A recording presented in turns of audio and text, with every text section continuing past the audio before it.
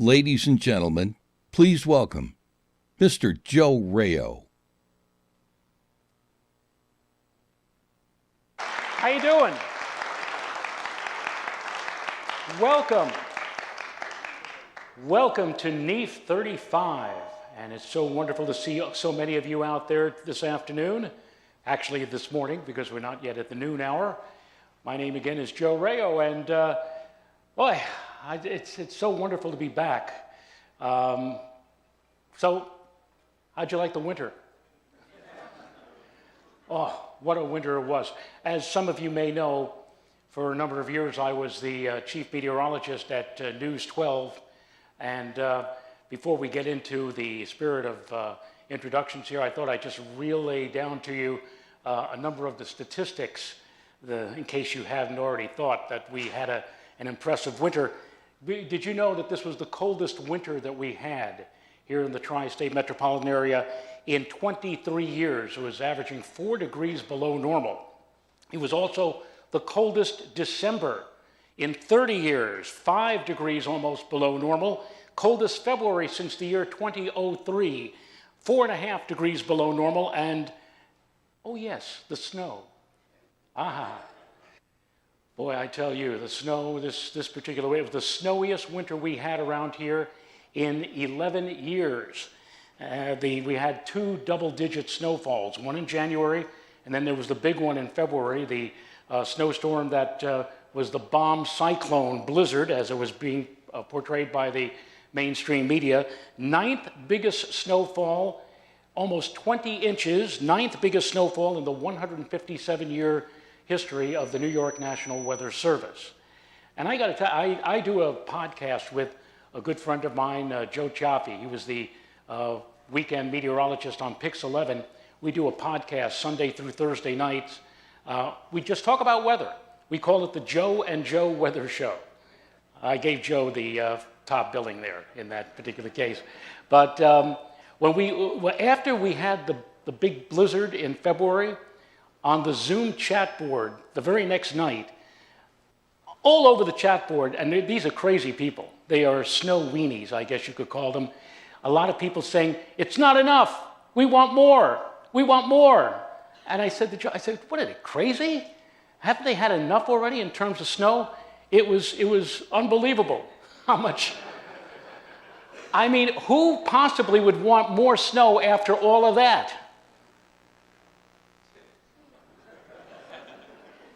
Well, I didn't even know I had Pete Alonso in the program today.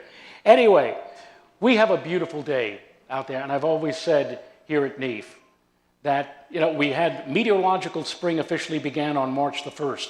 Astronomical spring began on March the 20th. But to me, spring doesn't officially begin until we have the weekend of NEAF. Now, finally, it is spring.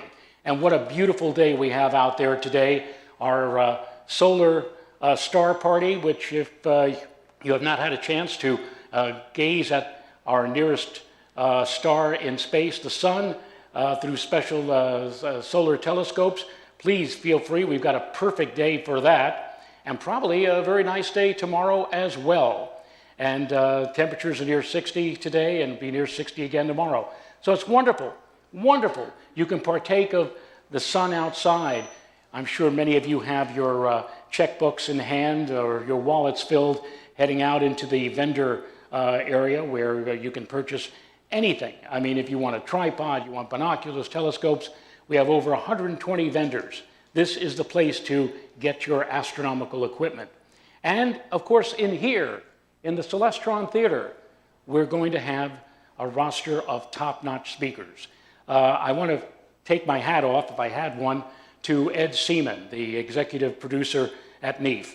You can go to any astronomical event here in this country, Stellafane in August, the Riverside get-together in California, the Texas Star Party. They all usually have 1, maybe 2 keynote speakers. Here at NEAF this weekend, we have 10 top speakers. Any of these speakers that we have here this weekend could be a keynote speaker at any of the other astronomical venues in this country. But we have them all, and again, it was Ed Seaman who got them together for us, and they will be here today. So I want to introduce them one by one as we go through the course of today and into tomorrow as well. We start today with our first speaker. This is Kevin Schindler. He is the historian at Arizona's Lowell Observatory, where he has worked for more than 2 decades. He's been an active member of the Flagstaff history and science communities, having served as sheriff of the Flagstaff Chorale of Westerners International for 13 years, and is on the board of the Flagstaff Festival of Science for a similar length of time. Now, I am the father of 3 wonderful kids who are all teachers. My son is a physics teacher at a high school in Orange County. My daughter is a speech pathologist. My daughter-in-law teaches high school chemistry down in Harrison. So you could see that the Rayo family is very big into teaching. William A. Ward once wrote, "The mediocre teacher tells, the good teacher explains, the superior teacher demonstrates, the great teacher inspires." And in this regard, Mr. Schindler says that he had, in high school, a great earth science teacher, and it was the earth science teacher, Mr. Leggett, that inspired him to be what he is today. Again, Kevin Schindler, his talk. Robert Goddard, another great teacher. Robert Goddard, another inspirational figure, the dreamer who launched into the space age. That'll be from noon to 1 o'clock this afternoon. So that's Kevin Schindler's talk, again, from noon to 1. Then we have a great guy. We're so happy to have him. This is his 3rd consecutive year with us, and this is Jerry Griffith. Jerry is an American aeronautical engineer and former NASA official who served as the flight director during the Apollo program and director of the Johnson Space Center. After the Apollo program was completed, Griffith served in other roles at NASA, first in multiple positions at NASA headquarters in Washington, D.C., and then as the deputy director of the Dryden, now Armstrong, Flight Research Center in California, and then deputy director of the Kennedy Space Center in Florida. In 1982, he returned to Houston as director of the Johnson Space Center, where he remained until he retired in 1986. Now, Jerry is going to be the moderator in a very timely panel discussion about, what else? The Artemis program, which we have just completed. I kidded Ed, by the way, Ed Seaman. I said, "How did you swing it?" He said, "What do you mean?" He says, "How did you swing to have the Artemis splashdown come the night before NEAF?" I'm sure all of you were glued to your TV sets at 8 o'clock last night as we watched the splashdown. Well, today we're going to have a panel discussion led by Jerry about the Artemis, and special, we just found this out about a day or 2 ago, Jerry has arranged to have, via Zoom, joining the discussion here today, Norman Knight, the director of flight operations at Artemis. So we've got a real treat in store. Again, that is our panel discussion led by Jerry Griffith, and that'll be again this afternoon at 1:15 p.m. Then we move on to David McComas, an American space scientist, American space physicist, professor of astrophysical sciences, and leads the space physics at Princeton Group in Princeton University. He's noted for his accomplishments in experimental space plasma physics, including leading instruments and missions to study the heliosphere and the solar wind. His presentation this afternoon is entitled Energetic Neutral Atom Astronomy, and so much more, and that will be between 2:30 and 3:30 p.m. For our next talk after David, we have 2 people. We have Robert Hoot Gibson, and Hoot is a former American naval officer and aviator, test pilot, aeronautical engineer, retired NASA astronaut. He also served as the chief of the astronaut office from 1992 to 1997. Today, he is an active professional pilot, racing regularly at the annual Reno Air Races. He was inducted into the U.S. Astronaut Hall of Fame in 2003 and the National Aviation Hall of Fame in 2013. And he's received several military decorations over his career. Hoot flew 5 missions, STS-41B in 1984, STS-61C in 1986, STS-27 in 1988, STS-47 in 1992, and STS-71 in 1995. He will be joined this afternoon by Dr. Anthony Postian, And Dr. Postian has authored 4 books, including 250,000 Steps, which won 7 international and national literary awards for Best Book in the areas of leadership, motivation, and success. He is the president and managing partner of Book Press Publishing and Media, a regular contributor for Ad Astra, the magazine of the National Space Society, and he serves as the Society's vice president of marketing. And again, so we have the astronaut, we have the author, Space Ace. That's going to be the talk that Hoot and Dr. Postian are going to be giving. They collaborated on the memoir, Hoot's memoir, Space Ace, A Combat Pilot's Journey from Vietnam to Beyond the Earth, which chronicles Gibson's career as a Navy Top Gun, test pilot, space shuttle commander. Postian is also a noted publisher and has worked with Gibson to document his life, including top secret aerospace mission. I went online some days ago just to look at the book and the reviews. It has gotten excellent reviews, and the talk about the book will be between 3:45 and 4:45 this afternoon. We also are going to have, for those of you who are interested, a book signing. That book signing will be this afternoon at 6:05 p.m. It will be at the Cosmic Perspectives radio booth in the Vendors Hall, again at 6:05. So if you purchase the book and would like to get both Hoot and Dr. Postian to autograph it for you, that's the place to be a little after 6 o'clock this afternoon. By the way, I'm sure all of you have seen what have been called iconic images taken by the astronauts on board the Artemis II of the moon and of the Earth rising behind the disk of the moon surface. They were super images, but probably the most iconic image in past years was taken by Hoot. Hoot Gibson took this particular image on February 7th, 1984. Gibson aimed his camera out the crew cabin window of the Space Shuttle Challenger toward astronaut Bruce McCandless as he floated freely without a tether in space. And that resulted in one of the most, if not the most, at least until this week, iconic photos and one of the most requested images from NASA. Another astronaut. Boy, we have them this year, don't we? This is Don Pettit. He's an American astronaut, chemical engineer, best known for his orbital astrophotography and in-space inventions such as the Space Cup. I'm sure he'll talk about that, what the Space Cup is. That received the very first patent for an object that was invented in space. Don is a veteran, a 3-time veteran of long-duration missions on board the International Space Station, one space shuttle mission, and a 6-week expedition to find meteorites in Antarctica.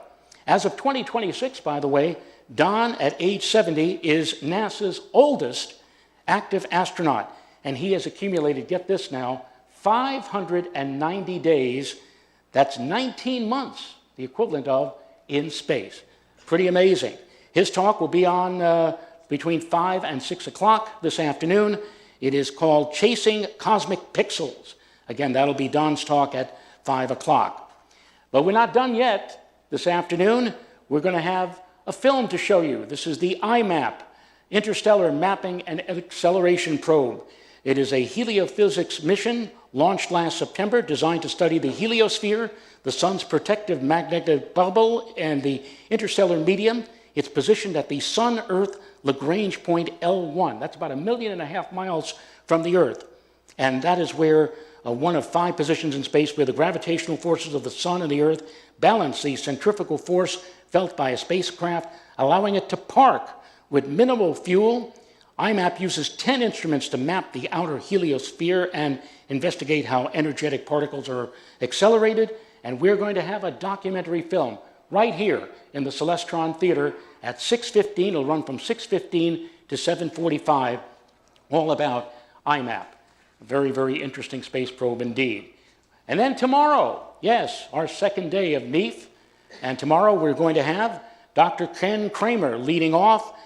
His talk comes at 12:15 tomorrow afternoon.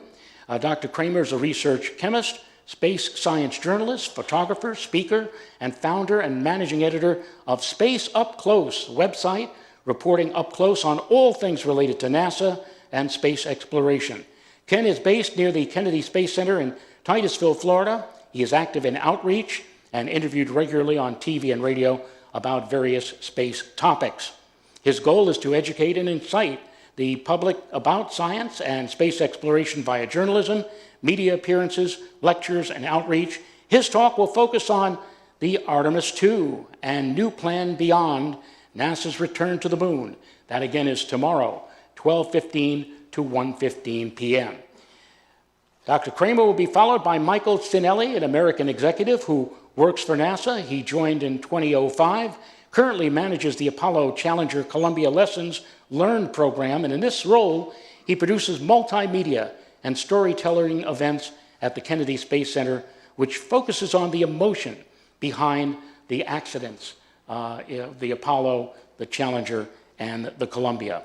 His talk will go into greater detail about all of this, and that will be tomorrow between 1:30 and 2:30 p.m.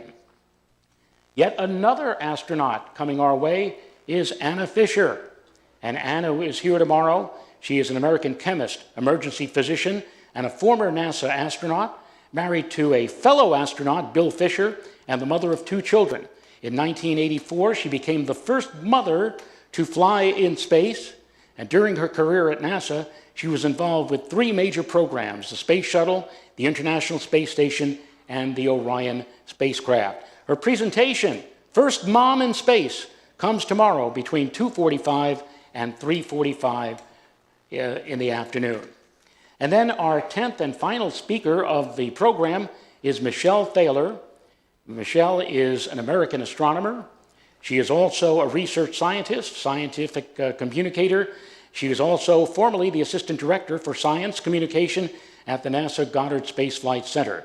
From 1998 to 2009, she was a staff scientist at the Infrared Processing and Analysis Center, and later manager of the Education and Public Outreach Program for the Spitzer Space Telescope at the California Institute of Technology. She is a frequent on-camera contributor to programming on the History Channel and the Science Channel. Her talk tomorrow will be Monster at the Dawn of Time, New Observations of Black Holes and Their Possible Role in First Stars, and that'll be between 4 and 5 o'clock tomorrow afternoon. And then, finishing off, we have, of course, the most important part of NEAF, and what is that? That's the raffle drawing, and that'll be tomorrow, Sunday, between 5:15, starting at 5:15 p.m. Now, before I throw it over to my esteemed colleague, Vinnie Coulahan, the most traveled MC in the cosmos, the hardest working MC in the cosmos. I see Vinnie over there chomping at the bit to come out. But before he comes out, I do want to mention one thing. In my opinion, my humble opinion, the 2026 Celestial Highlight. You know, at the beginning of every year, when you go online at the various astronomy websites, you see the top events coming up of this year. It might be eclipses, a meteor shower, conjunction of the planets.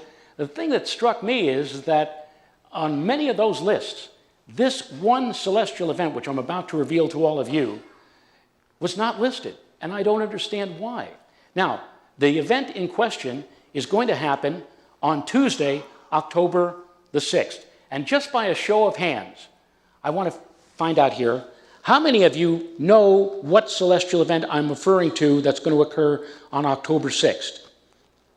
Oh, we don't have too many people. In fact, just maybe 1 or 2. Okay, I'm going to reveal, as a public service to all of you, I'm now going to reveal, in my opinion, and I think in your opinion too, never listed on the celestial list.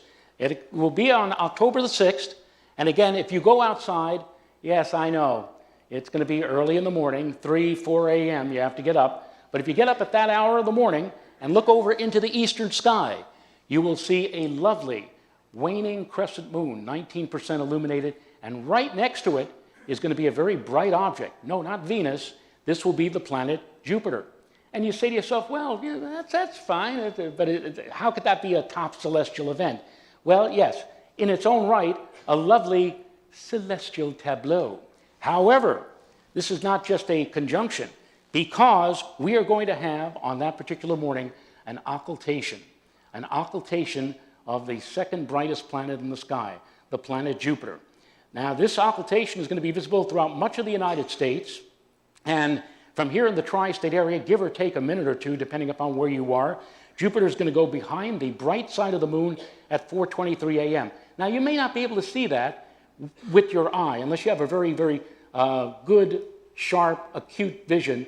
You won't be able to see it probably with the naked eye. You'll need binoculars or a small telescope, because even though it's a crescent moon, the bright side of the crescent, the bright side of the moon, is still about 400 times brighter than Jupiter.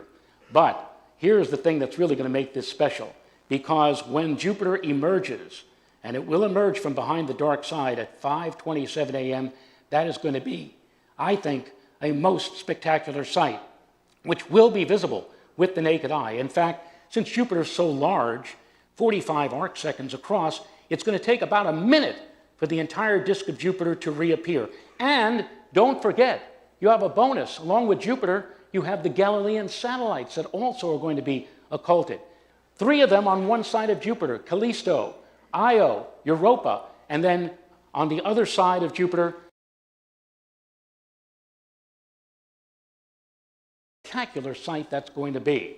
Back in October of 1968, this event was visible over the western United States, and it was so spectacular that the editors of Sky and Telescope decided that they would put it on the front page.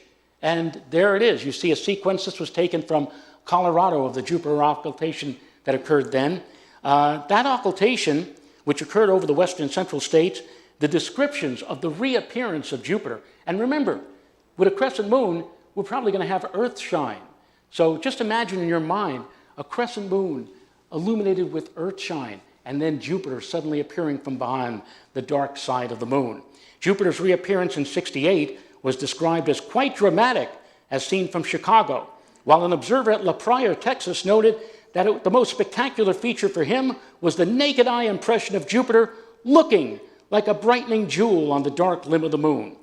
Of course, telescopes or binoculars will provide a far more impressive view. Now, the last time something like this was visible from the New York metropolitan area was in December of 2004. And now you're all looking at me like saying, really? I don't remember that. I don't remember. And you want to know why you don't remember it? Because if you woke up on the morning of the occultation here in New York, this is what you saw. Yeah. Now that was 22 years ago. But here's the most amazing thing. The occultation that occurred from the New York area of Jupiter before 2004, the last time we had an occultation before 2004 of Jupiter in the New York area was back in September of 1889. And this is how the New York Times covered that event.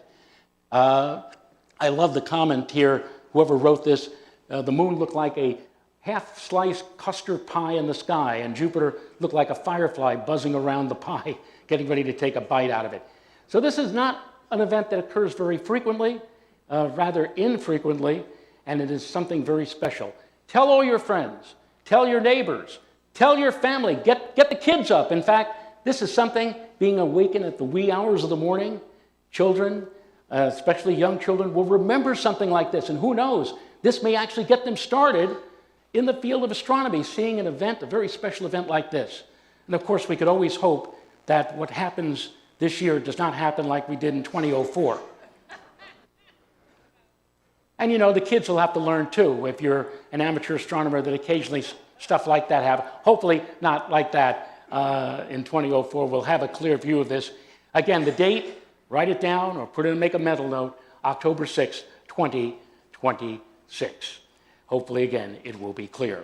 So that pretty much is it. As far as the lineup is concerned here at NEAF, again, I wish all of you a very, very pleasant day today. And if you're spending the weekend with us, have a great weekend. And now here are the 3 words that Ed Seaman waits for every year. The 3 words that come out of my mouth. NEAF starts now. Thank you very much. Here comes Vinny. Thank you, Joe.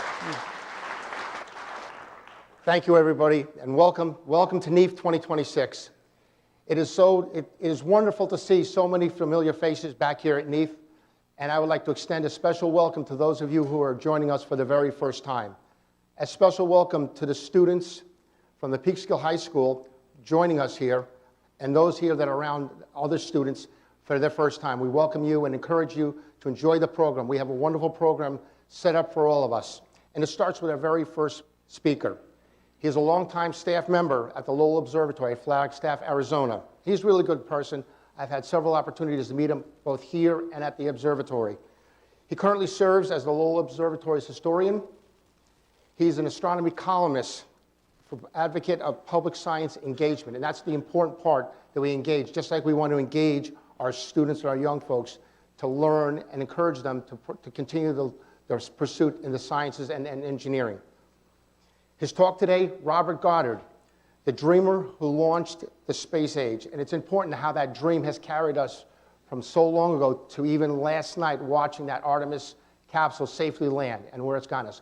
Please give a warm welcome to NEAF, Kevin Schindler. Hi. Thanks.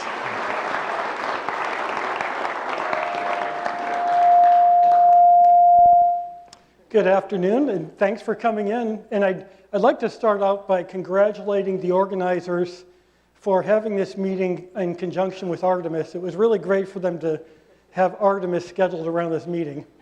So thank you.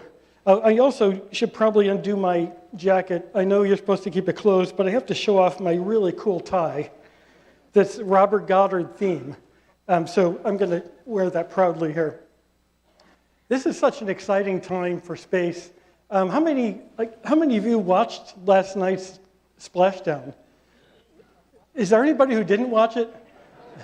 It was spectacular. And our friends at Sky and Telescope were hosting a little get-together last night, and it was so cool that we were all watching the screens. I felt bad for Diana and Rod because they're trying to talk, and everybody's looking at the screen and want to see the splashdown. It was such an exciting moment. And for me, I feel lucky to be able to be here and talk about Robert Goddard because it's kind of completing the circle, as it were. Robert Goddard launched the first liquid fuel rocket 100 years ago. We celebrated the centennial just last month. And what a great time to talk about his heritage because it's really, he's considered by many the father of the space age or the father of American rocketry because it started with his dream to go to space. And so that's what I want to talk about today. I'm not going to go into a lot of heavy detail. For me, the story is more inspirational. Robert Goddard was inspired by so many people. He inspired so many, including Jim Lovell. And I don't know, during the Artemis II mission, there are so many singular moments that stand out. The launch, we had an event where I work at Lowell Observatory. Our theater was packed, and the cheers and the tears and the excitement was so palpable. And then the good morning call from the late Jim Lovell that was so touching and connected that heritage of Apollo with what's happening today. So it just gives me goosebumps thinking about it. And to kind of start off this whole conference by talking about kind of the guy who helped start it all, the guy who developed the idea of modern rocketry. I think it's a good way to start. And we're going to talk about Jim Lovell a little bit more because he kind of weaves through this story a little bit. As I mentioned, this is the centennial of Goddard's first flight. It was March 16th, 1926, that he sent a rocket up for 2.5 seconds. It went up a couple dozen feet, went across a couple hundred feet, and then plowed into the Earth. But it was the first. And it really laid the groundwork for so much more. So I'm going to talk a little bit about Goddard, a little bit about the inspiration that he kind of lived his life around. And I hope you enjoy the story. I find it pretty fascinating. So, I kind of started by talking about Artemis, but, Artemis, it's natural for us to think back to those heady days of Apollo. A lot of you in the audience, Apollo is ancient history. It was 50 plus years ago, but it still has such an impact on us today and continues to inspire, as we saw with Jim Lovell and Charlie Duke sending a message up to the astronauts. But let's go back to 1969. It's one of those Kodak moments. Like for those of you alive, do you remember exactly where you were sitting? That grainy TV on the floor? You remember exactly the moment because it was so singular. So often these kind of Kodak moments are, like 9/11 or some tragedy, but watching our species walk on another world for the first time was one of the good ones. And this was one of the most, probably the biggest accomplishment technically of our species ever, of developing the technology to go to the moon. And so when they went to the moon, those first two who landed, Neil Armstrong and Buzz Aldrin, this is a singular moment in history. Neil Armstrong, he carried several things in his personal packet. One of the things he carried, in tribute to the Wright brothers, was a little piece of wood and a little fabric from the Wright Flyer that the Wright brothers flew in 1903 that first took us to the air. Well, Buzz Aldrin, in keeping with that idea of honoring the people who got us here, Buzz Aldrin took a little book. And it was the first book taken to the moon, and it's the autobiography of Robert Goddard. So as the Wright brothers got us into the air, Goddard got us into space. That's how significant Robert Goddard's work was, that Buzz Aldrin decided to take his autobiography to the moon. If you go to Clark University, you can see this book on display there. They also have one, I should point out this little mini book.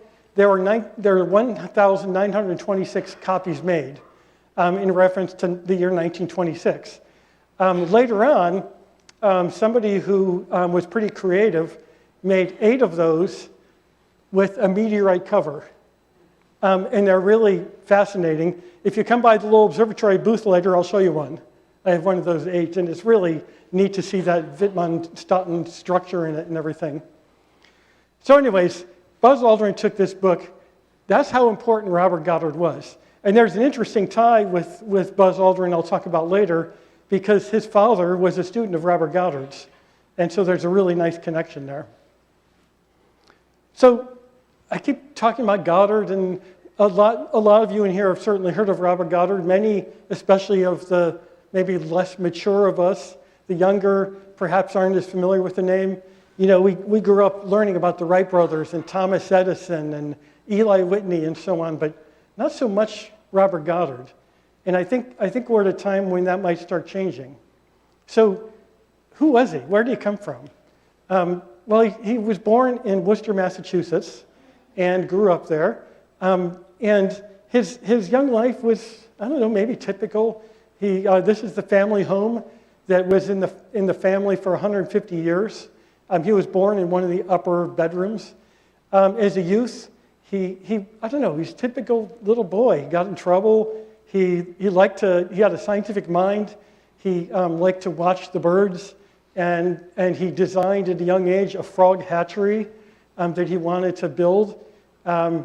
He tried some experiments, like when he was just a few years old, he tried to create electricity by shuffling his feet, and then seeing if he could jump up and he would travel. And his mom told him, you might not come back. And that was the last of that experiment. So he just grew up, he liked outdoors, he loved outdoors, he liked fishing, he liked looking up space, and he was a voracious reader. The reason we know all this is because he kept the diary at an early age, and so we know so much about his early life and the rest of his life. He read all the time. One of the things that he mentions in his diaries through the years was War of the Worlds by H.G. Wells, which came out in 1898. When it was first released, it came out in serial form in newspapers. In Massachusetts, his family got the Boston Post, and the Boston Post published a different version of it, and this is a newspaper of it. The first day is called Fighters from Mars, the War of the Worlds in and near Boston. So the story was adapted to take place not in England, but in Boston, in Concord and Lexington and so on. Well, Robert, he was born in 1882, so he read this when he was in his teens, and he was just so inspired by it, about the idea that humans could go to another planet and that there might be some sort of life out there, intelligent life, that could be out there. So he read that newspaper account, got really inspired, and for the rest of his life, often around Christmas time, he would reread War of the Worlds because it really got him jazzed up. So again, inspiration was a big part of his identity, I think. And this really took off when he was 17 years old. He had this childhood of inquiry, of curiosity, of inspiration. Well, October 19th, 1899, he was 17 years old. Behind the house in Worcester were some cherry trees, and one of his jobs was to trim the branches in the cherry trees. And so one day, October 19th, he got up there, and while he was trimming the branches, he just stopped for a moment and gazed out. And he later described it as sort of a dreamlike experience. He just looked out, and he was no longer on Earth. He was among the stars. And he said he started imagining, just like what Wells had wrote, what would it be like to travel to space? How would you get there? And he said he got out of the tree that day a changed person. He knew exactly what he wanted to do in his life. He wanted to develop a means of traveling to space. It was a moment of clarity that some people get, most of us probably don't, but this drove him the rest of his life. Every October 19th, he called it Anniversary Day. If he was in Worcester, he would go back in the tree and climb it and gaze out just to get the juices flowing again. In 1938, the tree was blown down in a big storm, and in his diary, he said, "Tree gone, I must go on alone." And so he continued to draw inspiration from that moment of clarity. When he was growing up, again, inquisitive, inspired, driven. There was also illness was a big thing in his family. His mom got tuberculosis when he was a teenager, and that changed their life. They had to move back to Worcester because they moved away for a while. And because of that, and he had a brother who died at an early age of illness. His mother, and especially his grandmother, were very protective. And so if he had a sniffle, they kept him out of school. And it got to where his schooling was delayed so much, he didn't graduate high school until he was 21 years old. So he missed a bunch of time. But when he had that moment of clarity when he was 17, and after that, he was a model student. He was so driven. Even in high school, he wanted to learn about propulsion and how you would send something up in the sky. How would you stay alive up there? He thought about a lot of different things. And so he graduated from high school. This is his high school on the left. And he was valedictorian of his class. And so as valedictorian, he gave a speech. And on the right, you can see this is a program from graduation. There are 3 different high schools in Worcester, and they all got together in one place to do graduation. So that must have been a brutally long experience. But he gave his graduation speech, and at the end, he gave what is perhaps his most quotable line. He said, "The dream of yesterday is the hope of today and the reality of tomorrow." And again, that inspiration, that vision, that drive to do something in his life, that stayed with him for the rest of his life. So after high school, he thought about going to other places to go to school, but he really wanted to stay home. He liked Worcester. Worcester was sort of the Silicon Valley of its time. It was the center of the industrial movement in the United States. If you were in Worcester, you got a patent. You developed patents for one thing or another. And I think it's interesting if Goddard wasn't born and grew up in Worcester and had that mentality of doing patents, would he have done his life a little differently? Because scientists don't normally get a patent. That's what he did. He had over 200 patents in his lifetime. That's how he did science. But anyways, he went to Clark University. He went to Worcester Polytechnic to start with, and got his degree there in physics, undergraduate degree. And he worked there off and on for a few years while he was going to school and after. And one of the things that's memorable, WPI, if you go and talk to anybody there, they'll say, "Oh, Robert Goddard, he's the one that blew up the chemistry lab." Because he did blow up the chemistry lab. In fact, after that happened, because he was experimenting with different fuels for his rockets, and so they decided, okay, you can keep doing this, but we're going to put you in another building. So he was up in one of these buildings up here. If you look down at the corner of campus, away from everything else, It was built as an electromagnetics lab, and the walls are thick rock. They said, you go down there to do your experiments. After WPI, he went to Clark University. And Clark University hadn't been around very long. It was known at the time for psychiatry. It was developing science. But this is where he wanted to go to school for his master's and his PhD. And again, another moment in time that inspired him. When he was a young graduate student there in 1909, the university was celebrating its 20th anniversary. And so they brought in some eminent people from around the world to celebrate. They brought in a group of psychiatrists because that was a big part of their field. The person in the center there is the president of the university at the time. On the right, in the front row, is Carl Jung, and on the left is Sigmund Freud.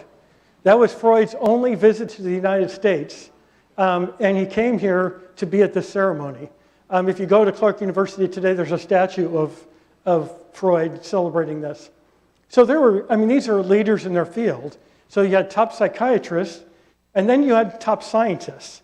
Here's a group of scientists. A couple names you might recognize. Ernest Rutherford and Albert Michelson, both were Nobel laureates. They were in the crowd. And somebody else in the crowd, here he is right here. Young graduate student. He looks like he's about the age of these guys. He balded at an early age. He had all these illnesses and such. But he was in this crowd with Nobel laureates. And again, inspired by those around him, he wanted to keep driving toward his ultimate goal of figuring out how to go into space. And so he graduates, and he wants to stay in Worcester, but he got a job offer at Princeton. And he decided he's going to go there, and this is where he's going to really develop his theories about how to get into space. So he goes there, it's 1913, and his grandmother went with him. And I think it's important when we think about Goddard to think about the female influence in his life, because he had very strong women growing up. His grandmother especially had a strong arm and watched out after him. Later on, his wife Esther kind of ran the house, was his top assistant, his closest ally and friend. We'll talk about her later. But he always had somebody, a female, that was really watching out for his best interest. So Grandma was over there with him, taking care of cleaning his clothes and feeding him while he focused on his research. So he's there a few months, and then he starts feeling kind of ill. It's around springtime, so he goes home, and he's feeling really bad. It turns out he's got tuberculosis himself. And apparently, doctors, they didn't tell him at the time, but they told his parents, we don't expect him to survive. We think he's probably not going to make it. But whether it was strong will or good living or whatever, he went back to Worcester, never to return to Princeton. You wonder if you replayed life and if he hadn't gotten sick, how would his future have developed? How would the rocketry have developed if he'd stayed at Princeton? But he didn't. He came back to Worcester to get well, and over the course of many months, he was bedridden for many months. Then he started getting better, and then he got back to where he started working part-time for Clark University. His old professor said, you just come in when you can.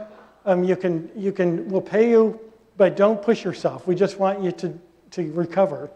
So he slowly recovered, and then by 1914, he was well, and he was a full-time position at Clark. He eventually became the director of the physics department when the past director committed suicide. So Goddard then took over the post. And this is when he really started taking off with his rocketry experiments. Initially, rocketry goes back a couple thousand years. The Chinese used rockets. They used gunpowder. So up to this point, rockets were all launched with solid fuel, like gunpowder. Well, so Goddard was experimenting with this. His goal is to be able to send people in space one day. So he starts experimenting with different kinds of powders and solid propellants. One of the things that he does early on that he's not necessarily remembered for is, if we go back to this time, the early 19 teens, a lot of people thought you couldn't fire something like a rocket in space because there's no air. So there's nothing for the rocket propulsion to push against. Goddard disproved this. This is one of his experiments on the right, this big vacuum tube. He essentially sent off a little mini rocket inside this tube and realized that the rocket, it not only worked, but it worked better than it would with air because there was less drag. And so he's the one that proved that a rocket would work in space. And this seems so fundamental to us today as we're watching Artemis 2. But 110 years ago, that was unknown. In fact, through his life, Goddard was ridiculed off and on, and that turned him into kind of being a recluse as scientists go. He got to where he didn't want to share his results because he got made fun of, or he felt like some other scientists were trying to steal his ideas. But in 1920, a few years after this, the New York Times, they were calling him the Moon Man because he's trying to send a rocket to the moon. And in reality, his goal was to one day send people into space, but really he was just trying to get a rocket that could go up. And so they called him the Moon Man, and he didn't like that too much. But then the New York Times, in a column in 1920, said, "This guy doesn't know what he's doing. Everybody knows a rocket won't work in the vacuum of space." Almost 50 years later, just a few days before Apollo 11 launched, New York Times had a little one-sentence line: "Goddard was right. A rocket won't work in space." He was right. So they did retract that eventually. But this is the kind of sometimes ridicule he went through, and it really affected how he did his science, I think. He got very protective of his science.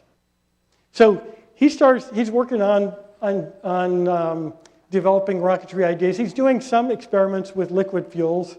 But by the early 1920s, he realizes, he really reminds me of the Wright brothers. They didn't just try to put a plane up and get it up there. They systematically learned how to fly, how to warp a wing, and what kind of speed they would need and so on. Goddard was the same. In fact, to his supporters, sometimes that was a problem because it got to where they just wanted him to send a big rocket up, but he wanted to understand how rockets worked and what kind of material to use and techniques. So he was very systematic about it. Well, early 1920s, after years of systematically experimenting with liquid fuels, he realized liquid fuels aren't strong enough, don't have enough thrust to get a rocket into space, based on his understanding back then. So he started using liquid propellants, like liquid oxygen. He wanted to use liquid hydrogen, but it wasn't easy to get. So he used mostly liquid oxygen. And he experimented, and he would not only do a lot of laboratory tests, he would go outside and do what he called static tests, where he would attach a rocket motor. It didn't look like a rocket, it was just a motor. He would attach it to where it couldn't go anywhere, but he would fire it up and measure the pressure and learn from that. And so he spent years doing this. By 1926, he had a system that he thought he was ready to try. He was ready to try a liquid propellant. Nobody had ever done this before. This is his first rocket. I don't know, does that look like a rocket? It looks like some pipe, and there's a little nozzle thing up here. And in fact, the motor is on the top, not the bottom, because he thought it would be more stable. But this is his first rocket. It doesn't look like anything we would think of a rocket today. But this whole structure is the rocket. So these lines are the propellant. Those are pipes that would take the propellant to the motor and such. So that's his first rocket. And on March 16th, 1926, that's when he went to test it. Aunt Effie was a relative that lived a couple miles away. He was trying to do some rocket tests on campus at Clark under the cover of night, like when nobody would hear him. But the janitor came out and said, "What the heck are you doing? You can't launch rockets on campus or anything like that." So Goddard eventually went out to Aunt Effie's farm. And it was kind of remote, and that was a good place to go. So on March 16, 1926, He went out in the morning with an assistant. The afternoon at 2:30, he lit the rocket. It went up for just a couple seconds. It went up and then zoomed across, but it was the first successful launch. And to give you an idea, I mean, we can in some ways think this was the first modern rocket, and I would say not this rocket itself, but the concept of modern rocketry using liquid propellants. But to show you how rudimentary it is, this is how they lit it. Here's one of his assistants. He has a big pole, and he's got a blowtorch. And so light the blowtorch and hold it up and then light it, and then run really fast in that direction. Meanwhile, Robert and his wife Esther, who's filming it all, they're behind a barrier. And so this is how they lit it. And Esther, we know so much about Goddard because of Esther. She videoed all of his launches, and these videos are still available, you can watch. Well, her first video camera she had, it videoed for 7 seconds, and then you had to stop and rewind it, and then you could do another 7 seconds. So they lit this, and she starts videoing, and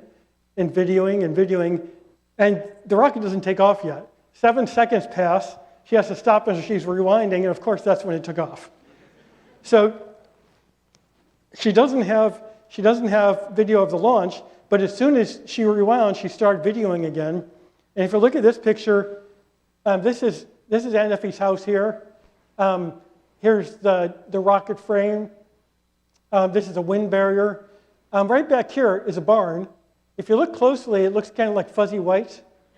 That's smoke from the launch. So she was able to capture that. This is a still from the video here she took, which is pretty darn good, really, considering this is 1926. It's a pretty good still she got. So that's the first launch.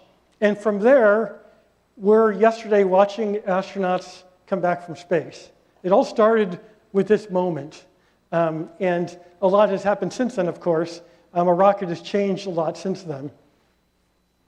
So what happened after this? So Goddard sent up this first rocket, but we have a long ways to go to get people in space. So he kept experimenting, and over the next couple of years, he sent up 4 rockets from Aunt Effie's. And in 1929 was the 4th one. And this one was significant because it was the first time a scientific payload was ever taken on a rocket. It was a thermometer and a barometer and a camera. And they launched the rocket. This is Goddard, second from the left, and his assistants. So they launched the rocket, and when it launched, it started a little bit of fire, so they put that out. And it launched, it was up there for a little bit, came back down, and it bashed into the earth, the parachute didn't work. And so as they're collecting the pieces afterwards, it was kind of quiet, then suddenly they start hearing noise, and here comes the fire department, and here comes the police, and here comes newspapermen, because the rocket, when it took off, made a large explosion, large for this time, and then there was also a little bit of a fire. People thought an airplane had crashed. They got a hold of the police, and they came and were looking for the crashed plane. Gosh, if people died, it wasn't a good scene. And so Goddard got a lot of press about it, and negative press. They said, here goes the moon man. This guy is trying to send people up and started this fire. It made the headlines, and one of the results was that the fire marshal said, you can't launch from here anymore. There's houses close enough, you can't start a fire here, so you have to go somewhere else. So he temporarily found a spot north of Worcester at an army depot, essentially. So this launch in 1929 got press. Some of it was negative, but like so often happens in life, something good came out of it. In this case, something great came out of it, because one of the people who read the headlines was Charles Lindbergh. And Charles Lindbergh, just 2 years before this, had flown across the Atlantic Ocean, the first person to solo across the Atlantic, and he was perhaps the most famous person in the world at this moment. And he reads the headlines, and he's a visionary, and thinks, we're now in the air, but this guy, Robert Goddard, he can take us beyond going into the air. He can take us to space. He wanted to talk to Goddard.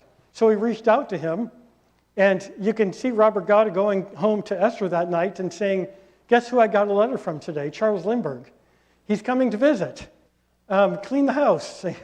And so he comes to visit and spends the day with Goddard in his laboratory. Goddard shows him all the videos that Esther took, and Lindbergh was hooked. He said, I'm going to support you. I have some friends that have some money, because up till this point, Goddard had some funding from the Smithsonian, which was great, but it wasn't that much.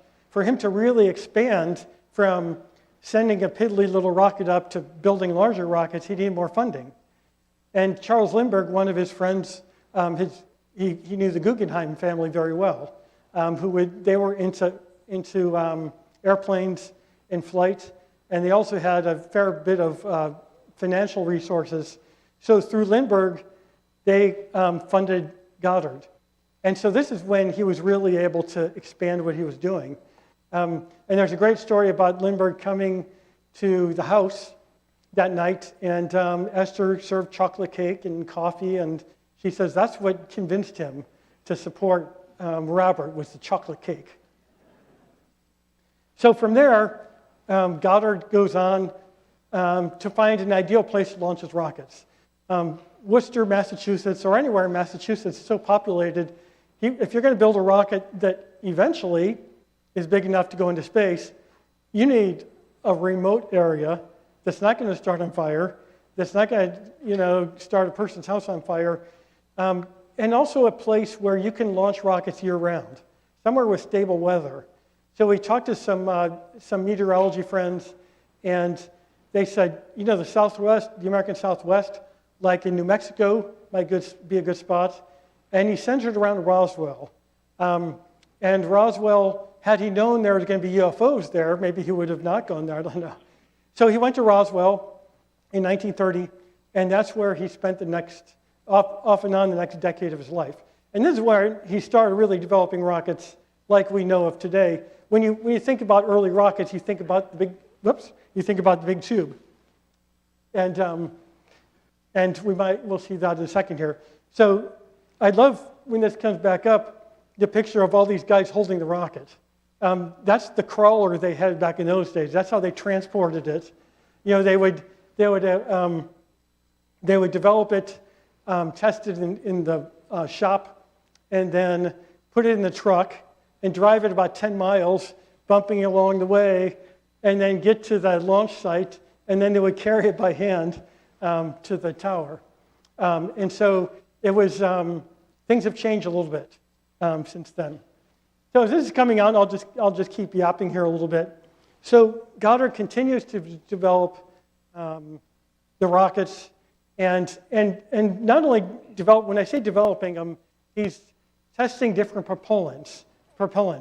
He's figuring out how to feed the propellant, because initially, to get the propellant up to the motor, he would use pressure from another gas. He would feed gas up there into the tube, and the pressure from that gas would push the propellant up to the motor. But he realized with larger rockets, he's going to need to have more pressure, and so he started experimenting with different pumps, centrifugal pumps and so on. So feeding the propellant was a big thing. You send a rocket up, that's one thing, but actually controlling it is another. So he developed gyros and vanes and other methods of steering it once he got up there. And he got to where a rocket wouldn't just go up 2 seconds and go across. It would go up and you could see it correcting itself. It would start veering this way, and then the gyros would correct it and would keep going. So again, concepts that we have in modern rocketry that he developed that were critical to our understanding today. And it's a good time maybe to mention also, we say the father of modern rocketry or father of American rocketry, father of the space age. He wasn't the only one doing rocketry. There was a Russian, Konstantin Tsiolkovsky, who before Goddard's time, a couple decades before, he developed a lot of concepts. But nobody knew about them. The publications were unknown. So Goddard developed these concepts independently. And then there's also the Germans like Hermann Oberth, who used some of Goddard's ideas, developed some of his own. And so rocketry is not as simple as one person, and it all came out of that person. So when we looked at Goddard's rockets, I wouldn't call the rocket he launched the grandfather of today's rocket. I would call the concepts he developed as foundational, but he continued developing rockets and kind of dead-ended. Others took his ideas and developed rockets and kept going to modern-day rocketry. And apologies for the screen. So I'll just keep talking and maybe pantomime some things out. So Goddard continues working. World War II breaks out, and he wants to help the military as best he can because he sees a lot of applications that can be done with rocketry for artillery, for instance. In World War I, he had developed what was kind of the predecessor of the bazooka. It was never used in World War I, but they kind of developed it for World War II. But he started getting involved in developing jet-assisted takeoffs for planes, to where if you're on a big ship, a carrier, there's not a lot of space for a plane to take off, but if you have a jet that assists it, you can really take off really fast. And so he did some of that work. World War II is winding down. 4 days before the war ended, Goddard passed away. He was living in Maryland at the time, working for the Navy. He was only 62 years old. He had been weakened a lifetime because of TB, tuberculosis, but he also was a cigar smoker. You know, if he had a successful launch, he'd light up a cigar. If he had an unsuccessful launch, he'd light up a cigar.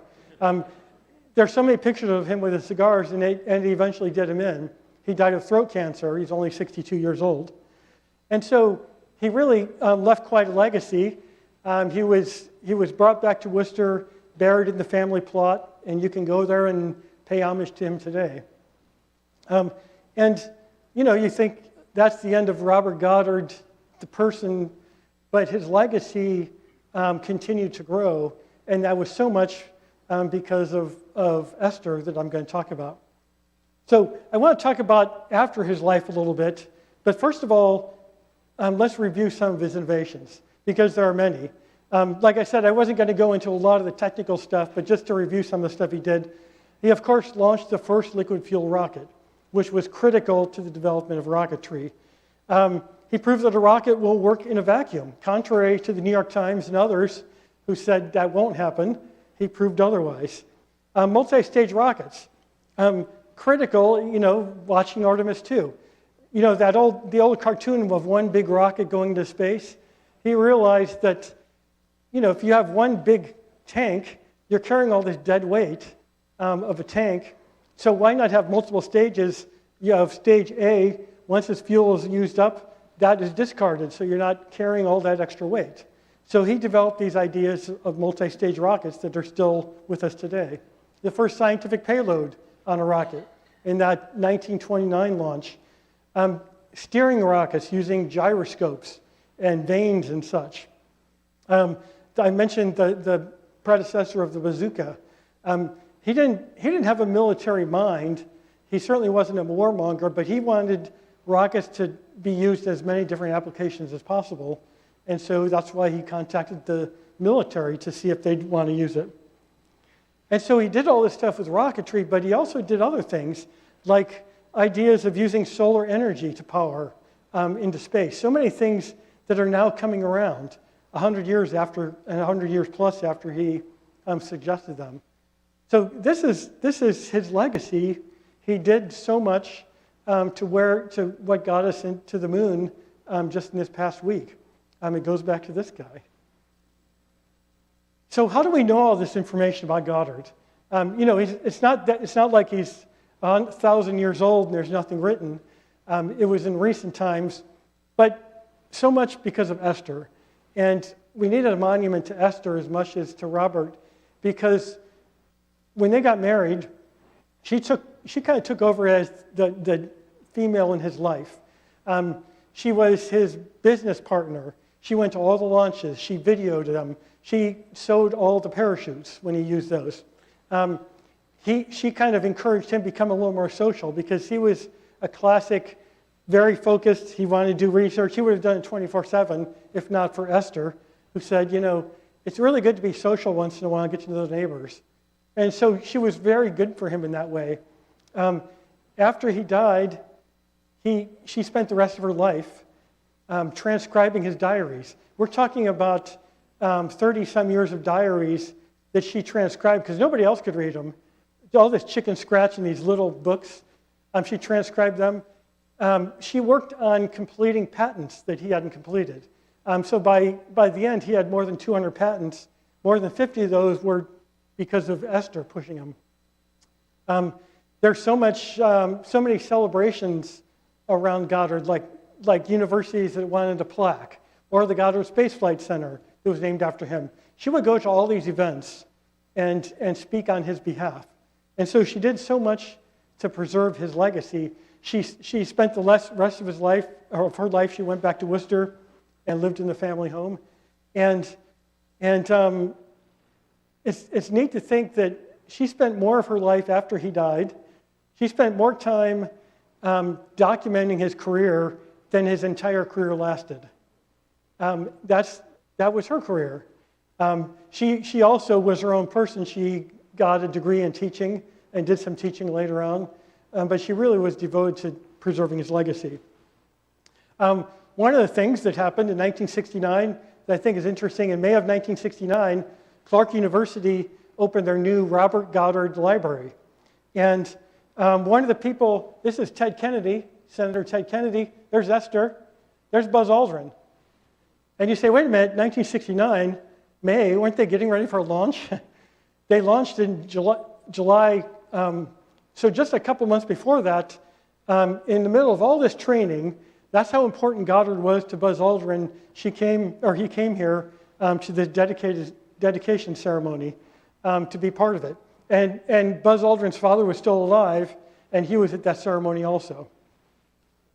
After the Apollo 11 mission, the astronauts were awarded with the Goddard Trophy. The Goddard Trophy had begun a few years before this, and it was given to the top contributor to our understanding of space. And the Apollo 11 crew received this award. And it's, again, talking about full circle, Goddard, his life goal was to develop the means of getting into space. That was his dream. And Neil Armstrong and Buzz Aldrin and Michael Collins and all the Apollo astronauts and the 400,000 support team, some of whom are here, they made that happen. They made that dream come true.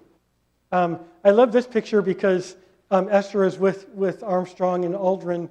And Aldrin, had taken that book up to the moon, and now here they are celebrating. And the Goddard Trophy, I should point out, is still, it's the prominent award in aerospace. It's been given to astronauts and others in the space industry. And so the legacy of Goddard is remarkable so much because of Esther.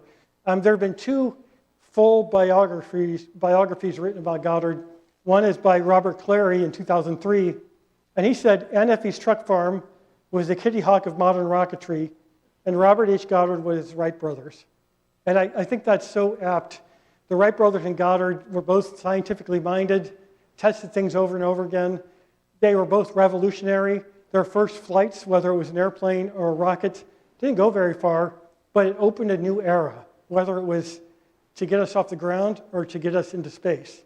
And so there's a lot of really great comparisons to it. So I think it's a really great story. And to me, as I started with, it's a story of inspiration. And just as an example, you heard me talk about Buzz Aldrin, how he was inspired. I mentioned Jim Lovell before. And I love talking about this because if we go back to, some of you know the name Giovanni Schiaparelli. And Schiaparelli was an Italian astronomer who in 1877 detected what he thought were actual features on Mars called canali, or canals. And this really inspired a Bostonian named Percival Lowell. And he founded his observatory in Flagstaff specifically to search for intelligent life on Mars. Well, Percival Lowell built this consciousness, this public consciousness, that there's life in the universe. And so writers at the time, like H.G. Wells, wrote their stories based on this idea that there's life out there. And who reads H.G. Wells? Robert Goddard. And then Goddard launches the first rockets, And he inspires people like Jim Lovell and Shannon Lucid in later generations, who both in their writings said, I read about Goddard and that really got me going in space. This is what I think is so great about the story, is that the inspiration continues, as we saw this past week. Another example of inspiration, you may recognize this guy. You might have seen this picture before. This is a young Alan Stern. This is an older Alan Stern. Yep, we lost it again. So we had a young Alan Stern.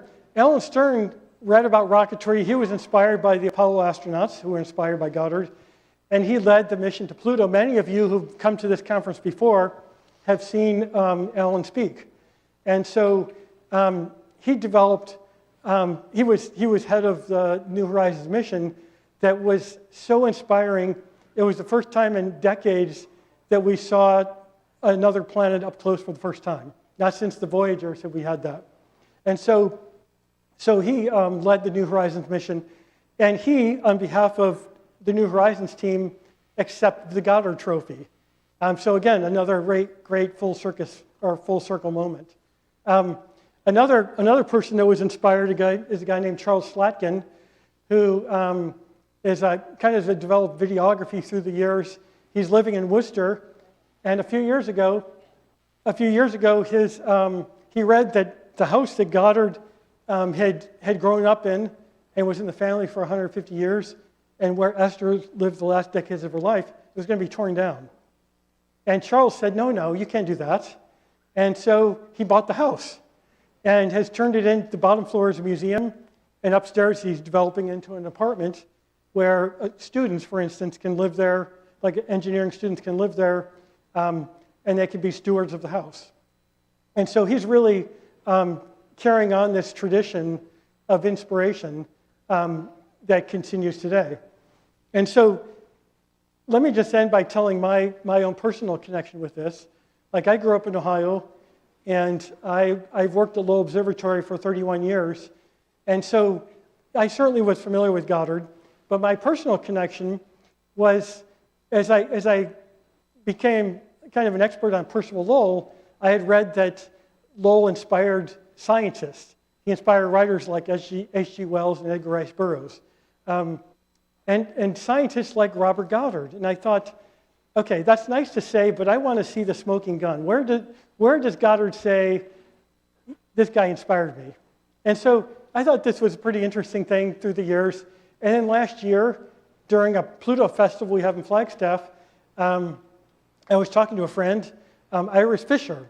And Iris said, Iris is doing some media for the centennial of Goddard's first flight. And she said, I'm working with this guy, Charles Slatkin, and you should talk to him. And so I called him, and we talked for 20 minutes, and I told him my interest in the connection with Percival Lowell. After 20 minutes, we decided to do a book, an Images of America book of Robert Goddard. And that's how I got connected with this. So I went to Worcester, and I stayed at the Goddard home. I mean, how cool is it to write a book about somebody and to be able to be in the place where they lived, and Charles Lindbergh was sitting there, and this is where Robert was born, and this is where he developed his ideas. It's the center of inspiration. And so it's really gone really nicely from there. This is Charles and me, and this is at the site, the launch site. That's NEAF farm, and this is now the fairway of hole 9 at the Packachug golf course. But they have this little monument here. So as a final thing, connecting the cycle of inspiration, while we are finalizing, or while we were working on the book, we thought, wouldn't it be great to have a foreword by perhaps one of the astronauts who went up into space, who turned Goddard's dream into reality. So through Dave Eicher, who many of you know, longtime editor of Astronomy magazine, I reached out to one of Jim Lovell's daughters and said, would Captain Lovell like to write a foreword, and explain what was going on? And she responded and said, Dad, I would love to. He was so inspired by Goddard. He won the Goddard Trophy as part of the Apollo 8 mission. I love this picture. Here's Jim Lovell with President Nixon, and they're yucking it up because the trophy is really heavy. And when Nixon went to pick it up to hand it to Jim Lovell, he almost dropped it. And so Jim Lovell said, "Give it to me, President. I'll hold on to it." So that's where they're laughing there. So anyways, the final moment here is, this is last fall, and Susan sent me the final draft of the foreword that her dad had written. And about a week later, I was working on the book, and I was merging that draft into my main document. I put it into the Word document. I closed down.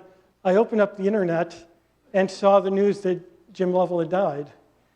And I'm reading this forward he just wrote. And so I sent a note to Susan, and she sent me this note back.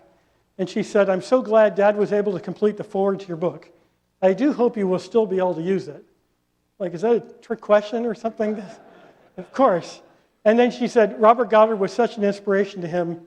If you do use it, I would still appreciate a copy. It's the last thing. Writing this forward was the last thing he did here on this planet." And so it was really a touching thing for me. And again, that cycle of inspiration, because he certainly inspired me. And being able to do a book about him has been really spectacular about Robert Goddard. So there's so much more to the Goddard story. We could talk a long time about the technical details of what he developed, but I think like we found with Artemis, it's all a story of inspiration. Like, we have some not so good news going on in the world these days in some places, but to have something like this, just like with Apollo, where the world stopped, at least for a moment, to look up and realize that when we work together, we can accomplish great things. And to think that my grandkids were able to watch this, and it's not just an old grainy thing from 50 years ago, the astronauts walking on the moon. They're actually watching people right now do this live. And it's an inspirational time for all of us. So I think it's been a pleasure to talk about Goddard, who kind of helped get all this started. And to have this festival right when Artemis 2 came back is just, I'm jazzed. This is so cool. We get to talk about this all the time. So I hope you enjoy the rest of the festival. We have some copies of this. If you come by the Lowell Observatory booth, you can get a copy there. Otherwise, thanks everybody for coming in.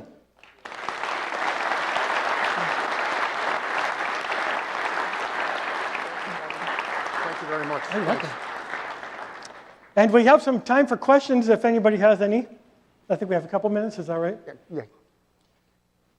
If anybody has any questions, it's kind of hard to... Did somebody have a question right here? Go ahead.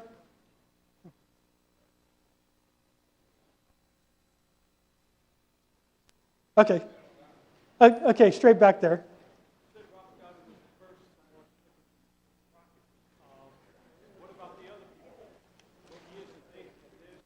So the question was, I said that Goddard was the first to launch a liquid fuel rocket. When did the others come along? Well, Goddard was in 1926, and it was right at that time that groups like the American Rocket Society started developing rockets. So it was over the course of the next couple of years. Once he kind of not only developed the idea of liquid rocketry, but that it would work, it was over the course of just a handful of years that others started developing them. And they're started, again, they're pretty rudimentary, but one of the things that might have hurt Goddard a little bit is he was so kind of close-chested with his information because sometimes he thought somebody was stealing his ideas. There was an employee of his once that left and shared what he was doing with the group, and Goddard said no more. So he had any employees had to sign a non-disclosure agreement. And so Goddard was really, he had a team, but he was kind of working on his own, whereas others were collaborating. And so I think toward the end of his life, Goddard realized collaboration would move us forward faster, but he really felt like he owned it. It was his baby. And so the others developed it pretty soon after he did. Any other questions? Yep. So did he ever corresponded with Konstantin Tsiolkovsky or Yeah, the question was, did he ever correspond with Tsiolkovsky or von Braun or others? And he did. Not Tsiolkovsky, but he got a letter. He wrote his seminal publication in 1919 about rocketry, and he got a letter from Hermann Oberth in Germany, who was just young in his career, and Goddard sent him a copy, and they had a little bit of correspondence. But then Goddard got really protective because he felt like this guy might be stealing his ideas. And Goddard went to his grave thinking that. Right before he passed away, during World War II, Goddard was part of a team that the Americans had captured a V-2 rocket and brought it back to the United States and had Goddard examine it. And he said, yep, that's my development. Yep, that's mine. Yep, that's mine. And so there's been debate over the years if that actually happened, or he developed the basic concepts and then they ran with it. But he was in some correspondence. He was in correspondence with a lot of people in the field, and toward the end of his life, he got involved with the American Rocket Society, but it took a while. Yeah. Any other questions? Okay, whoever said back here.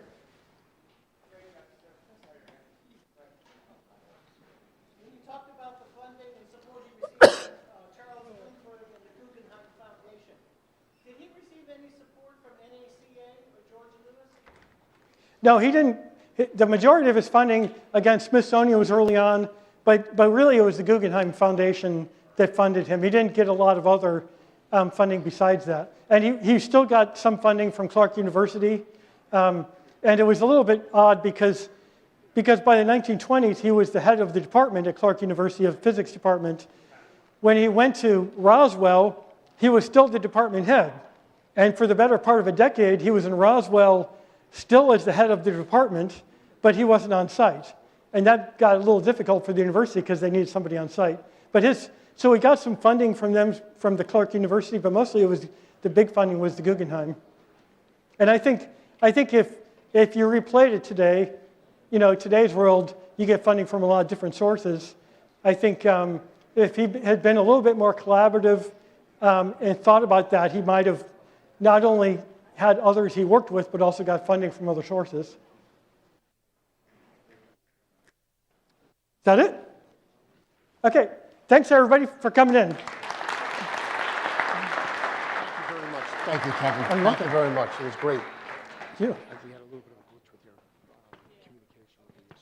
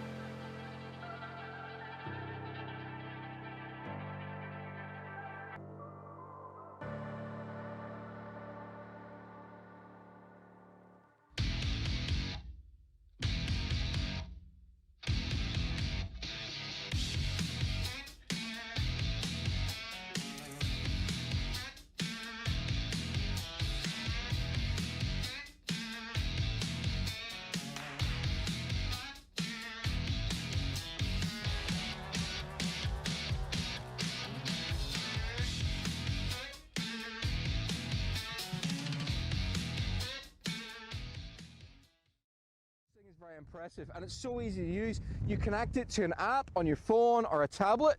There's a built-in encyclopedia. You can select what you want to photograph, and it will do it for you. It even does the post-processing for you. So when you're doing Speaker for today. It's a great pleasure that I have to offer us today from NEAF, a former director of flight director from the Apollo program. He's going to provide us a perspective today on the present and future flights of manned space flight in orbit. He will lead a discussion on the Artemis mission, the successful completion of the Artemis mission. And joining us live via Zoom is the director of flight ops at Johnson Space Center, Norm Knight. Please give a warm welcome to former director Jerry Griffin. Thank you, Vinny. Thank you, Jerry.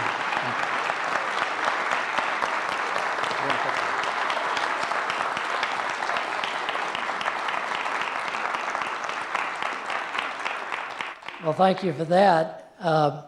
We have a real treat for you today.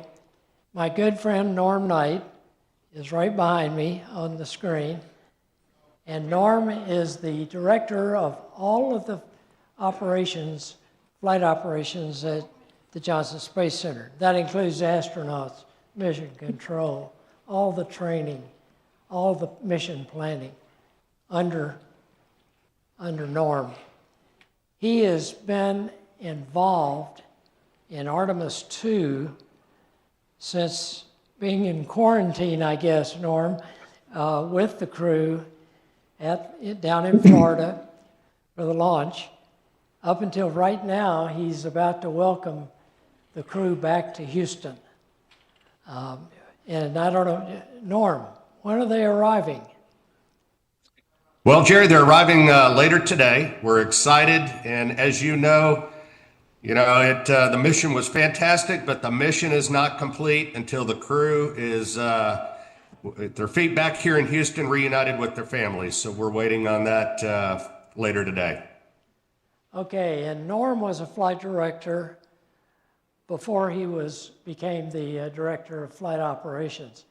So he knows how this thing works as well as anybody. And Norm and I have stayed in touch over the years since I left NASA. So I thought what we would do today while Norm's got time is I'm going to pick his brain a little bit because I know what they're going through now. Now they haven't had time to analyze the Orion spacecraft. And there may be questions that might have about the heat shield or the toilets or whatever. By the way, toilets have been an issue since Mercury, which we didn't use them, but we did in Gemini, and it's just not easy. Let me say it that way. They'll get that figured out. So, Norm, I thought it would be good if you might kind of give us a synopsis of, I know it was a almost flawless launch and the rest of the mission, including the landing last night and the recovery of the crew. But is there anything that says what you learned, maybe what you learned that might have to take a little more time to understand, and so forth? Just your first overall glance.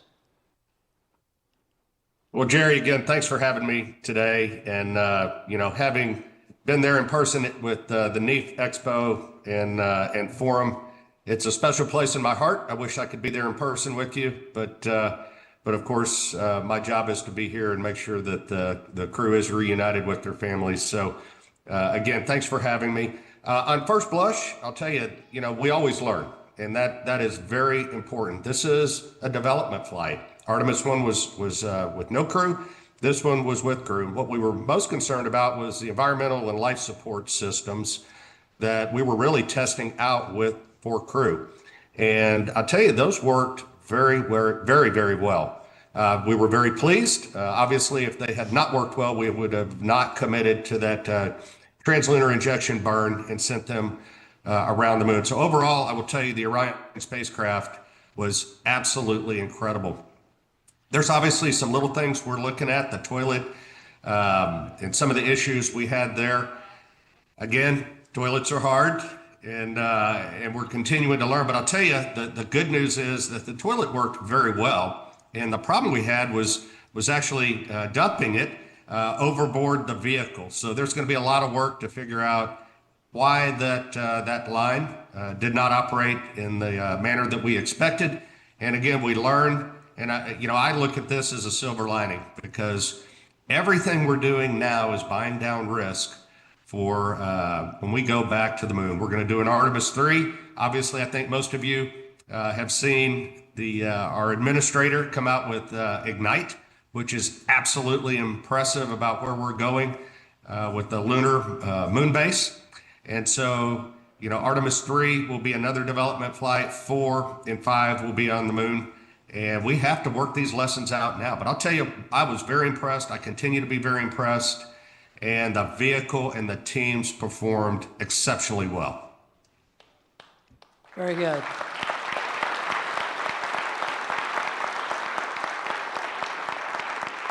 I have had a number of questions about, was there a parallel flight in the Apollo string? And there was. It was Apollo 8, some of you old enough to remember that, flew in October of '68. And we only had a command module. We didn't have a lunar lander yet. So we sent them off to the moon in just the command module. The difference is Artemis did that huge flyby that got them so deep into space. We went into orbit, low lunar orbit for about 20 revolutions and then came home. No landing. It was a shakedown cruise. And to me, that's, Norm, would you agree that you called it a test flight, which it is, and in many ways it's like a shakedown cruise. How do all the systems work? What are the idiosyncrasies the crew has to figure out?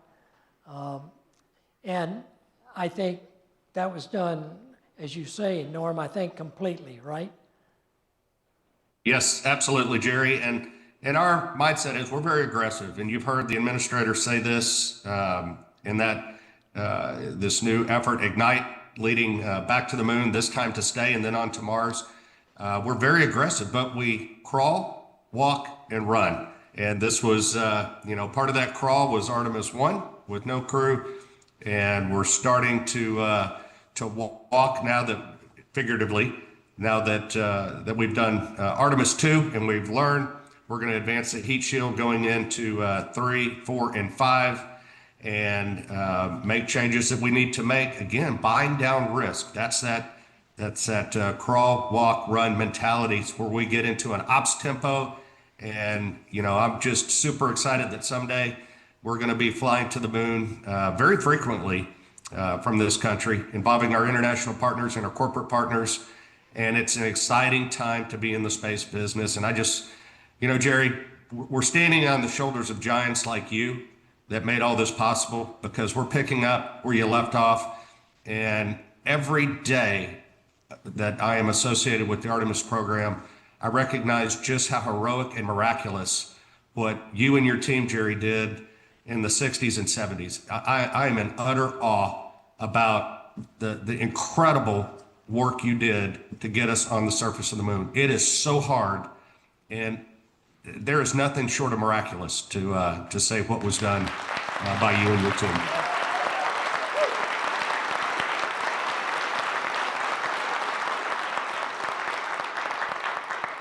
Very kind words, Norm, but let me say, the torch has been passed. It is now up to this team and your entire operation, along with the Cape and all of that. The ball's in your hand now. If Apollo left a legacy, I've come to this in more recent years, and I think Norm would agree with me on this. I really believe the legacy we left is that it could be done. Because when we started, we weren't sure but we said, let's go and go as far as we can, and it worked. So when Artemis came along, at least the team there today knows that it could be done, because we did it 50 years ago, 50 plus. And, but I can tell you a difference, and I was in mission control for the launch, and Norm was down at the Cape, so I didn't get to see him, but I watched the entire launch sequence, including much of the countdown, up to TLI, translunar injection, sent them to the moon. It was probably the smoothest countdown I've ever seen. It was almost nothing that came to their attention that they had to be very concerned about, always checking out things. And Norm, the trajectory plot never wavered from the predetermined line that it was supposed to be on. I mean, it was right down the middle. And part of that is because of the technology available today that we didn't have. But boy, I'm glad they got it now. And they've got people that are trained just like we did. So there's a lot of similarity, and on occasion I would get calls when this was coming up, and how'd you guys do this? Or this was some years ago even. How'd you do this? How'd you do that? What was your mission rule for this and that, and so forth? So it's been a long time effort to get us where we are today. And I would like Norm to comment. He saw the shuttle era some time ago, and I think the technology, and correct me if I'm wrong, Norm, has even improved significantly since then, and the training tools and all that they have. Talk about your team and how you put that together, and how you get ready to do one of these things. It's huge. Well, thank you, Jerry. It's a constant evolution, and we take advantage of technology. Surprisingly, we don't like to be on the cutting edge. We typically like to be a few years behind because so much rides on that technologies, both from a spacecraft standpoint and the technology that we're using in the Mission Control Center, because at the end of the day, you're relying on this. It's a highly critical system, both for the spacecraft and the ground operations. They work together and they have to work right. So we advance when technology advances. It's a moving process, but I'll specifically give some insights into, the flight control team first. And, early on with shuttle, we literally had, when I started, now I've dated myself, we had paper matrices in books that would talk about if this electrical bus and this electrical bus fail, what happens? Or if this data bus fails and this electrical bus fails, what happens? And then we advanced into computers in the control room to really augment and help the flight controllers do their job. And we called them expert system type programs that took those two-dimensional matrices and started to put them into code. And so flight controllers could use them to help them do their jobs. We then had telemetry that fed into these systems, and you can see how it evolved over time.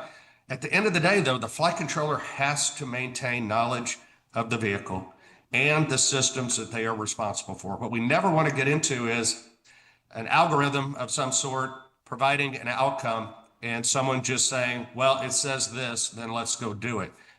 Everyone has to understand what those applications provide, because at the end of the day, it's crew safety, vehicle safety, and mission objectives in that order. And if you don't understand what's behind these expert systems, it's going to go bad real quick. So the evolution today, obviously, AI is a big term, large language models that take a lot of information, compile it, and provide information. I'm sure most of you have used those type algorithms and tools. And we're starting to use those in the Mission Control Center. But again, it's a very fine edge of understanding what's behind it, so you know what's behind it, so the answer that it gives you, you're doing a judgment check, and it's helping and being an assistant. It's not being the flight controller. Now, maybe someday, as we continue to evolve, maybe a lot of those functions could be offloaded to an algorithm. But again, the critical nature of that, we have to be very careful as we go forward and vigilant as we are. On the spacecraft, it's the same way. Spacecraft systems I've seen get very complex, get very basic. Technology helps with that. And with Orion, it's beautiful. And, while that technology is a few years old, we continue to evolve, we continue to advance, especially looking forward with the strategic goal of the moon base and how we're going to support that. It's just part of the overall design and evolution. So exciting times, and we're really happy to have our commercial partners on board as well in helping with that. Norm, talk a little bit about the Artemis 3 flight, that there is a bit of still a question. It's going to be very much like Apollo 9, for the people that remember that. It's going to be a launch of a Orion spacecraft, and then also a lander that will do some docking exercises in low Earth orbit, not go to the moon. Check it out in low Earth orbit. Talk a little about that. That's going to be an interesting mission. It is, Jerry. And, with our commercial partners coming online, we have two companies that are competing with different landers and different designs. That's great. That competition drives down cost. It increases innovation and gives us, hopefully redundancy in vehicle capability. But, looking at Artemis 3, again, it's part of that. Hey, let's make sure we can do this, work out any type of issues with rendezvous docking. And while we've done that in the past with shuttle, obviously building space station, we evolved that from small payloads in the shuttle bay to larger modules that were carried up in station. And then, with some of the commercial vehicles coming up on station and those activities as well. So rendezvous docking and proximity operations with spacecrafts, we've done a lot of work to try to perfect it. Where we're advancing and paving new road is with the Orion spacecraft, a capsule, and possibly a very large lander. And so there's a lot of vehicle dynamics associated with that make it very challenging. And we want to work that out in low orbit. And again, buy down risk as much as we can, learn as part of these development missions, so we can then say, wow, okay, this is what we learned. These are the design changes or the operational changes that are necessary, both for the ground and onboard crew, to then have a much higher success rate going into a mission where we're committing the crew to a landing on the moon, because we want that to be successful. So everything we do is converging down to buying down as much risk as possible for the mission that sends that lander to the moon with crew on it, that we will be successful in that endeavor. When I think about what you just said, and then comparing that to the 1960s and 70s, we didn't even have a cell phone. There was nothing. The technology is what is allowing the advancement of technology, which NASA has been a big piece of in space flight matters. So it really is a new show. And not only do guys like me from the Apollo era need to pass the torch, I want to get rid of it, because these guys are eons ahead of us. We did what we thought we had the best technology in the world, and it was for the 60s and 70s. And it was enough to get to let it work. But what these guys are dealing with now, much, much more capable. This is a question that sounds like it's from a reporter, but when do you expect, time frame roughly, of naming the crew for Artemis 3? Well, that's the magic question. And what I'll tell you is we were very focused on Artemis 2, okay? And at the same time, we still have space flyers on our astronauts on the International Space Station today. So we're very busy, we're very focused and committed on making sure both those platforms and U.S. dominance in low Earth orbit and in lunar is maintained. So obviously a lot of focus on Artemis 2. So we're going to shift our focus to learning our lessons learned on Artemis 2, folding those into 3. Clearly the crew naming is part of that. And once we understand what those mission objectives are on Artemis 3 and get those defined and refined a little bit, we're going to unveil that. So stay tuned. Oh, you're smooth. You learn that when you're a flight director to deal with the press and give them the answer you want to, not necessarily their question. Anyway. Give them the secrets, Jerry. Well, you know, I know you're kind of on a short schedule there today because you got the crew coming in. Could you take a couple of questions before we let you off? Let's see, Jerry, you just dropped off. I think you were asking if I could take a couple questions. Sure. Sure. Okay, there's an opportunity to ask the Director of Flight Operations at the Johnson Space Center a question, if you have one. And I may need some help seeing some people. If you've got a question, to hold up your hand. Okay. Hello. Yesterday, when Integrity splashed down, there was a communication problem where they were not able to communicate with the rescue team correctly. Do you know what happened? Did you hear that? No, sir. I could not hear it. Yesterday. So it might be either you have to repeat the question or yeah, I'll repeat it. Yesterday, after the landing in the water, there was, and the networks kept talking about it, and I can verify that there was some kind of communication problem. Jerry, you just dropped out. Okay. You're back. It's a little like Artemis. We had a couple comm drops. Okay, let me try again. Do you hear me? Yes, sir. Okay. Yesterday, after the landing in the water, there was a reported problem with the communications between the crew and the rescue guys. And the question was, do you know what happened? I don't. I was aware of the communication issues. I was in the mission control room, in the viewing room, listening in to the flight loop, the flight director talking to the landing recovery director, and the mission control talking to the crew directly. So I know that there was some sort of communication issue. At that point, I did not know what it was. I was not been made aware of what it was. I think they resolved it. But that's part of our lessons learned. We'll go back and look and say, hey, why wasn't that link met? The good news is mission control had comm with the crew. The crew had other means if necessary. If that link between them and the landing recovery director did not occur, that they could have made contact. So we, in all our preps, we're always looking for if one system has a problem, what's the backup system? In a lot of these cases that are very critical, like communications, we look at tertiary systems as well. So redundancy is a big part of our game.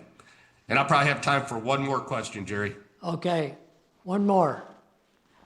Can I ask, after you've basically got your basic knowledge from Artemis 2, what sort of report will be available to the public? Will there be one massive report like you do after the Challenger investigation, or is it going to come out in bits and pieces, or just press briefings? How are we going to find out what you've learned? Okay, Norm, you there? Yes, I did not hear the question though. Okay, the question is, will there be, let me shorten it a little bit, will there be some sort of public availability to the Artemis 2 mission report that, in other words, the fairly technical but also somewhat understandable by the public of what you learned and what happened and that sort of thing. That'll take a while, I know. I'm sure there'll be press briefings and stuff beforehand. I can't remember, but I think it was sometimes a couple of months, maybe even longer, maybe 3 months before that full mission report, and it was available to the public in Apollo. So that was the question. Okay.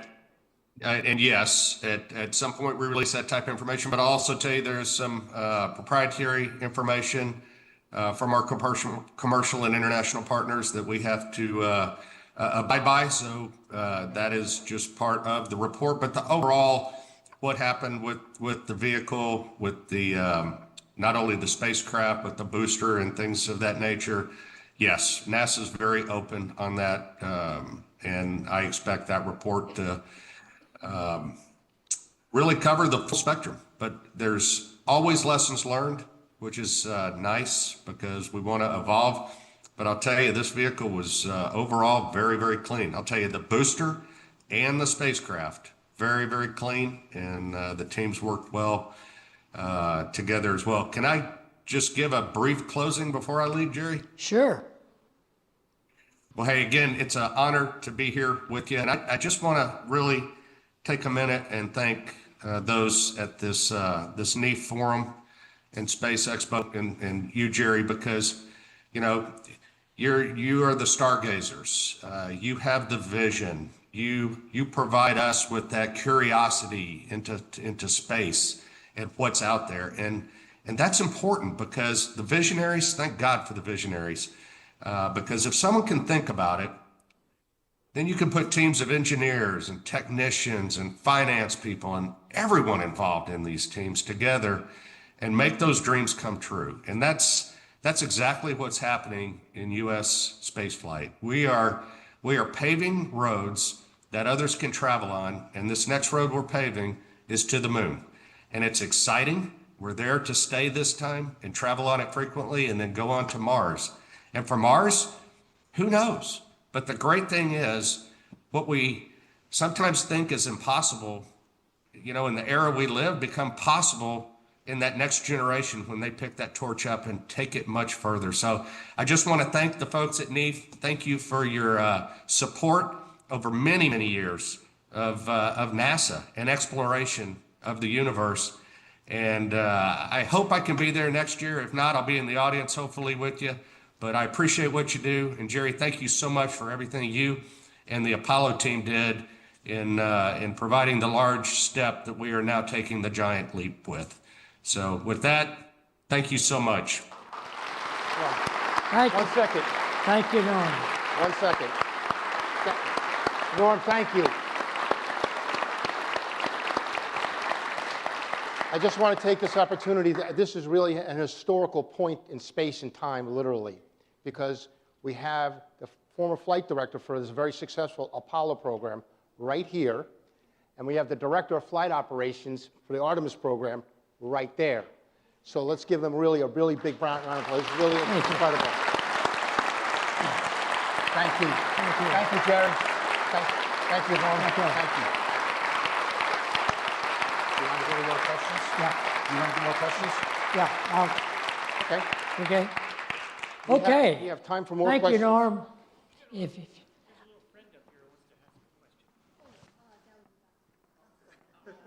Okay, well, I'm gonna open it up to questions. Let me just say one thing before we do that. With this kind of leadership that you can see, Norm is great, but he's not the only one. One of the things that NASA has always been blessed is that leaders have worked their way up to the top.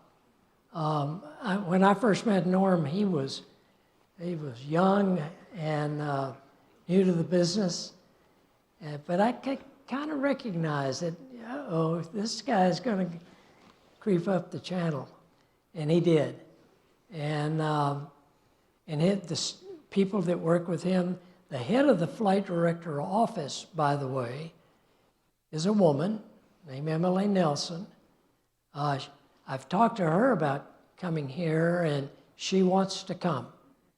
So maybe next year we can get Emily to talk about what it's like to be a flight director now, not the director of flight operation, but a flight director. She's still an active flight director, but she runs the whole office of flight directors. So we truly have passed the torch. And I think the American people and the global community even, because we have a lot of global partners,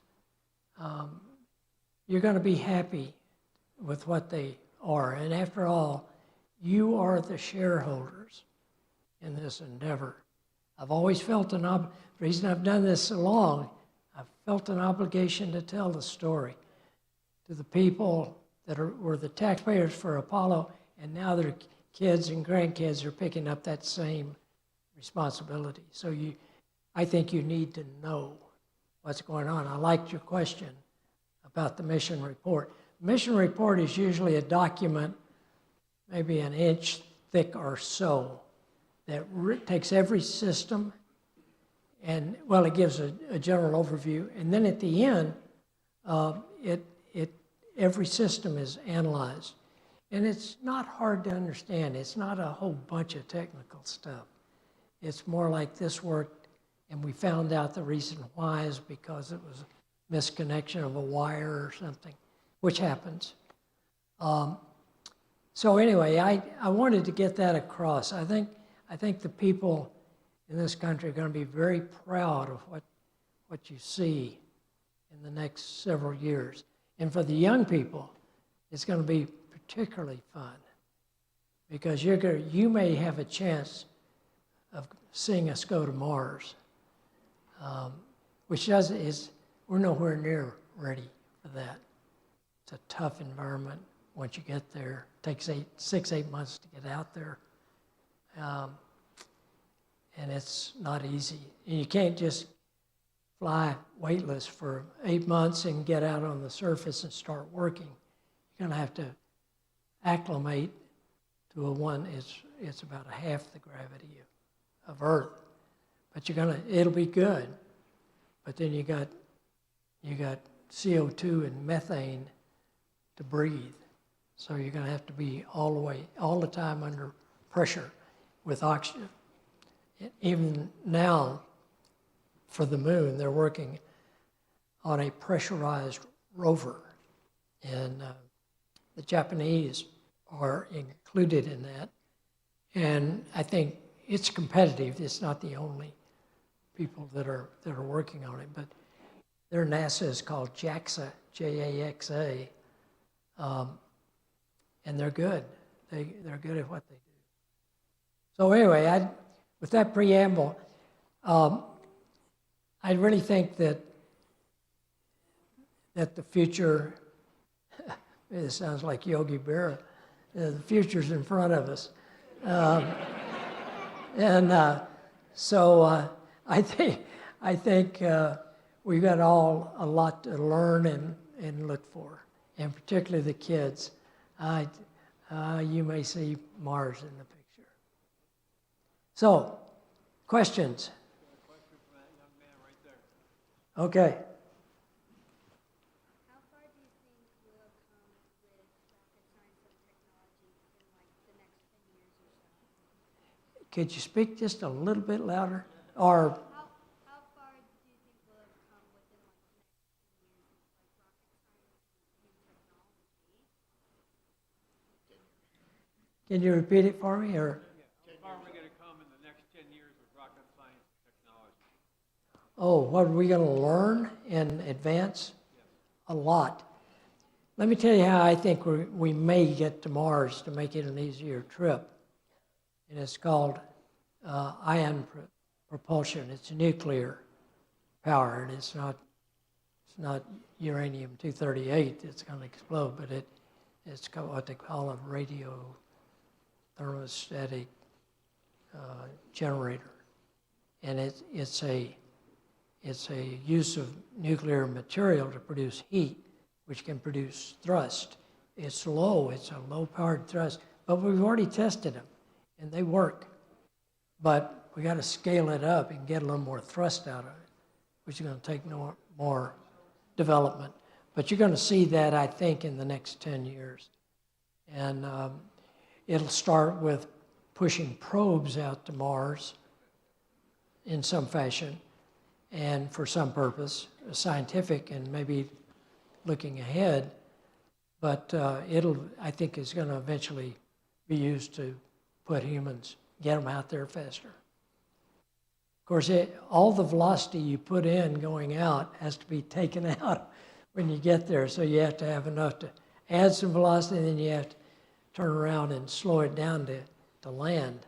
So it's going to be a test. I think that's probably the biggest breakthrough. When I think about environmental control systems and things like that, I think we've got the technology in hand, but that's going to be tough to get that engine, get it out there faster. Next question. What technology that you know of are you most excited about? Well, I think the Artemis vehicle core engine structure, which, by the way, uses the same engines that were in the shuttle.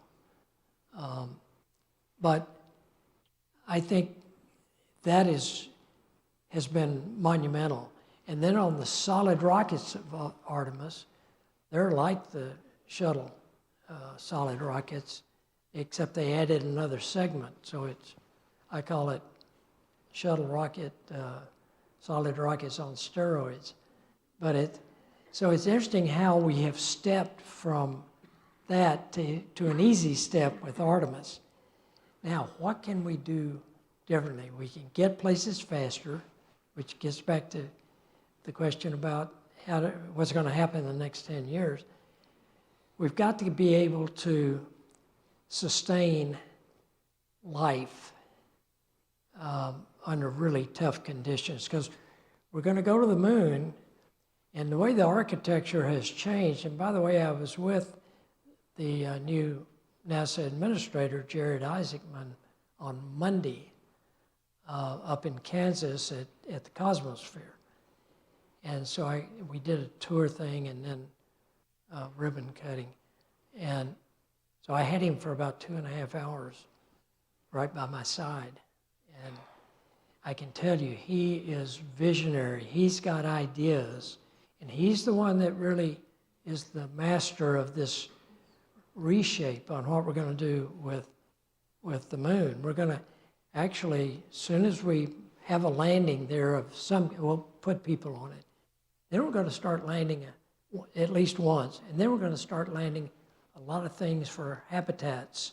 And they can be launched uncrewed, no astronauts. So that's what you're going to see after probably Artemis 4 or 5. We'll go up there a couple of times and land with people. But then we're going to have an intense period where we're going to build a permanent, something like you do down in the Antarctic, a place, so that the missions we flew in Apollo were called sorties because every mission was its own. It went out, went down, explored, came back, and so that was a sortie kind of mission, out and back. This is going to be where eventually you only have to send a cargo ship every once in a while for resupply, which is unmanned, and sending crews. And it can be in a smaller vehicle. The two contractors that he said were competing for the lander are SpaceX with their Starship, which is that huge rocket. I think it's got 32 engines on the bottom of it. It's really big. It's the biggest rocket ever made. And the other is Blue Origin, which is the Jeff Bezos company. So you got two billionaire companies in the commercial sector, both highly successful, both of them. They're both capable. They're building rockets that'll get things and people to the moon. And they're cheaper than Artemis. And if you can lay that off, then you've got this system that works more like an operation and then less like very few sortie missions where a crew goes out and comes back, but more resupplying in the lunar base. Some pretty fantastic things. This is a long answer, but some pretty fantastic things are being developed. A number of the habitats are inflatables. And when they inflate, it's something like you've seen maybe here on Earth a couple times. I mean, it's tough. It's very, very, it's not flimsy. It's not, you're not going to poke a hole in it. But there's another billionaire that lives in Vegas that has formed this company, gosh, 10 or 15 years ago. And he's been preaching that forever, and now people are listening to him. And they had one that they, test vehicle that they sent up to the International Space Station, docked it, and then inflated it. They docked a hard piece of it, and then they inflated it and just let it sit. And they inflated it with oxygen up to 5 psi, and to see how it held up beautifully for a long duration. So you're going to see some new technology spring up. The thing I wanted to say about Isaacman, he was the mastermind of changing this thought process of why are we waiting so long to establish a permanent presence, which is what we want to do. And why do we want to do it? The moon it's got several things. It's got helium-3 in large quantities on it. We find very little of it here. It's you can extract the helium from it, and there's some nuclear fallout in there that might be helpful. You've also got mining of rare earth materials that are in quite a large quantity on the moon. We know that now. That's one of the reasons they're very interested in the South Pole, because they think that's where a lot of it, even more than that we have in any one place here, is down there at the South Pole of the moon. And the South Pole is a hard place to land because the lighting is so horizontal down there, there are craters down there that have never seen sun, the bottoms of them. And that's where a lot of ice is. The question is, where did that ice come from? Did it come from below, or was it deposited there years ago?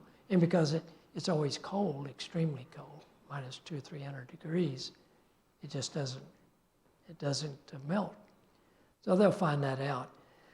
Artemis 3, now would be 4, the first landing, was planned to land at the South Pole.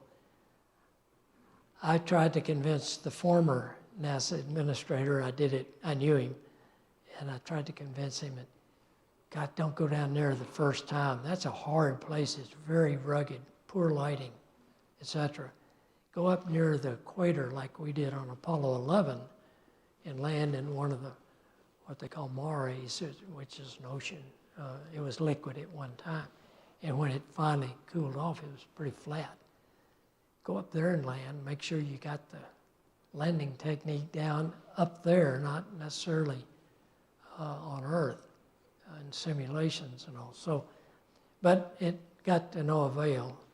I think I'm going to forward that letter to Jared Isaacman and say, please consider going up, landing near the equator. We didn't have the performance to get down to the poles, either one of them.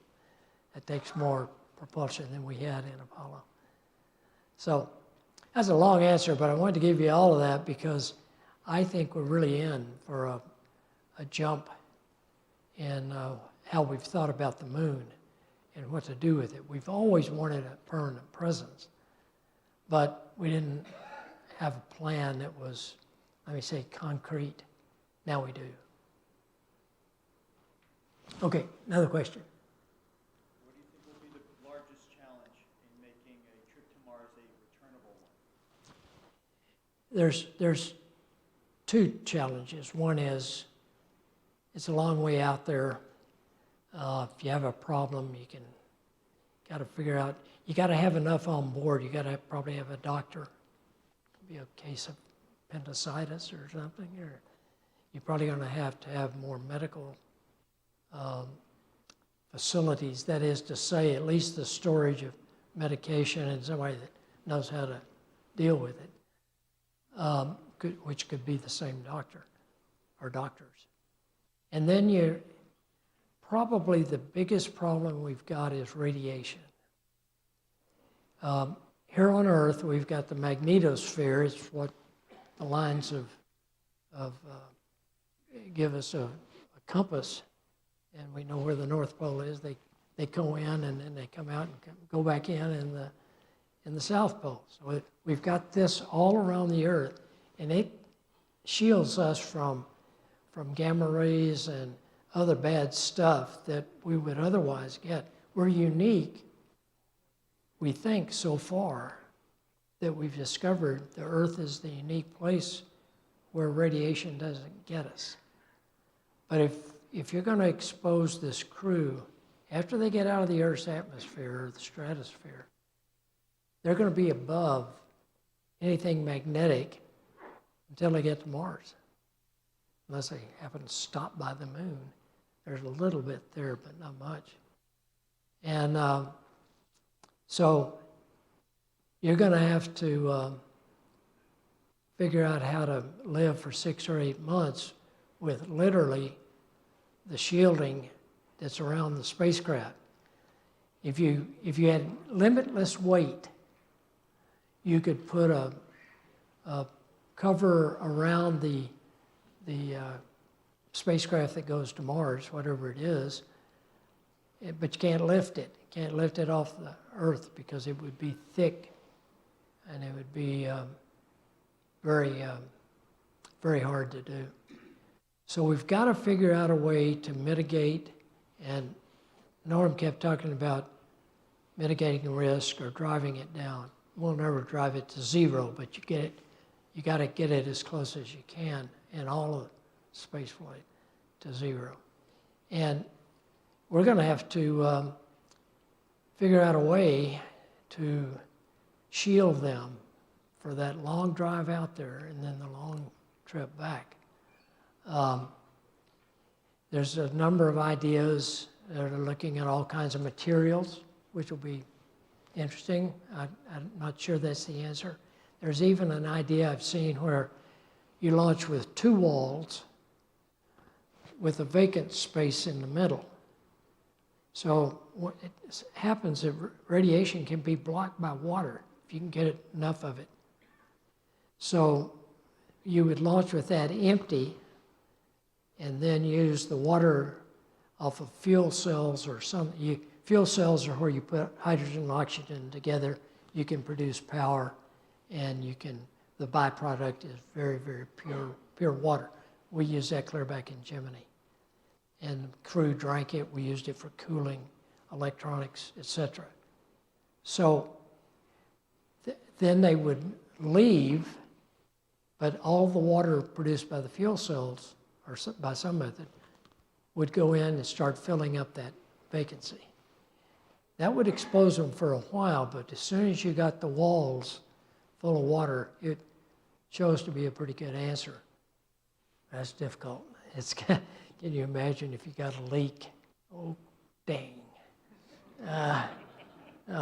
So anyhow, that's probably the 2 biggest challenges. One is the radiation, the other is just the length of time. And communications, by the way, you can figure it out, but when you're at Mars, when you say something here on Earth, it takes about 20 minutes for it to get there. So you're not going to have many real-time conversations. You can ask them a question, and 20 minutes later, if they hear it, as soon as they get it, you'll get an answer back from them. So that's why you have to have more tools on board to fix things, and you gotta figure that out. We're not ready for that, and probably the biggest problem is the radiation. We've got to figure out how to protect anybody you send out there. We have a we have a microphone we'll use for the Q&A now. I'm sorry, where are you? Hello, Jerry. Okay. Up here. Oh, you're up real high. Yes. Okay. Hello, good afternoon. So I studied aerospace engineering, so I have a little bit of technicality of how things work. But I wanted to know and switch gear a little bit regarding your leadership at NASA. So my question to you is, when you were leading in this high-pressure missions environment, how did you make critical decisions when you did not have complete information? That's a good question. You know, it's funny. I heard Jared Isaacman say something in an interview at the Cape, and he has flown in space. He's the guy that did the stand-up EVA out of the SpaceX Dragon. So he has flown in space, and he flies, he's got 2 jet fighters that he flies.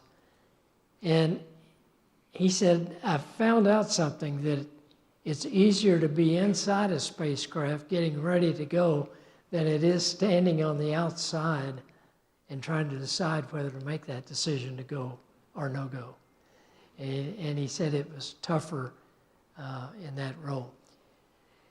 And one of the things about people in mission control is they're very much like the astronauts. They love the challenge. It's the challenge that drives them. And, you know, we never had anybody in Apollo, in the mission control room, for instance, that got fired because they didn't. But we had 2 or 3 people self-eliminate themselves because they didn't like the pressure. We were lucky, and I can tell you the control room today, I was there for the launch of Artemis 2, is just like it. It's calm, professional, and you could tell they were loving every minute of it. It's kind of like being out on the end of a diving board by yourself and nobody else around you, and you're the only one that can make the decision whether to jump or not. And thrive on that. I thrived on it. I thought it was, I had been in the Air Force, I'd flown in fighters, and it was a little bit like being in a fighter squadron. It felt the camaraderie, the trust that was, everybody trusted each other, and so did our bosses that sat behind us and never fiddled with us. We kept them informed, but they did not try to enter the, that's including the head of NASA, and everybody below him that wasn't signed to that control room. And it was fun. I didn't feel pressure. I felt, even on Apollo 13, when we had to pivot very quickly from a mission that was going very well to an oxygen tank exploding, and then we were in an element of survival. It was almost seamless. And when, for instance, when Ron Howard was making the movie, he came down to Texas. I don't live in Houston anymore, but they asked me to come in. There were about a half a dozen of us that had worked on 13. And he was trying to make a decision on whether to make a movie. And he said, I've listened to the voice transcript, and I've listened to the air-to-ground communications with the Capcom, between them and the crew. He said, it sounds like a normal mission. He said, weren't you scared? And he asked that question in that meeting about 3 or 4 times. And you weren't scared, he kept it. And we looked at each other. No, that's not the right word. We weren't scared at all. We were trained for this. This is what we were there for, to adapt to what was going on. And by the way, you've probably heard that term, failure is not an option. It was used in the movie over and over. Never was said in the control center. but it was true. And one of the 6 guys I was with that had worked on 13, we got kicked out of our meeting place. So we went to a local watering hole and had some beer and barbecue. And with Tom Hanks and with Ron Howard and Bill Paxton and Kevin Bacon and the head of Universal Studio. And we were all in jeans and T-shirts or sweatshirts. And we talked another 4 hours in there. And in that room, one of my Apollo 13 colleagues said, you know, we weren't scared because we were trained that as long as we had options, just keep working them, keep working it. And failure wasn't one of our options. And the screenplay writer was sitting right there, and he said, that's the tag. You know, and then you guys probably know of Gene Kranz, who is the flight director that wore the vest, and he was a composite character in because there were 4 of us that worked that mission. We had 4 teams, and Gene never said it. Ed Harris played his part. Gene never said failure was not an option in real time. He didn't work on the movie at all. He was off doing something else. I got asked to be a technical advisor. And then he wrote his book. And the name of his book is Failure is Not an Option. So you talk about making the full circle. It made the full circle. But I don't mean to put light on your question. What we did in Apollo was the latest technology, and it was fun. We knew all the astronauts. Our astronaut kids grew up with our kids. We were locked into them. They were good friends. Some of them still are, the ones that are still alive. We've only got 3 moonwalkers left, and they're all in their mid-90s. I'm a kid. I'm in my early 90s. I just turned 91 last Christmas. And,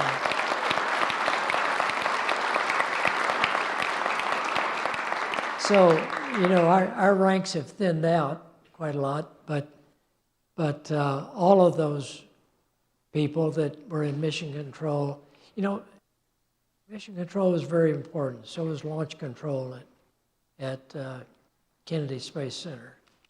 But so were the 400,000 people that worked to make that hardware. They were some welders, electricians, you name it. They weren't all college graduates. But at the peak, we had 400,000 people in the U.S. working on it. Neil Armstrong, when he got back from the first landing, he answered the first question about something he did, always answered, he talked about the 400,000 people. He said, I was just lucky enough to get chosen to go and to step on the moon first. He said, I was a small piece of it. He really downplayed it. The commander of Artemis II is a good friend, Reed Wiseman. He came into the program in 2009, and most every time a new class of astronauts come in, I get invited back to go to Johnson Space Center along with a moonwalker, and we talk to these young guys before they were full-fledged astronauts about lunar surface operations and what we learned, what we did right, what we did wrong. And we walked through it with them. And he was in that class of 2009, and I saw this guy, and he had this fighter pilot look, which he is, Navy, and kind of the crooked smile and the straight teeth and scarf over his neck, you know. And he and I just hit it off for some reason, so I've stayed very close to him. And when I told him, I called him to congratulate him for being selected to the crew, he said, Jerry, I don't know why I got selected. He said, I've flown once. That was in the, to go to the space station. And he said, but they made me the commander. So I texted him this morning, and I thought, you know, he'd be busy getting back here. I think it was at 7:31. At 7:32, I got an answer from him. And my point is, these are all real people. They're not superhuman. They've made social media really has made a difference. And they had all kinds, they've got emails, all the people in space nowadays have email, they can talk to their family. They even have phone calls in the space station. And folks, I'm out of town. I am out of town, but I'm also out of time. And it's been wonderful talking to you. I know there's more questions to ask, but I got to get off here so a real astronaut can come on and talk to you.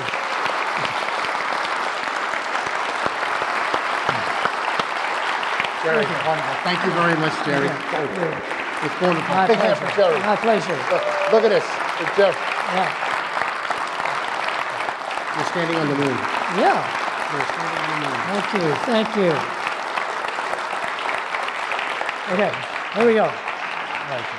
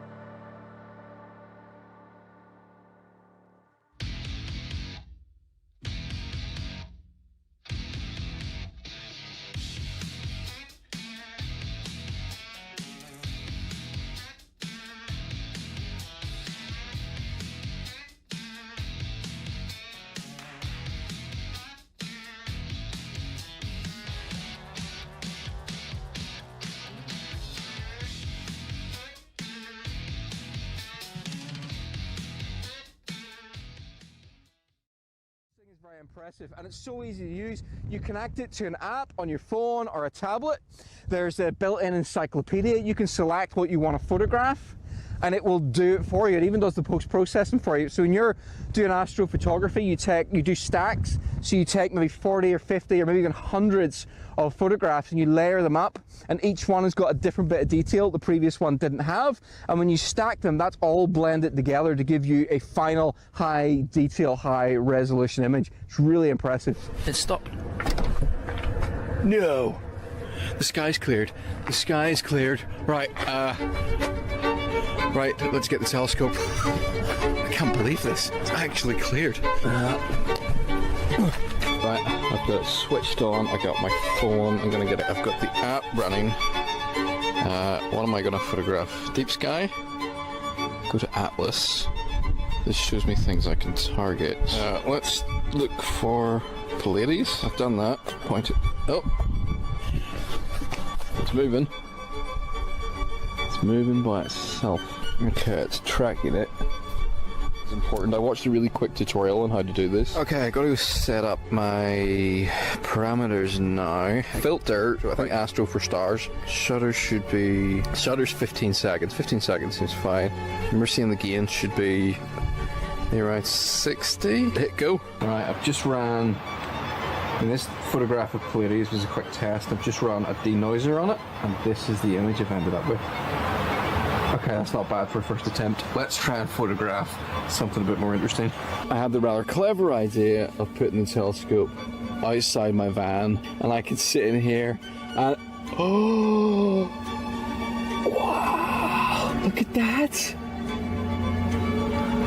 I just set it to photograph the Orion Nebula. I've been messing around with settings for the last hour. I really should have educated myself a little bit better before coming out. And I've just got... Like, Orion looks like a dot in the sky. It looks like a red dot. But it's a net. Look at that. This might be my good photograph for the night. I'm going to leave that running. Oh, if I get a good shot of Orion, I will be really, really happy. This is what I managed to capture. I am in awe. Absolute awe.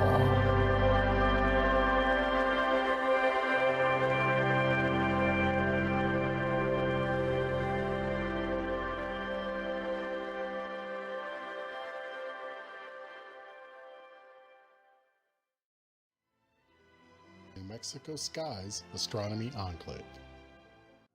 At 7,200 feet above sea level, you're on top of the world. Nestled among the tall, cool pines of the Sacramento Mountains, we're located in south central New Mexico. Founded in 2004, this premier mountaintop astronomy community offers you the opportunity to make your dreams come true with both mountaintop and mountainside lots. Just imagine living here under some of the darkest and best skies North America has to offer.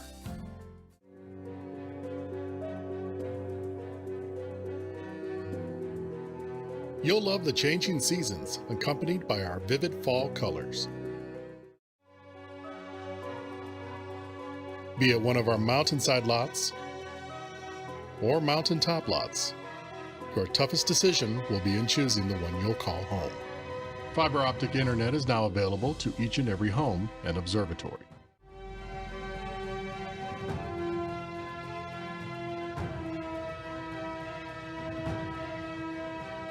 Our exceptionally clear skies will provide you with the best images.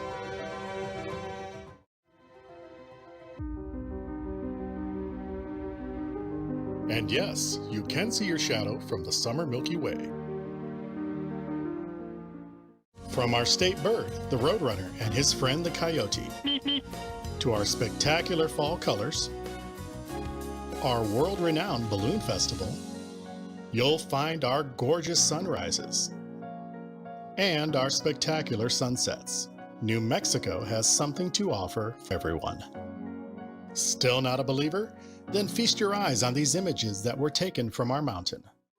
Thanks to our mountaintop location, we have a microclimate. We expect over 300 sunny days and clear nights per year, while less than 20 minutes down the road at Cloudcroft, the conditions are less than ideal. This image was taken from Tom and Marla's home. Take a look at this mountainside lot owned by Eric and Josephine.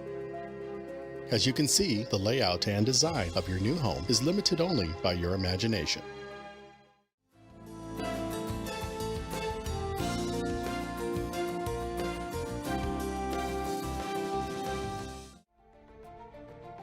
Seeing is really believing, and so my hope is that after someone has heard what we have to say about the astronomy enclave, don't take our word for it. Come and see it. Come and really take a look at what this enclave has. Look at our community and understand what our community has to offer, and really look at the skies, because ultimately, if you're doing astrophotography, the skies are the most important. New Mexico Skies Astronomy Enclave. We're not for everyone, only for those who are looking for the best.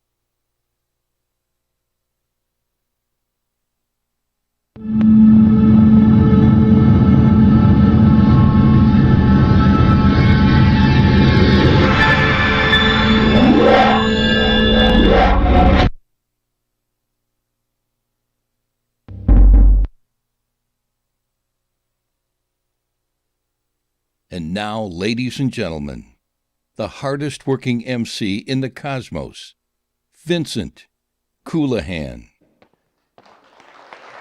Hey, good afternoon, everybody. Thank you. Thank you. Welcome for our next featured speaker here for NEAF 2026. Our next speaker is Principal Investigator for NASA's IMAP project, the Interstellar Mapping and Acceleration Probe mission.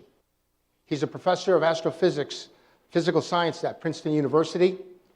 He's a former vice president of the Princeton Plasma Physics Lab, internationally recognized in space, plasma physics, and heliophysics. His talk today, energetic neutral atom astronomy, and so much more. Please welcome from Princeton University, Dave McComas. Thanks so much, Vince. Really appreciate it. Thank you. Thank you. Well, thank you so much for the invitation to come and give this talk, and thank you all for coming. So I'd like to start with our galaxy and work my way in from there. So this is our galaxy, the Milky Way. It's a spiral bar galaxy. We live about halfway out in one of the spiral arms. If you're able to zoom in from outside, it might look something like this. As you got closer to our sun, you'd find that there are different clouds of gas surrounding our sun. As you got closer and closer in, you'd find that there was more and more structure to it. And when you finally got to where our sun was, what you would see is a region of space called the heliosphere that surrounds our sun, where the solar wind blows outward all directions in space all the time at about 1 million miles an hour. This sun is moving with respect to the interstellar medium at about 26 kilometers per second, and it makes the structure that you're seeing here. So a little bit of terminology. Helios is just the Greek word for the sun, and sphere is just the region of influence. So the heliosphere is just the region of influence of our sun. And everything inside of the boundary, the heliopause boundary, is basically from the sun. It's the solar wind, the million-mile-an-hour solar wind that's blowing out and inflating this bubble in the interstellar medium. Everything on the outside is basically interstellar material, and that comes from exploded stars and other things, stellar winds, which have been coming out over the billions of years, mixing up and getting all jumbled together in the very local interstellar medium. We think that there's a bow wave. There was a big argument about whether it was a shock or just a wave. Now we think that it's a bow wave out in front of our heliosphere as it moves through. So the solar wind's blowing out all directions all the time. It gets up to a termination shock. It becomes subsonic. It starts to bend back and it flows down the heliotail. It's a very important interaction for us. And that's because it shields the vast majority of galactic cosmic radiation that otherwise would be coming in to the inner solar system through the interaction of with the interstellar medium. And about 90% of galactic cosmic rays at, say, 100 million electron volts, which is a typical GCR, galactic cosmic ray energy, about 90% of them are shielded out in this boundary region beyond the termination shock and inside the heliopause. And if it weren't for that, the cosmic ray radiation would be about 10 times higher in the space around us, and that would mean you really couldn't be talking about going to Mars with humans. And so it's a really important interaction. It's really important that we understand it. So we're not alone in having a heliosphere. There are astrospheres, similar structures around other stars. These are 3 beautiful pictures of astrospheres around 3 other stars. And these are stronger interactions. When you have a strong interaction between the outflowing plasma from the stars and the very local interstellar medium around those stars, you can get enough heating that you actually get line emission. You get emission that you can observe in different wavelengths from these astrospheres. But the interaction of our own heliosphere is not that strong, and so there is no light emission like this. And so we needed to find a different way to make images of the interaction at the boundaries of our heliosphere and a different type of telescope in order to observe that interaction. And so the way we do that is through individual neutral atoms. So I'm going to show you the life of a solar wind ion. It comes out from the sun. We're going to go in and look at the very corona. Solar wind arises from the corona. You get this radial flow of atoms flowing out, of ions flowing out from the sun. The magnetic field gets bent up into a spiral because the sun rotates. The individual solar wind ion goes radially outward. It passes the termination shock where it becomes heated, gets into the heliosheath, and it's out there gyrating around the magnetic field. And every now and then an interstellar neutral comes floating in from interstellar space. And if they get close enough together, an electron hops over and it becomes neutralized and it goes zipping off in whatever direction it was going at that instant. A tiny fraction come back in past the various planets into Earth and can be measured by a satellite in orbit in the Earth's vicinity. And that's energetic neutral atom astronomy. You measure those single individual atoms and you're able to put together an inside-out picture of the entire heliospheric interaction at the boundary of our heliosphere. I have one equation. So this is the equation. It just shows that the flux of the neutral atoms that you get is a line of sight integral. As you sit in the middle and you look out in all different directions of the fluxes of the various ions all the way along the pixel that you're looking out through, times the ion flux out there, times the neutral density, times the charge exchange cross-section. And so if you measure the flux of the neutrals, and you know the charge exchange cross-section, which we do, and you know the interstellar neutrals floating in, which we do pretty well, that allows you to infer the ion flux out there, and so you're making remote images of ions which you can't in any other way see from great distances. These distances are typically 100 times further than the distance between the Earth and the Sun. And so it's a very large region, and these are coming in from a very great distance. So I'm going to tell you, I know a lot of you interested in telescopes, I'm going to tell you how an ENA telescope actually works, but that's a little bit later in the talk.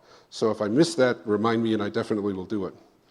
So the start of ENA astronomy for observing the outer heliosphere began with a mission that I led before IMAP. It's called IBEX, the Interstellar Boundary Explorer. It was a small explorer. It was only about this diameter, about this tall, weighed a couple 100 pounds, and it was in Earth orbit. We launched it in October of 2008, and we started making these unbelievable measurements of this interface and this boundary at the edge of the interstellar medium. IBEX is still operating today, even though we made it sort of with Radio Shack parts.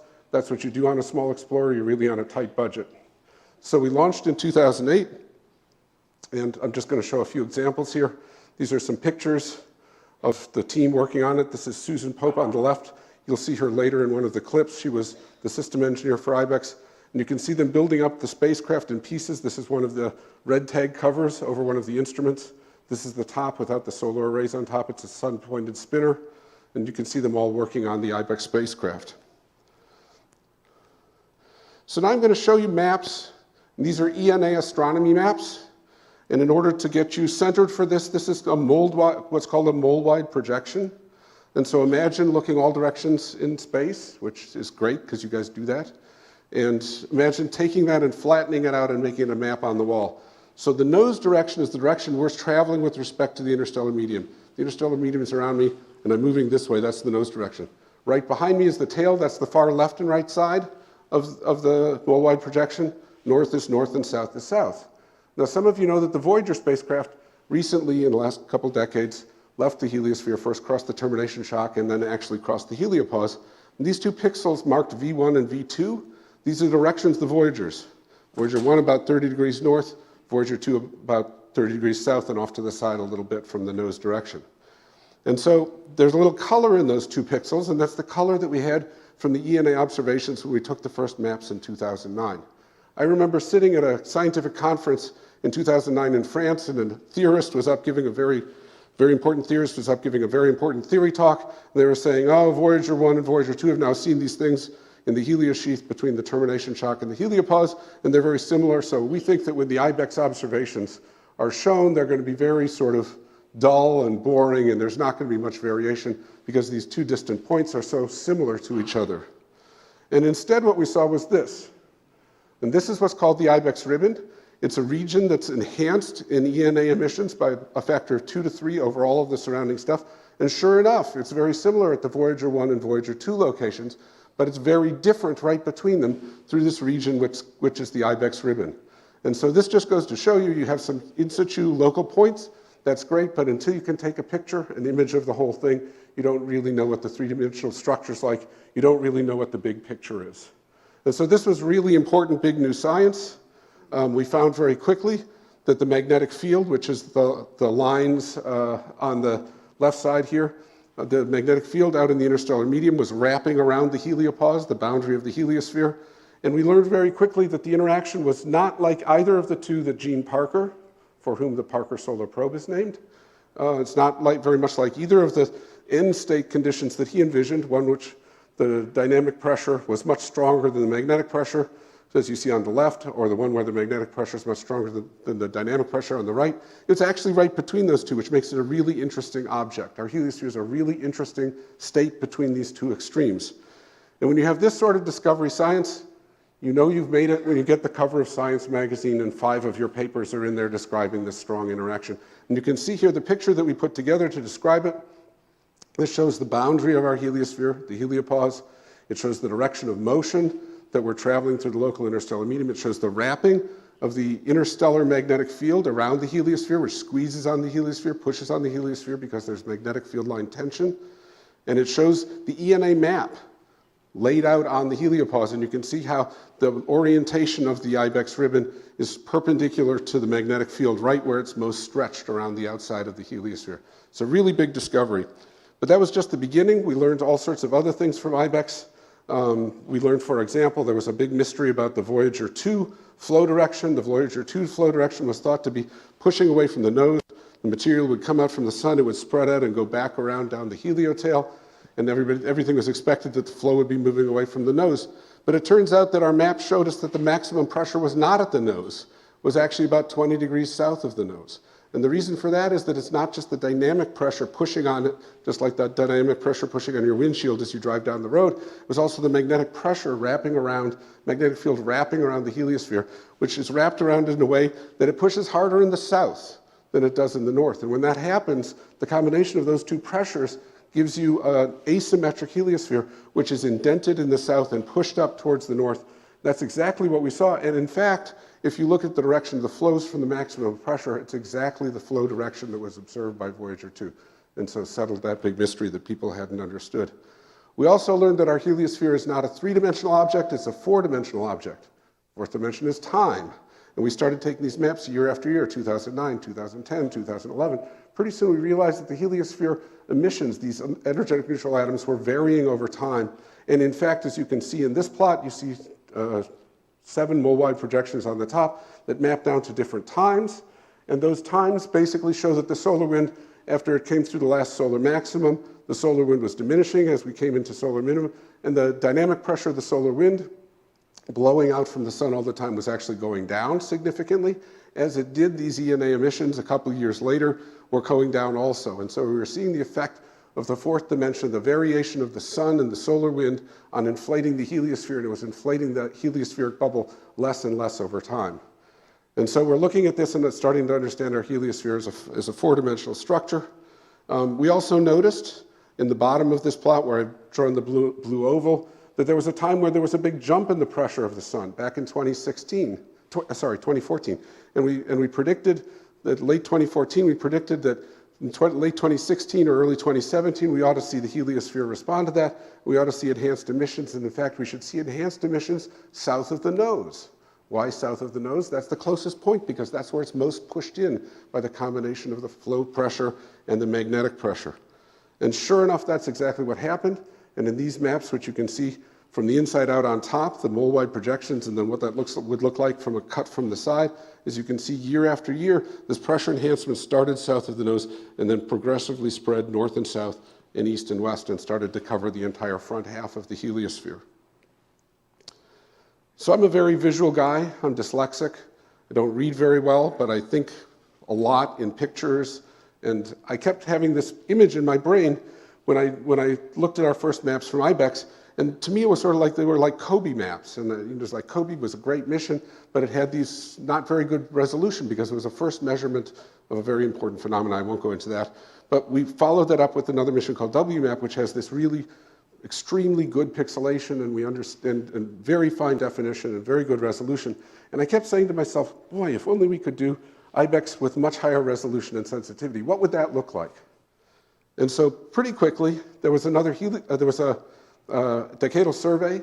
The decadal survey is the way that the science community prioritizes the next decade of NASA missions. There are different surveys in different fields. There's one in heliophysics. We participated in that one. There were 180 white papers. And our white paper, along with another one, were sort of merged together and combined into a mission that we call IMAP, which, unlike this small IBEX precursor mission, now is a great, big, powerful mission with lots of capability. And so that AO came out in 2017. We responded to it. My team of 25 COI institutions, 83 institutions, major institutions across the country from 35 states and 6 countries, so a big national, international effort. Won this, and we've been building it ever since. And then we just launched September 24th of last year. And with that, we moved to IMAP. And this should start.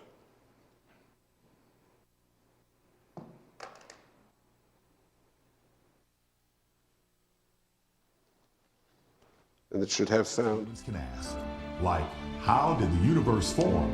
And more importantly, how did our own home in the solar system come to be such a perfect planet for life? When NASA's Voyager spacecraft launched in 1977, they gave us amazing insights into the planets of our solar system. But thanks to their enduring design, they also provided us with crucial information about the boundary of our solar system at the edge of our heliosphere. These data, sent back over millions of miles, led to more missions to further understand how space operates.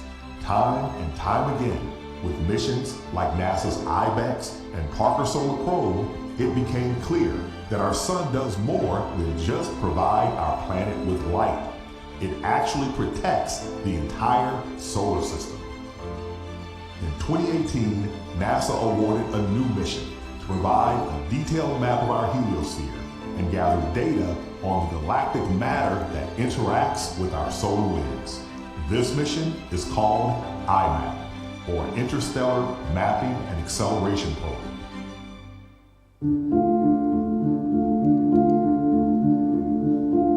IMAP positions us to answer some of the most fundamental questions in the universe about how particles are energized and how they define the environment in which our solar system was formed and evolved and formed life. IMAP is a large spacecraft about 10 foot in diameter, about 4 feet tall. It has 10 instruments, 3 of those have 2 heads, so 13 heads, making up 10 instruments. 5 of those instruments measure the local particles, the ions and electrons in magnetic field. Those are the ones involved in space weather. The other 5 measure the outer heliosphere and the solar wind sort of remotely. And so those 10 instruments make up our full payload. So it's all about astronomy. And instead of being able to look with photons, as Galileo did and as you do now, we had to find this new way of taking these images through these energetic neutral atoms. I promised you I'd show you how an ENA telescope works, so I'm going to do that now. So this is what a cutaway of an ENA telescope looks like. This is the IMAP high instrument. It's one of 3 instruments that cover 3 separate energy ranges that overlap with the others. And so the first problem that you have is that when you try to measure these atoms, they're very rare. In fact, there are about 1 billion photons, light photons, for every single one ENA that you're trying to measure. So you're trying to measure something that's 1 billion and 1. And you're trying to differentiate it from all of that light and from all of the charged particles that are out there in space around the spacecraft. So the first thing that you have to do is that you have to sweep out all of the charged particles. And so the charged particles are swept out in the columnator section. Electrons are pulled over one way, ions are pulled over the other way. And so what's coming through is no longer charged, it's only things that are neutral. And what's neutral? Light is neutral, and neutral atoms are neutral. And so those will come right down through the collimator and they're unaffected by the electric fields. Now the problem is you still have 1 billion photons arriving down that far in your instrument at the same time that you have a neutral atom there. And so you've got to find a way to differentiate between those two.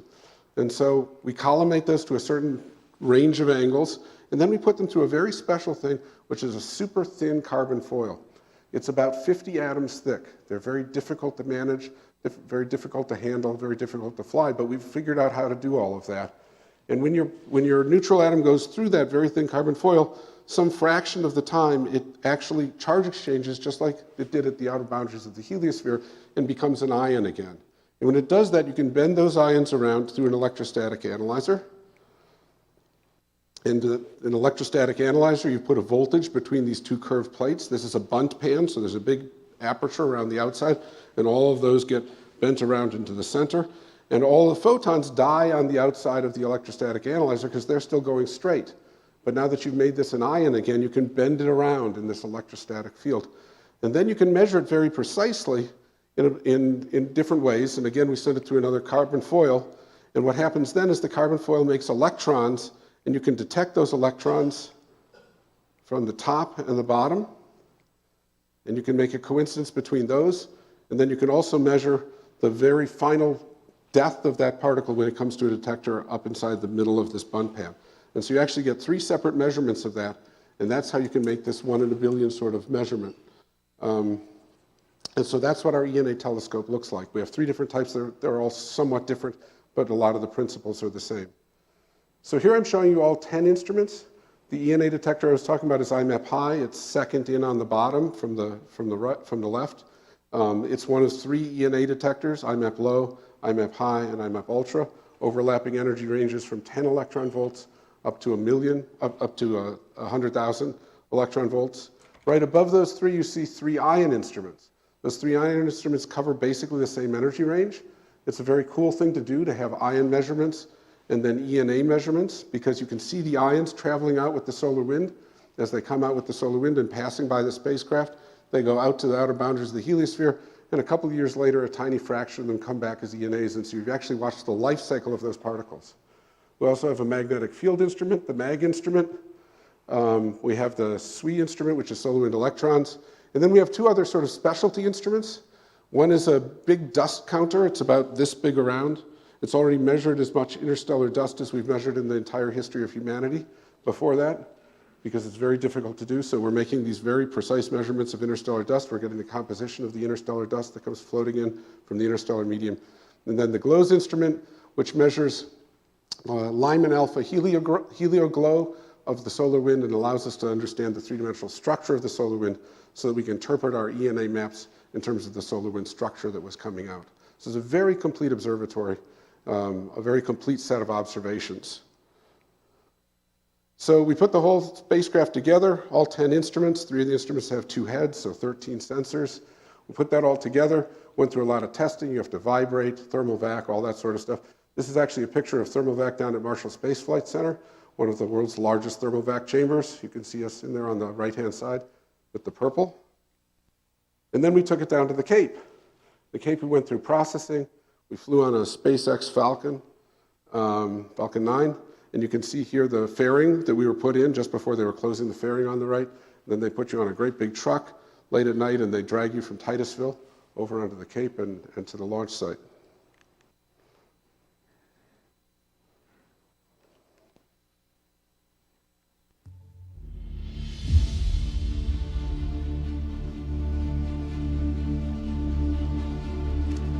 All the subsystems of the spacecraft are verified, that they can communicate to the spacecraft via receiving data from the spacecraft. Commands are received on the spacecraft at the level of every single instrument and every system on the spacecraft itself. You know, I've spent this 10 years putting this mission together. We put it on a rocket, which is basically a big explosive thing, which is a controlled burn, you know, and not all rockets work properly, and sometimes bad things happen. You know, I'm looking for just a good launch, a nominal launch, and you get that, you wait an hour and a half in our case before we're in good communication, and we're let go by the rocket and all of that. And then hopefully what we see is that all of our subsystems are live and that they're working nominally and that the spacecraft's in good shape. Please apply power to the H45 and H90 instruments. Please apply power to the HIT instrument. Copy, applying power to HIT. We are at launch being imminent, which is super exciting. The flight director gives a go for launch at the 45-second mark. We have the engine ignition at 3 seconds before launch and a liftoff at 0. Feeling the nerves right now. The fact that we have a 1 second launch window is hitting pretty hard in terms of just how everything needs to go just right at just the right time to press go on this rocket and get us out. It's a big launch on a historic launch pad at the Kennedy Space Center that has a history going back to the Apollo mission, and just to be a part of that history. Now I can see myself not only in the context of, you know, the IMAP mission, but also just in the space exploration in general, is really kind of all building up inside of me into this ball of anticipation. Little butterflies, yeah. Sort of like right before a big race. You're about to start something very exciting. Just anticipating the launch is it's thrilling because it's the accumulation of all the work that we've done and the work that the team has done, and not just for IMAP High, but also the mission and other instruments. And so we're coming to a point where everything becomes real.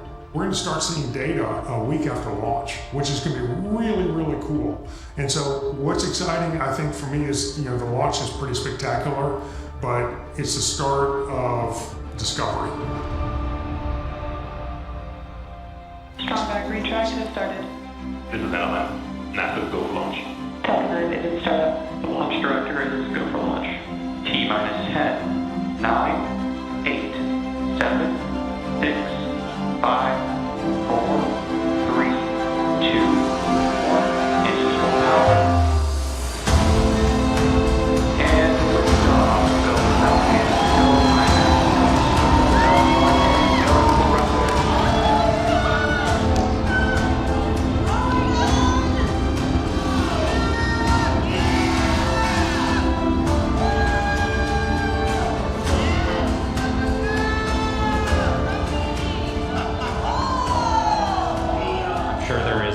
Momentary wash of relief that comes over for many people at launch, but for others, that's when the real excitement begins. You know, a large chunk of the team, this is their goodbye to IMAP, and that'll absolutely be emotional, but for others who have been on the team just as long, right, this is what they have been waiting for to start, and that's what these NASA missions come down to, is getting into space and getting that science returned back for the public. And here it is, landed on the ship. Okay, I want to thank everyone for being us here today. We're going to have to fly over to Poland and get ready for turning on the instrument, looking at the data and making sure that everything's okay. But we're nervous, we're looking forward to it, but until we turn our instrument on, that's the moment when I'm going to relax. Until then, I'm not going to sleep. IMAP deploy confirmed. Well, that was an exciting day. None of us will ever forget. So I want to talk a little bit about the science and about the applicability of IMAP. And I'd like to start with the space weather, which has to do with the particles we're measuring in situ locally at the spacecraft. So after the IMAP launch on September 24th, we took about 3 months to fly out to the Sun-Earth Lagrange point, L1. That's the spot where the gravity of the sun and the Earth are equal, and they pull equally in opposite directions. Of course, the sun is much, much bigger than the Earth, and so the point where the gravity is equal between the two is very close to the Earth. It's about 1% of the way between the Earth and the sun. It's about 1 million miles towards the sun instead of the distance of the sun, which is about 100 million miles. And it's a really interesting point in space because as the Earth goes around the sun, that point stays right in front of the sun and goes around with it. And so it's always right upstream about 1 million miles. About 1 million miles is about 30 to 40 minutes in solar wind time, which flows at about 400 kilometers per second. And I'm really sorry that I'm using different units, but I think in different units for different things. So what that means is that when you have solar wind arriving at L1, at IMAP, you have 30 or 40 minutes to respond to whatever's going on there. And that gives you this outpost. It's like a buoy out at sea before landfall of some big hurricane or something like that. And so space weather is a really important thing. NOAA's responsible for the space weather program and how we respond and getting alerts out and that sort of thing. They take our data, they use the IMAP data that we send down from 5 of our instruments continuously in real time. They have other assets, including spacecraft that launched with us on the same rocket. But we provide both this very critical, very complete real-time solar wind data about ions, electrons, magnetic fields, that sort of thing. But we also provide the research side of the space weather, understanding how the solar wind works in a way that predictions of the future will be better than the predictions of the day. And so this graphic, this is from NOAA, just gives you an idea of some of the important applications. I mean, it's amazing to think about space weather. You can say, well, sure, that probably affects military satellites and things like that. But how about the farmer who all of a sudden their tractor starts crossing the field crop lines because the GPS starts telling them the wrong direction and the wrong location. And so there are just a lot of implications of severe space weather. So I'm going to show you a graphic here of what it looks like with a big coronal mass ejection comes out from the sun. This is a big release of solar wind. It moves out very quickly. It can drive magnetic reconnection between magnetic fields of opposite direction. It can form a big shock in front of it, and that big shock can come out, and the big shock accelerates particles further than that. And so you've got a coronal mass ejection moving quickly, you have a big shock in front of it moving quickly. They move past IMAP at L1 and then past the Earth.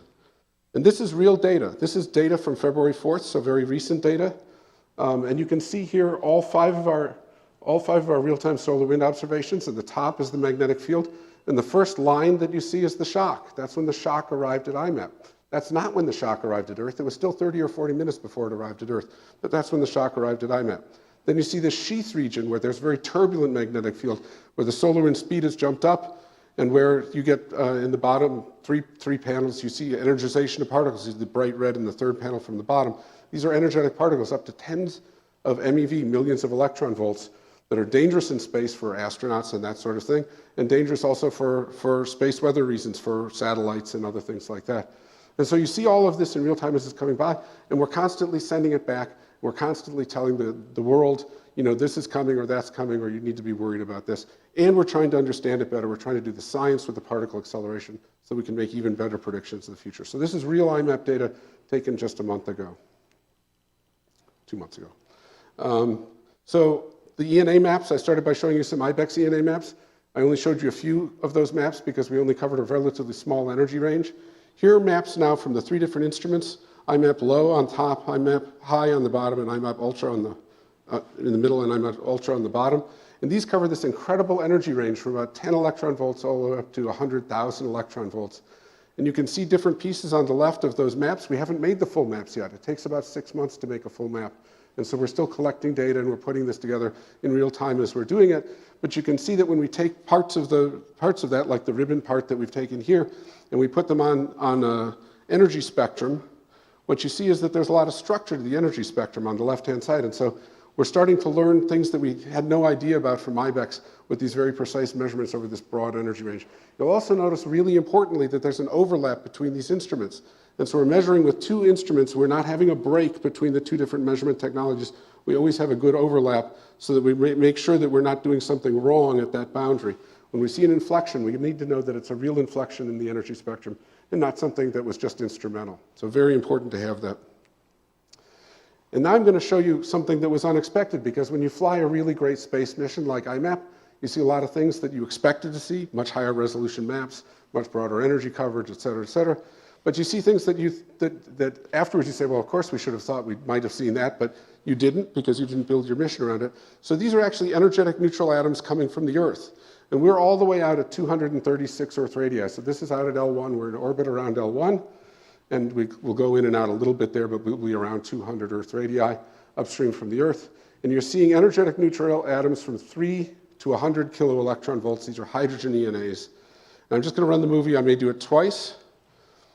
But you can see that they're not steady. These ENAs vary in time. Sometimes the Earth is very quiet in these ENAs, and sometimes there's a burst of these ENAs. And at the bottom, you see two charts.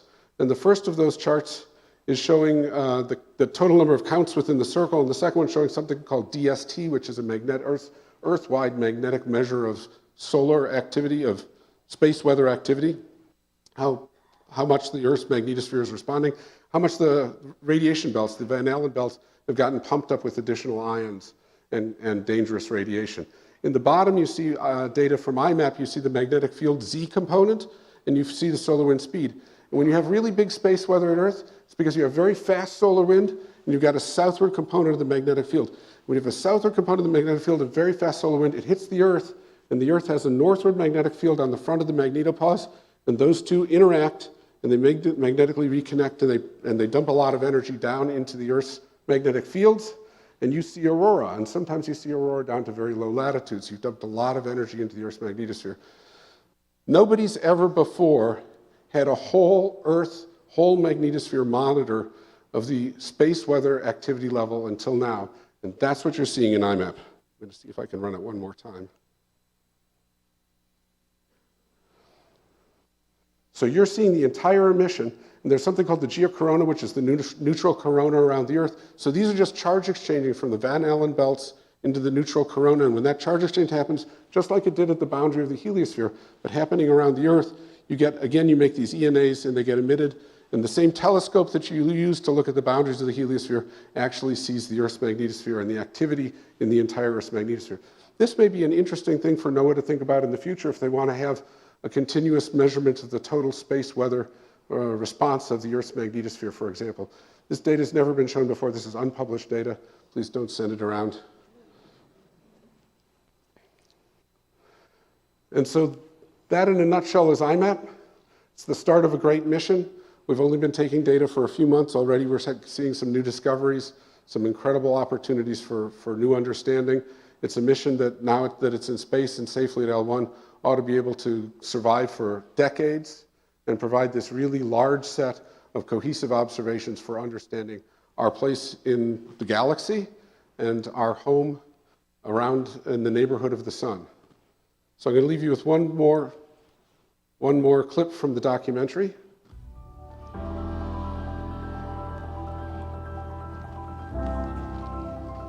I think it's always amazing to see how you can get groups of people to produce much more than what they would do as individuals, as a team.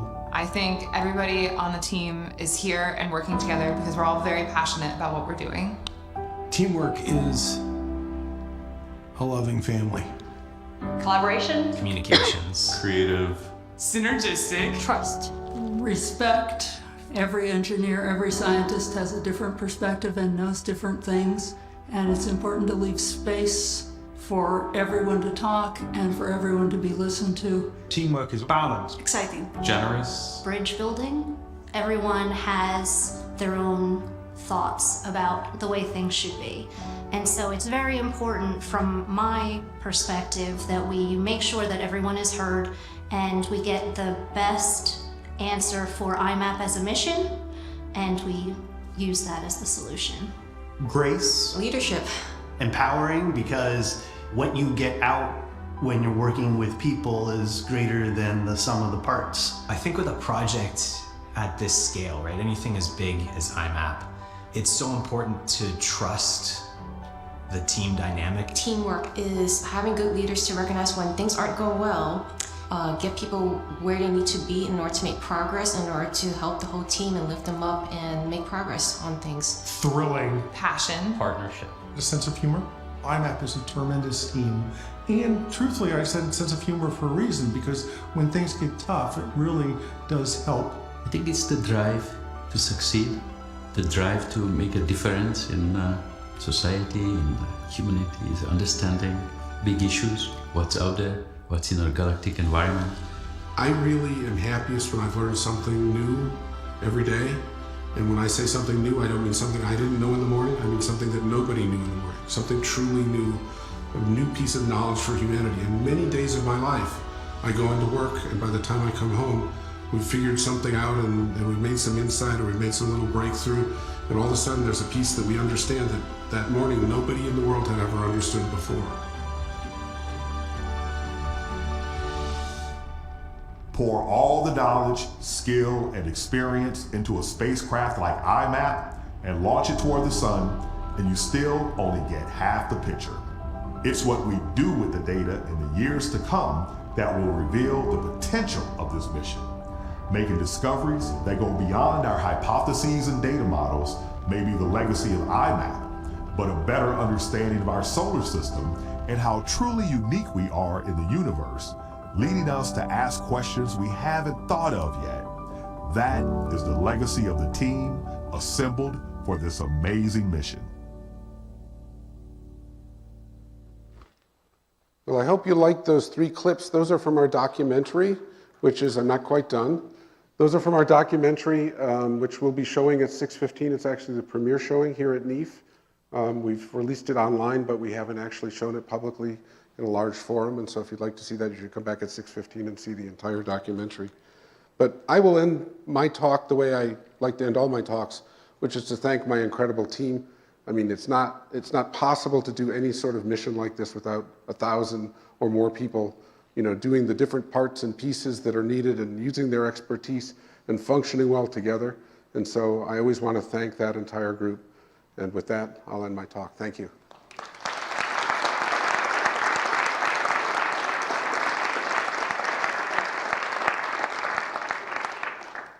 So I guess I'm going to answer questions, but it's so bright up here, it's hard to see hands. I see a hand here.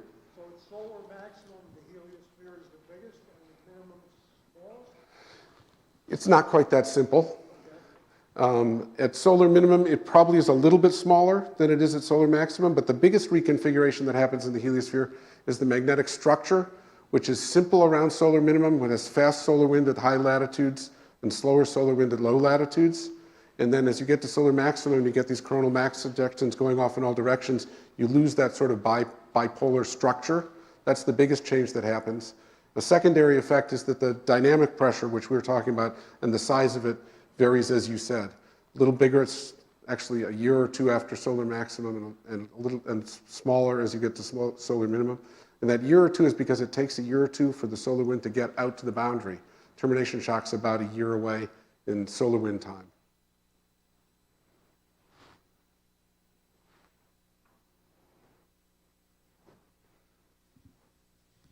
How secure is your funding for the near future?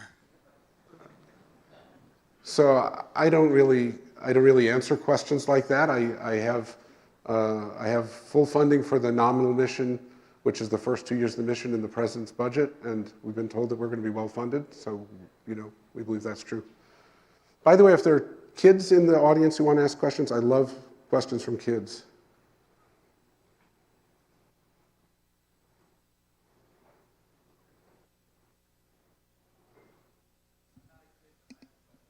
Where are you? Go ahead.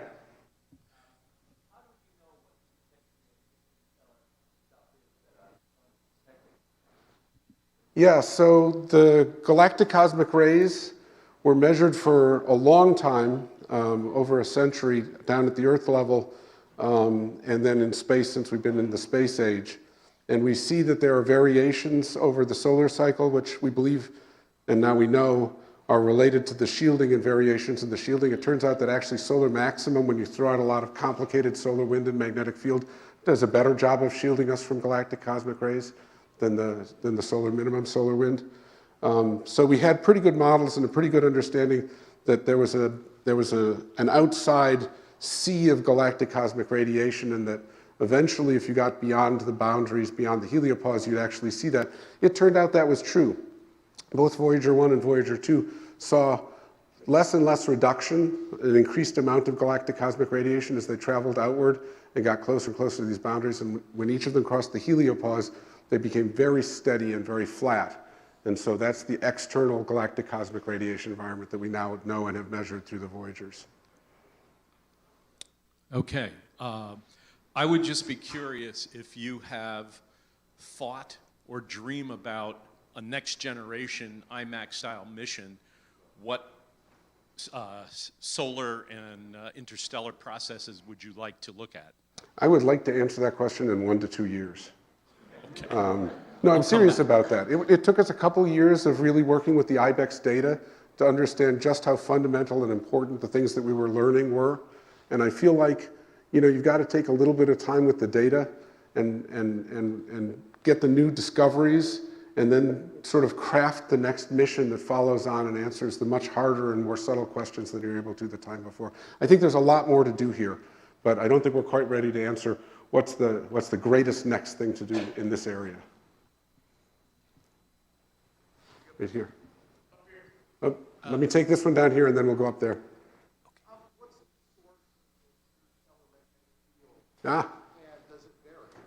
It definitely varies quite a bit. And the source is these exploded stars.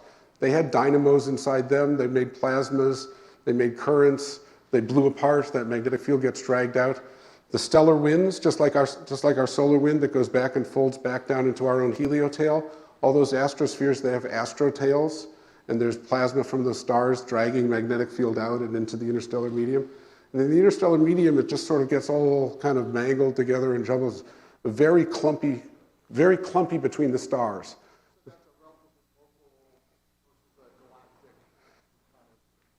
Our interaction is extremely local, and in fact, it's very interesting because over the history of our sun, we've gone around the galaxy a couple of times, I think it is, and we've gone through probably places which are much more dense and much less dense and have much more pressure and less pressure. And there are people who believe that there are times when the entire heliosphere was compressed inside some of the planets. Instead of being out at 100 AU, it was, you know, at 1 or 2 or 3 or 5 AU. And those are really interesting times because then you have access to the galactic cosmic radiation much more strongly. There are people who've wondered whether those might be associated with bursts in evolution or things like that. There was a question up back? Yes, I'm wondering if your instruments on IMAP can detect the signature of things passing through the heliosphere, for example, comets. Yeah, we've wondered that too. We weren't quite in a position to look for the last interstellar comet that came through, interstellar object that came through. Those are hard measurements unless there's a lot of gas emission. If you have something that comes in close to the sun and makes a lot of gas emission, you may have more neutral atom production from the local ion environment. You may make ENAs locally there. And so that's something we'll be looking for. It would be discovery science with IMAP. We've identified it as a possible target, but we haven't really gotten to that part of the mission yet. Other questions? Here.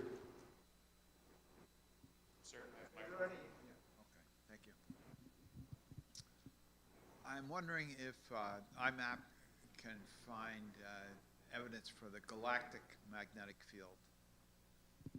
So it will measure it, and we've already measured with IBEX, and we'll measure even better with IMAP, the very local magnetic field from the galaxy. But that's a different question than the larger spiral field of the overall galaxy. Our measurements are all pretty local by astronomical standards, but the field right around the heliosphere, yes, I think we'll know much better from IMAP than from any other source. And in fact, the IBEX ribbon, when we discovered it, gave us the best direction and magnitude of that magnetic field that we had at the time. And so these observations are good for that too. Any kids?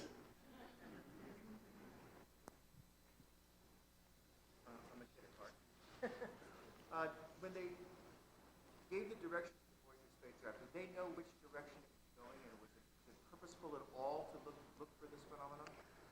So the Voyagers were designed from the start, and again, I was not involved, so this is just my understanding, but were designed from the start to be able to do their last planetary flyby and then go out more or less in the upwind direction of the heliosphere.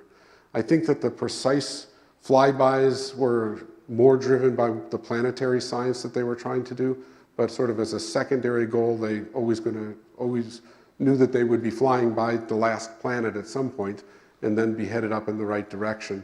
And so I think there was a little bit of thought put into that.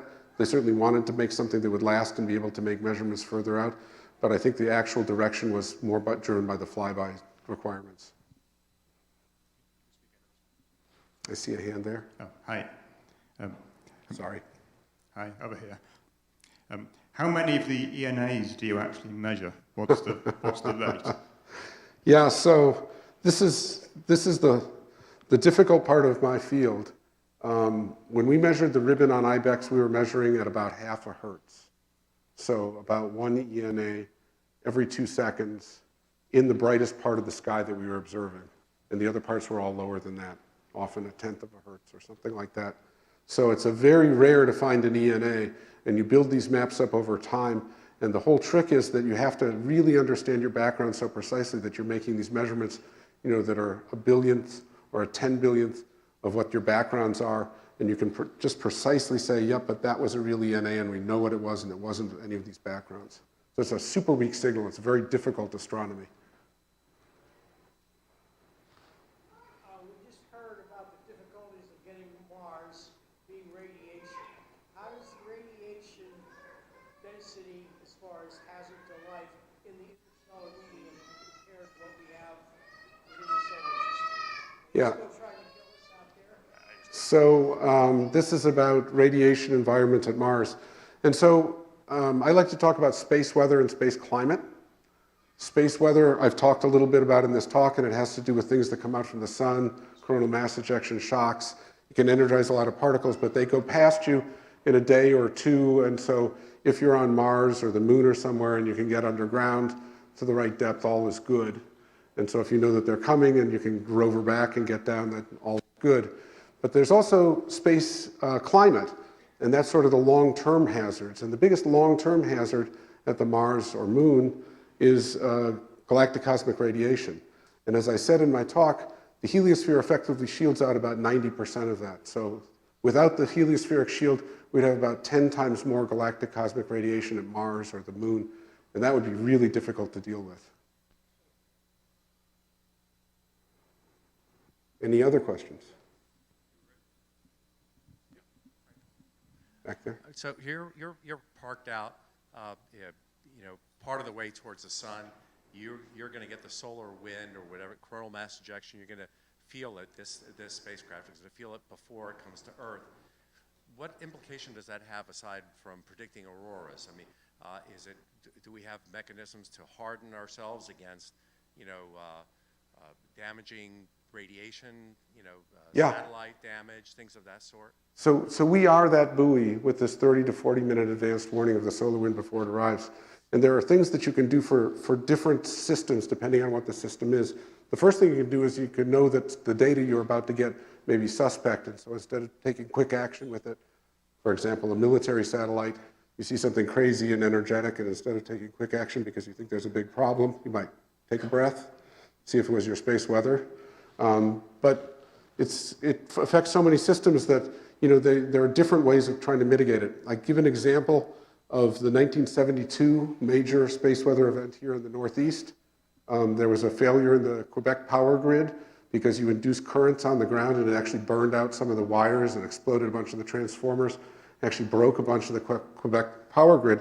At that time, the Quebec power grid was supplying the backup power for one of the nuclear power plants here in the Northeast. And you're never allowed to run a nuclear power plant without backup power in case there's a problem. You don't want to have to rely on the power plant running in order to make your power, you need to have external power to do it. But for a short time, I think it was several hours, there was actually no backup power because of this space weather event. The way they fixed that in these power lines is instead of having long lines connected, it's less efficient, but they're able to disconnect parts of the grid so that there are shorter runs, so the induced currents are less and they don't burn out. Other questions?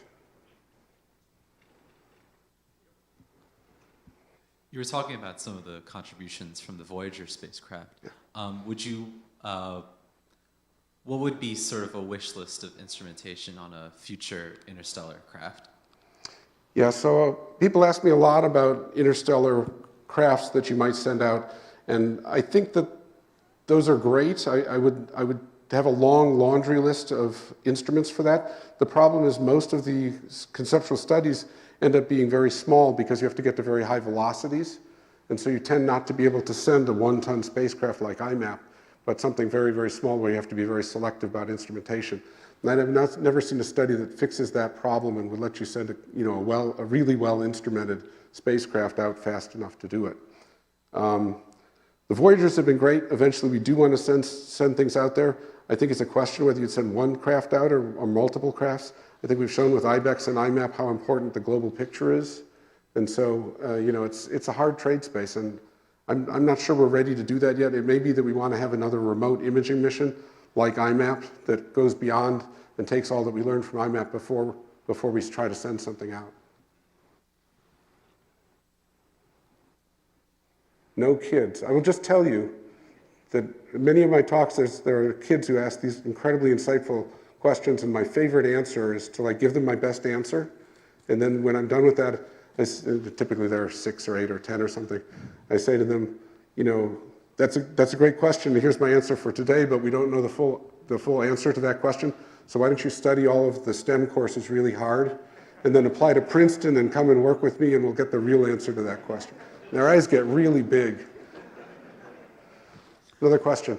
Yes, I used to be a kid, so. Apply to Princeton and come and work with me.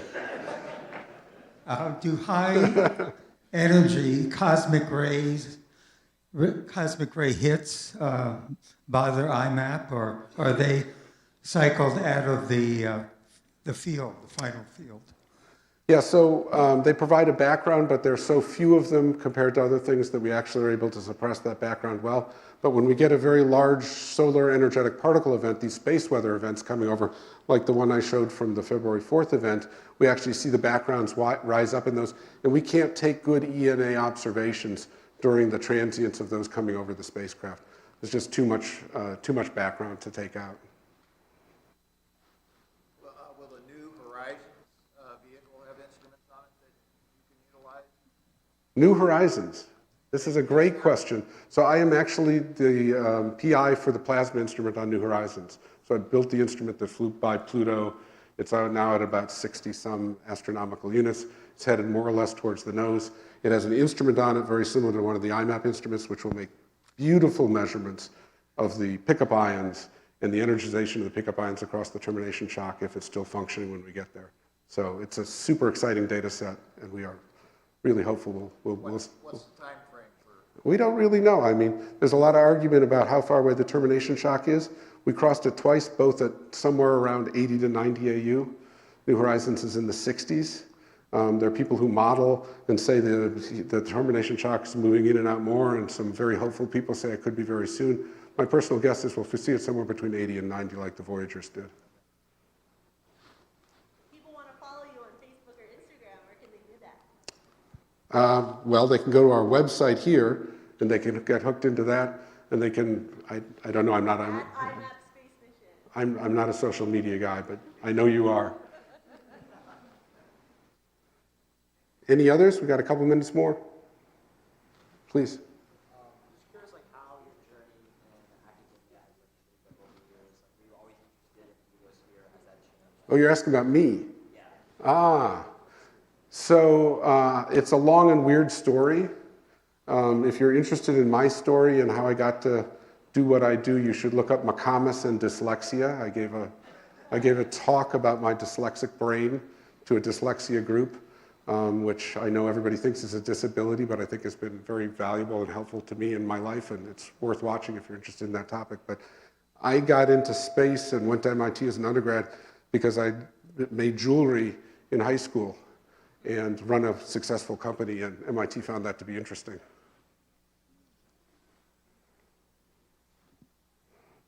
Sir.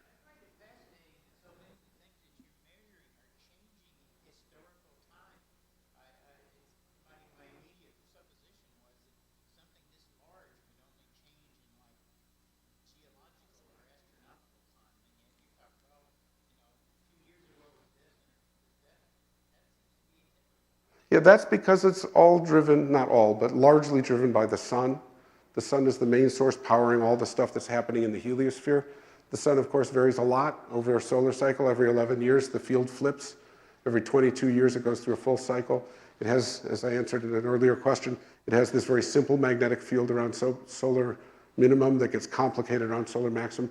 All of those changes propagate out through the solar wind and affect other parts of the system, the Earth's magnetosphere, the termination shock, the heliopause. And so it's really because of the sun's time variations that you get these sort of time variations and all these other phenomena.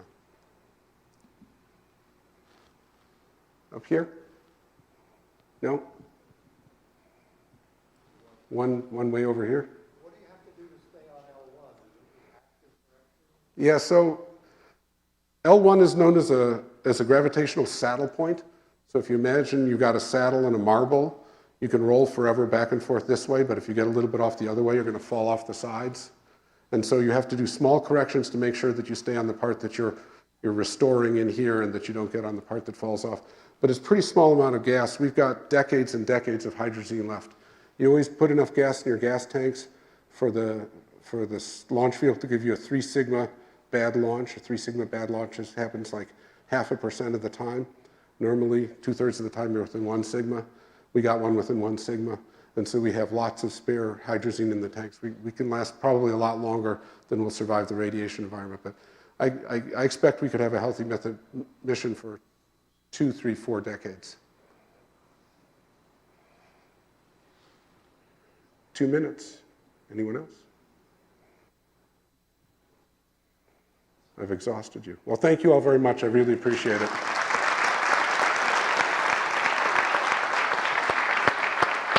Thank you very much, you. David. Thank you very much. A big round of applause for David. Thank you. Thank you.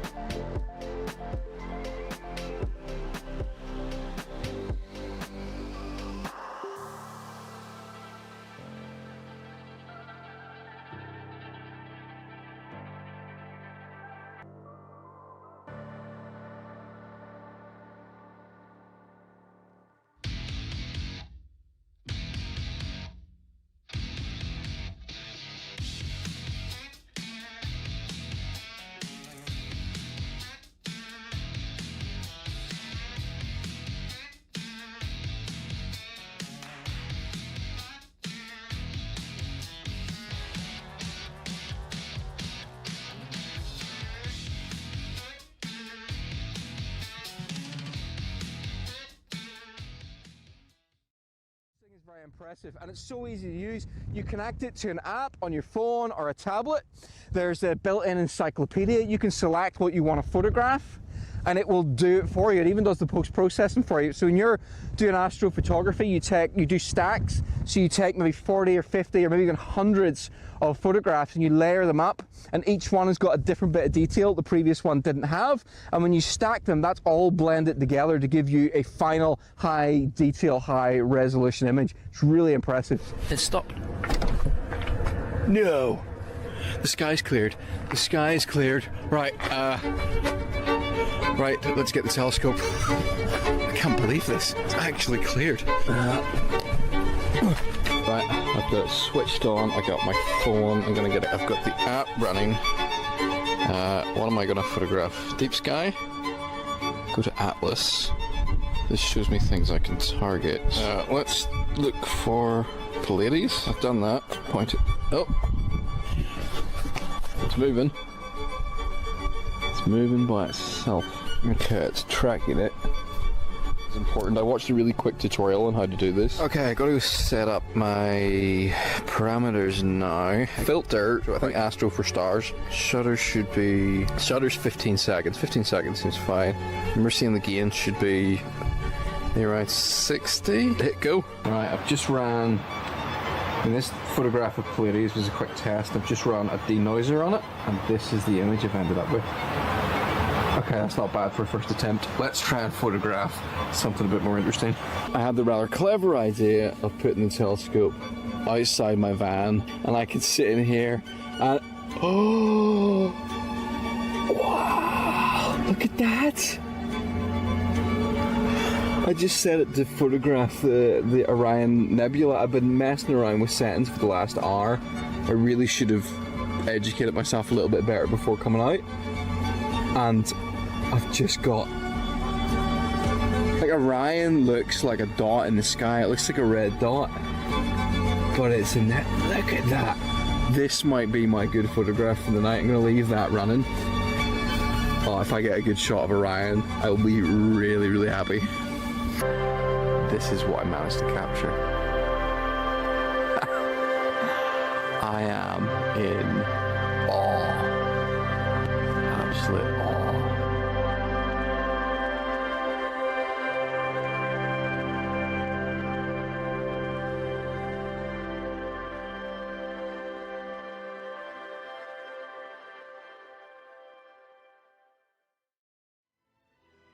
New Mexico Sky's Astronomy Enclave. At 7,200 feet above sea level, you're on top of the world. Nestled among the tall, cool pines of the Sacramento Mountains, we're located in south central New Mexico. Founded in 2004, this premier mountaintop astronomy community offers you the opportunity to make your dreams.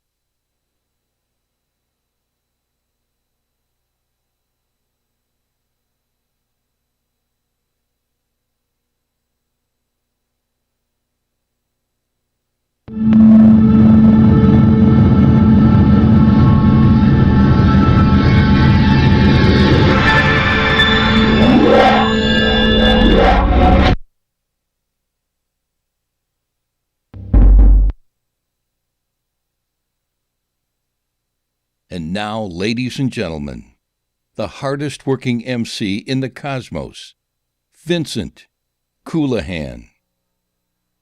Hey, thank you, and welcome back, everyone. Thank you very much. Before I get started, I really wanted to give a big shout out to the technical crew here that are making this production very possible. Give them a big round of applause, please.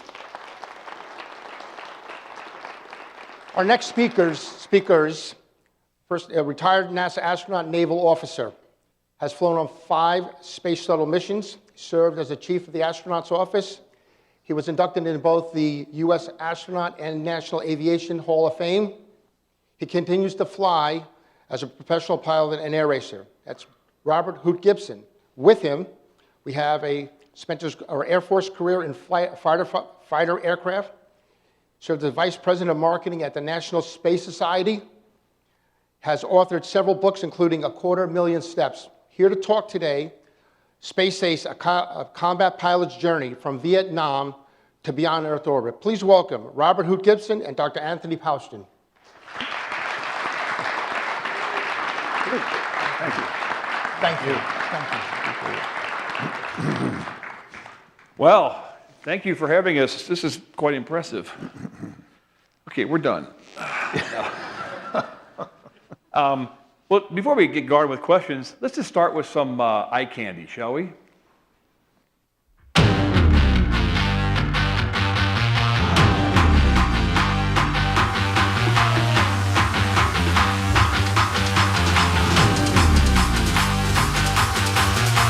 Five, four, three, two, one.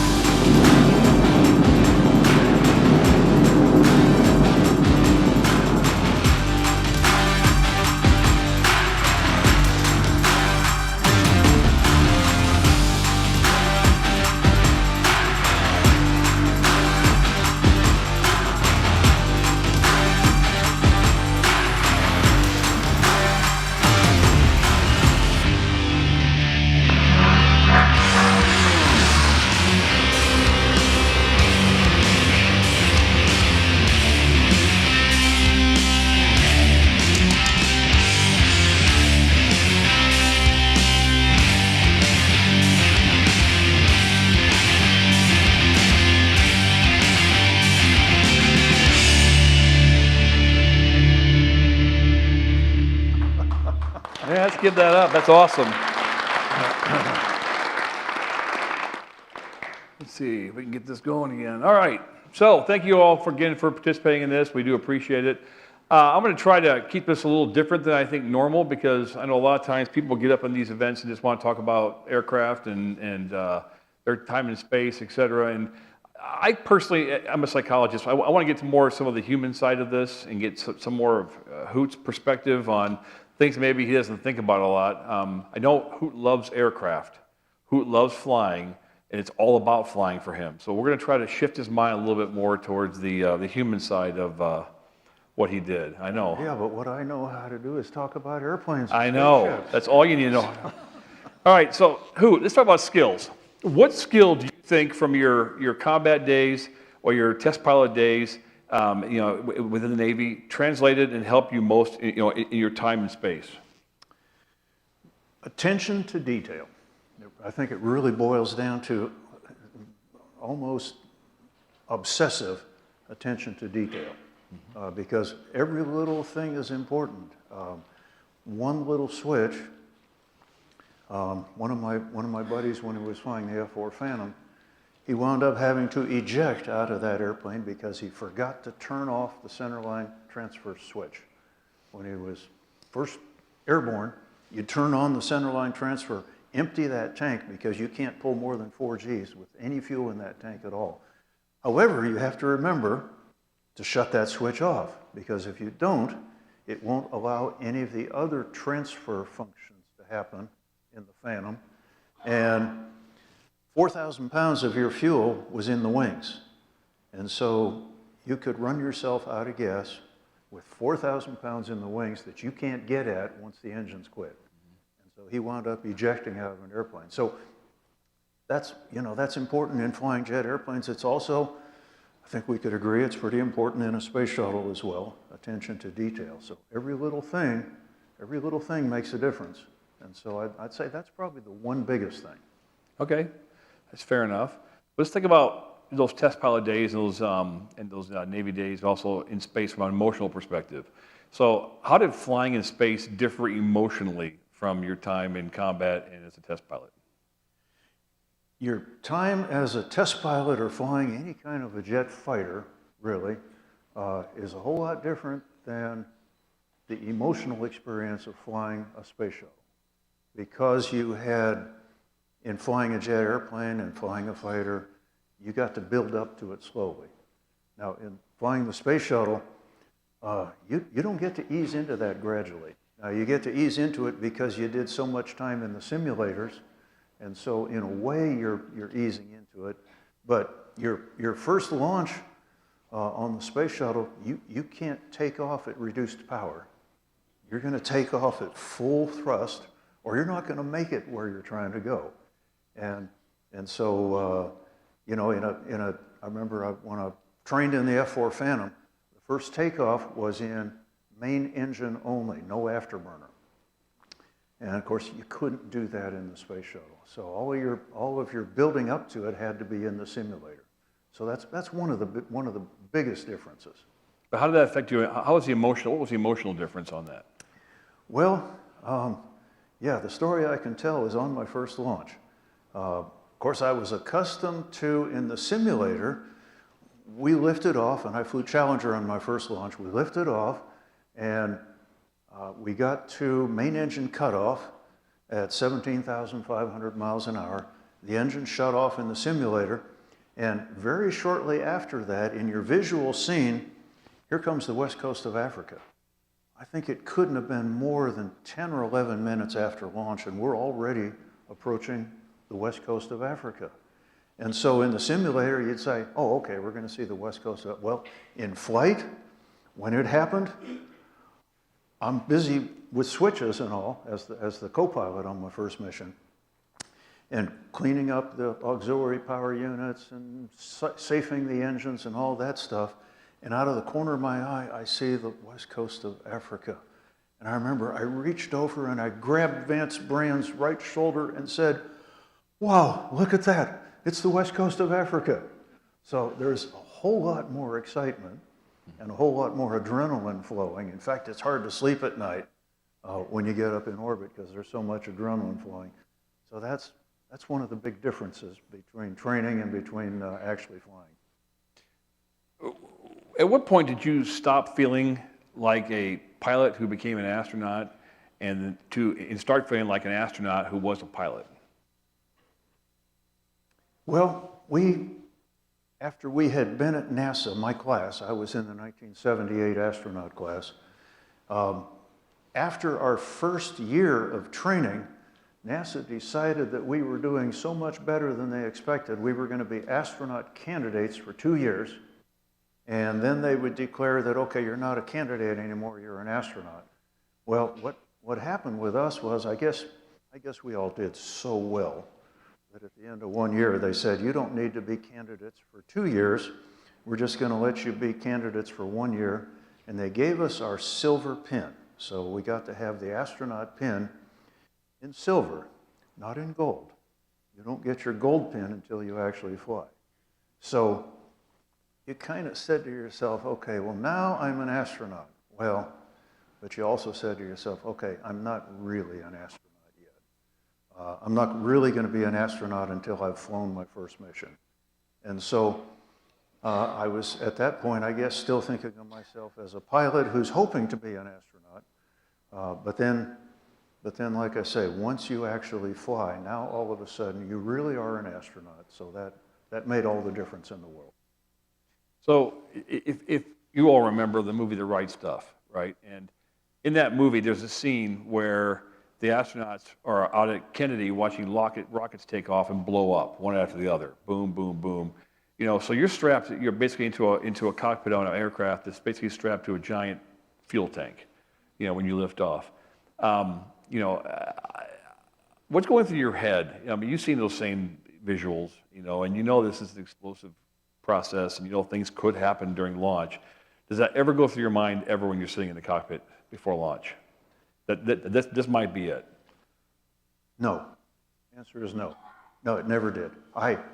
I'll never forget the first time I walked out to a loaded space shuttle that had the hydrogen and the oxygen tank full, the liquid hydrogen, liquid oxygen tank full. That was the first time I saw a living, breathing space shuttle, because it seems like it's a restive animal sitting there on the launch pad, and it's hissing and clanking because it's venting oxygen as the liquid oxygen boils off, and the hydrogen as the liquid hydrogen boils off. So it's hissing and it's creaking and groaning because of the thermal expansion and contraction of it. I remember being really impressed when I first heard that and saw all that the very first time. However, when it was time to climb into the vehicle, now you're busy. You have a lot of work to do. And there are so many switches that, in particular, the co-pilot has to throw before launch.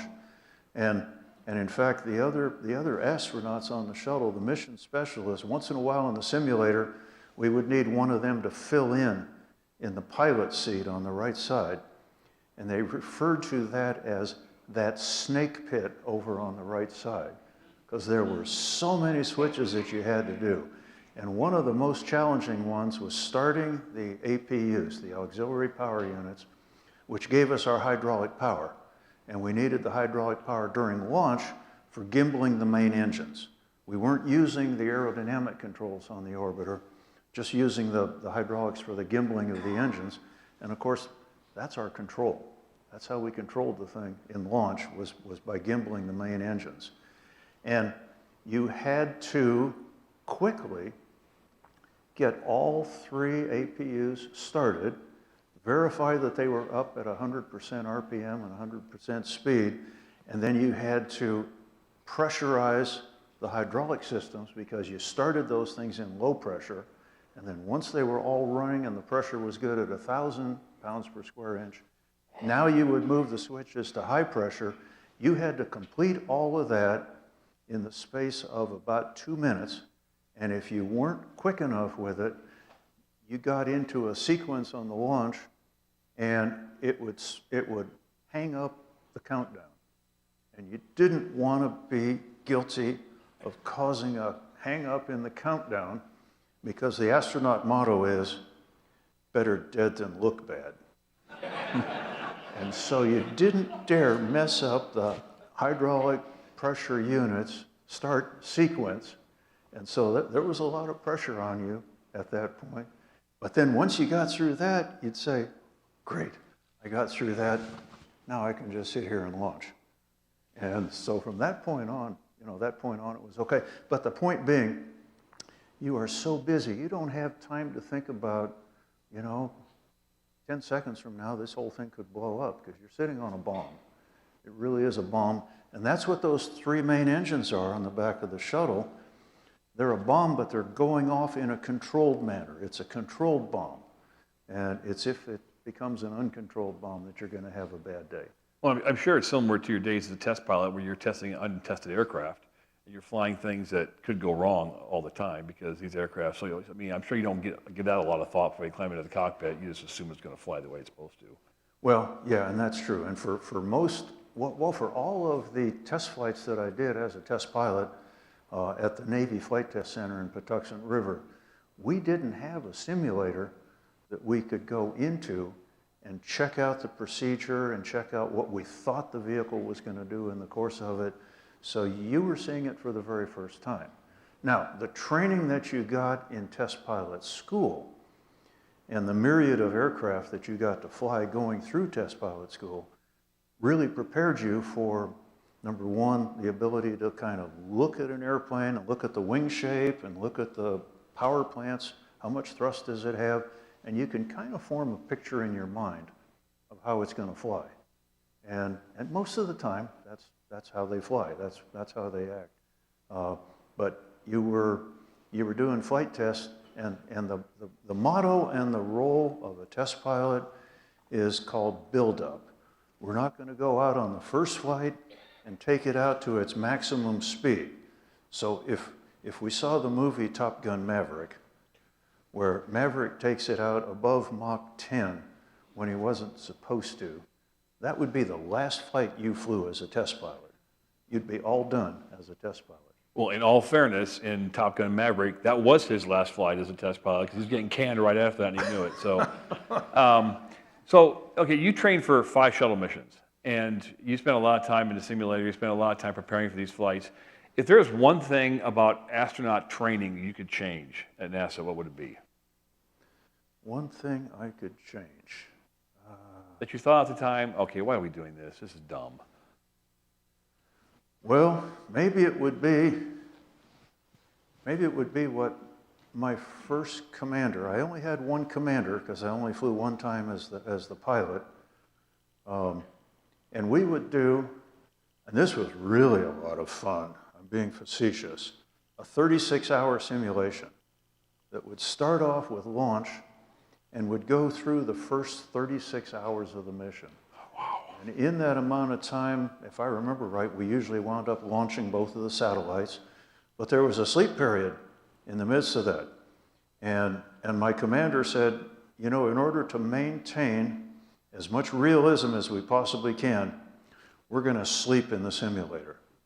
So they brought in some cots for us, and we had to sleep in the simulator. It's about impossible to sleep in a simulator, because what would happen is after some hours of this simulator just droning on and running perfectly fine, something would happen and it would stop running perfectly fine. And then they would have to reinitialize the simulation, so you'd have a technician or two that came into the cockpit to have to reinitialize and flip some of the switches to pick up where we were left off. And it was about impossible to get any sleep. And so by the time you finish this 36-hour simulation, you know, you would say to yourself, when can I never do this again? And so I'd have to say that would be the one thing. When I was mission commander and we did a 36-hour simulation, I said, guys, we are not going to sleep in the simulator. We're going to go get 8 hours, because we schedule an 8-hour sleep period on every mission. We wouldn't get 8 hours of sleep, because what we would do is we would button up where we were in the checklist, and we'd rush home, hop into bed, sleep for maybe 5 hours, and then get back up again, get back to NASA, and get back in the simulator. So at least we did it that way when I was commander. We didn't have to try to sleep in the simulator. All right, so let's pivot a bit to the shuttle itself. You flew 5 missions. You commanded 4 of those missions. You worked with a lot of astronauts as chief, you know, for many, many, many other missions. Is there one thing about the shuttle itself you would change if you could redesign something? Oh man, where do I start? Yeah, there were a number of things that could have been changed, and one of these was something that the Russians did in their space shuttle, and this is going to sound something kind of silly and something kind of simple. Talk about Buran? Buran, okay, yeah, Buran, which means snowstorm in That's about how it flew too, big snowstorm. Right. One thing they did that we should have done, and that was put a longer nose gear on the thing. The nose gear was too short. So when the shuttle was sitting on the ground with its landing gear on the runway, it's 6 degrees nose down. Okay, well, you might tend to think, well, what's the big deal on that? Well, when we derotated after landing, we had to get the nose wheel back on the deck by at least 155 knots. Well, now the wings are pointing down. So we're producing downward lift with the wings, which is increasing the load on these tiny little wheels and tires and brakes. And everything on that space shuttle was designed to be just barely strong enough. Because for every 1 pound that we carried to orbit, we had to burn 9 pounds of fuel to get it there. And so it was all built to be just barely strong enough to survive. And so in the derotation, if we derotated too early, we could greatly increase the loading, and the tires were just barely strong enough to handle the load as it was. But then you got the additional download of the wing. So I would put a longer nose wheel. And I don't know why we didn't do this. We could have made an escape pod for the crew.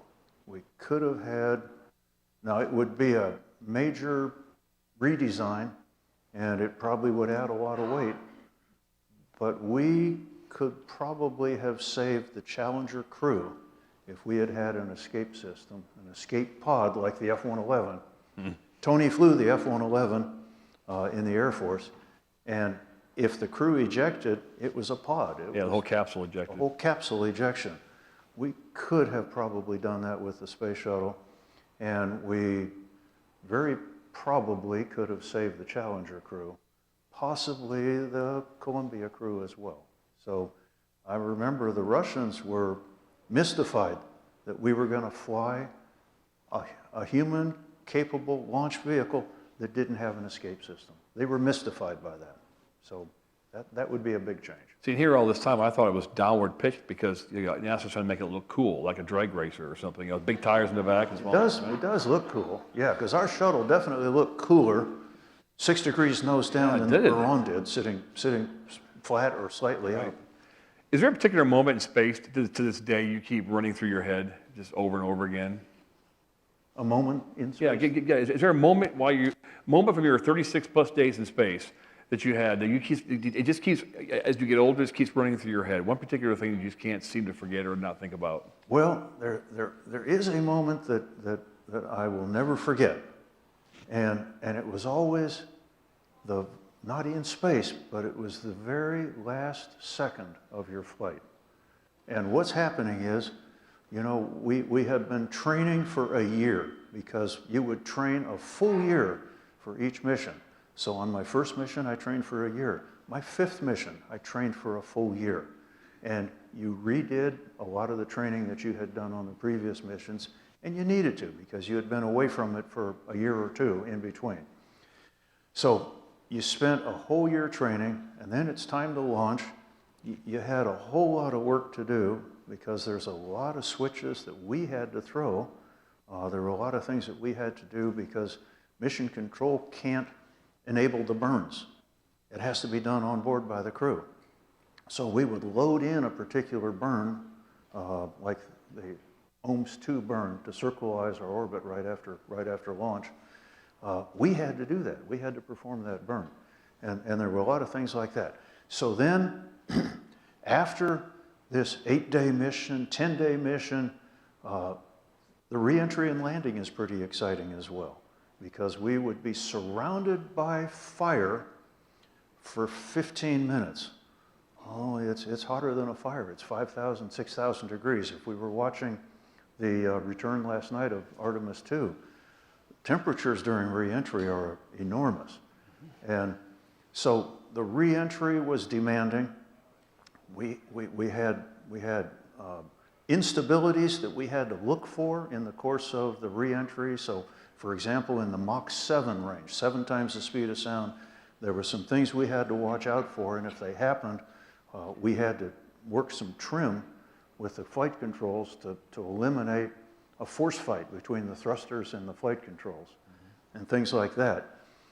And so now you come in, we touch down at 235 miles an hour, and now we still got to get this moose stopped, because you've got a 230,000-pound vehicle going 235 miles an hour that you've got to get stopped on the runway. And so the braking profile was extremely precise. We would start off with check to see if we're at midpoint on the runway.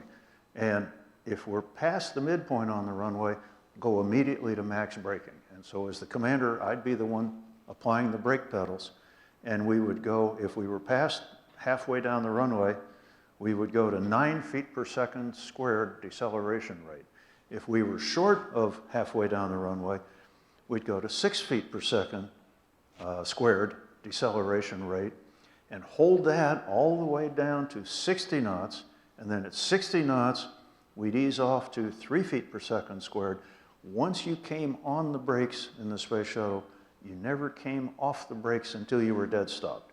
So you were doing all of this to get stopped, and now you'd come to a stop, and so since you're under braking, the nose strut is compressed, and when we would get to a dead stop, the nose would make this brief bobble motion where it would pitch up and then back down, and then I'd come off the brakes, and I remember I would turn and I would look at my crew. I didn't even say a word, but to myself I would say, wow, you guys, we did it.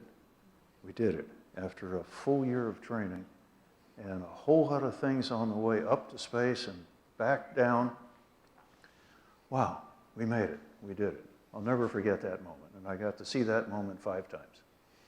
I'm sure there are people in this audience right now thinking, I didn't know we were going to be talking math the whole time. I mean, I thought we were going to be doing some cool space stuff. Yeah. All right, so Hoot, you worked with a lot of astronauts over the years, both as in crews, as commander, and as chief astronaut, and in a variety of other roles. What separates a good astronaut from a great astronaut? Well, I don't know. Not being a great astronaut, I don't know. Oh, come I might on. not know the difference, but the great astronauts always did everything precisely correctly and precisely on time and with the checklist open in front of them. No matter how well you thought you knew this particular procedure, you really needed to make sure you weren't missing some little subtlety in the procedure and doing it the same way every single time you did it. I remember I talked to one of my mission specialists because he had done something on one of our training runs that messed things up to where I wasn't able to fire the separation burn because of what he had done, and now we're delayed, and it was with the robot arm. We had to move the robot arm out of a singularity before I could fire the thrusters, and I asked him, I said, what happened? And he said, well, I was trying something new this time. And I said, okay, person name, I won't say it, but okay, I don't care how you do it, but I want you to do it the same way every single time.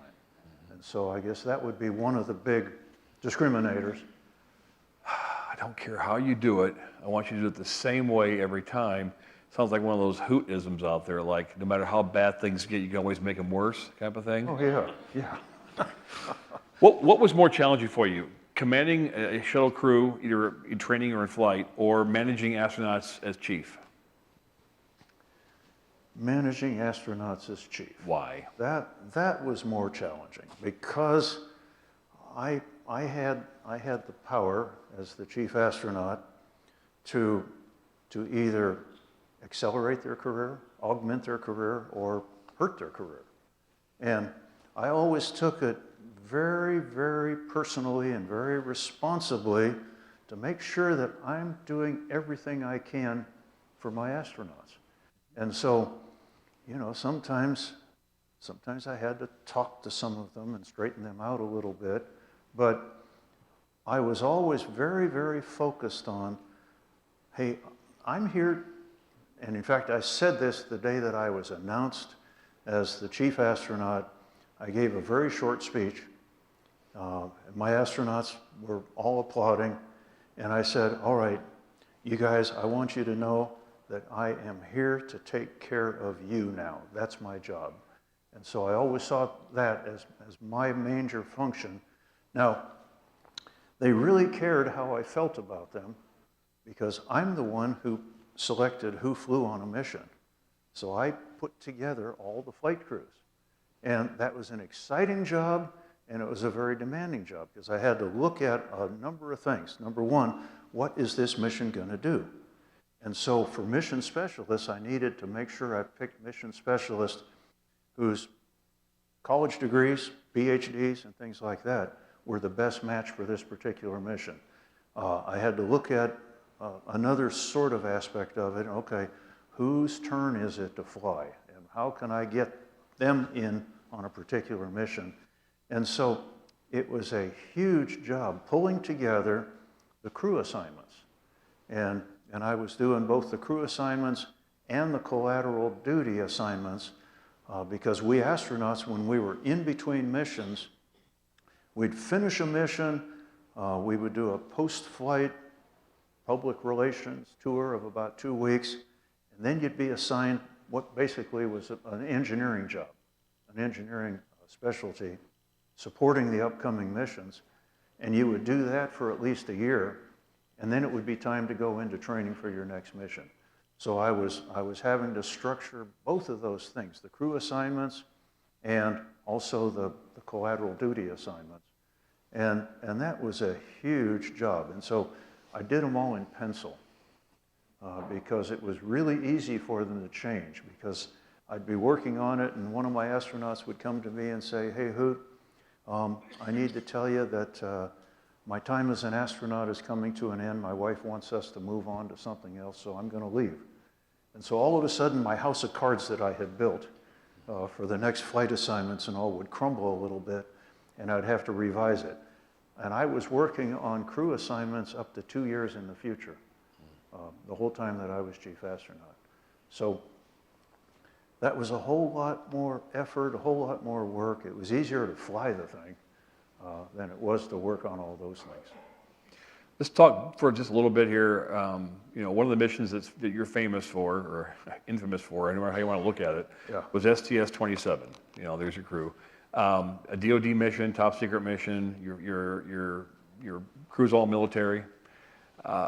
It's a satellite deployment mission, and then you had some issue.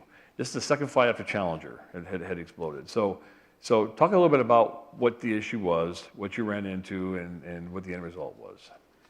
Sure. Well, after the Challenger accident, I worked for about a year on the investigation, figure out what went wrong, and then I worked for about a year on the redesign effort for the solid rocket boosters, which had been the cause of the Challenger accident. And since I had worked on the solid rocket booster so much, Chief Astronaut said, okay, you think they're ready to fly now, you go fly them. So I got assigned to do the second mission. We were top secret.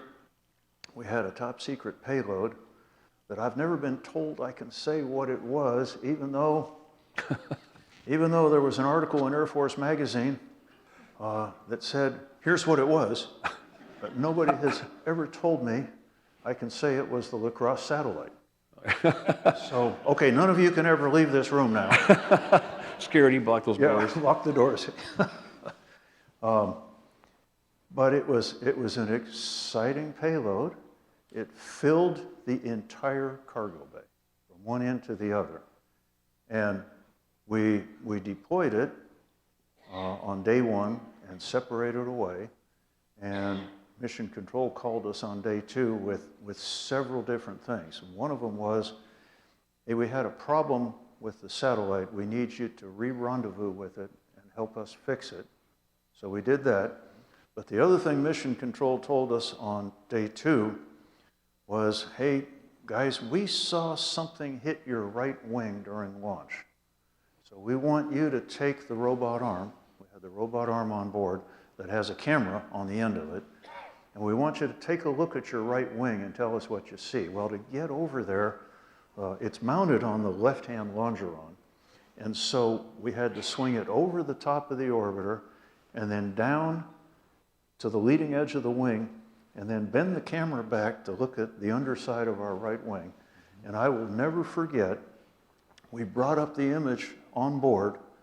It's a black and white TV, but brought the image up on board, and I said to myself, we are going to die.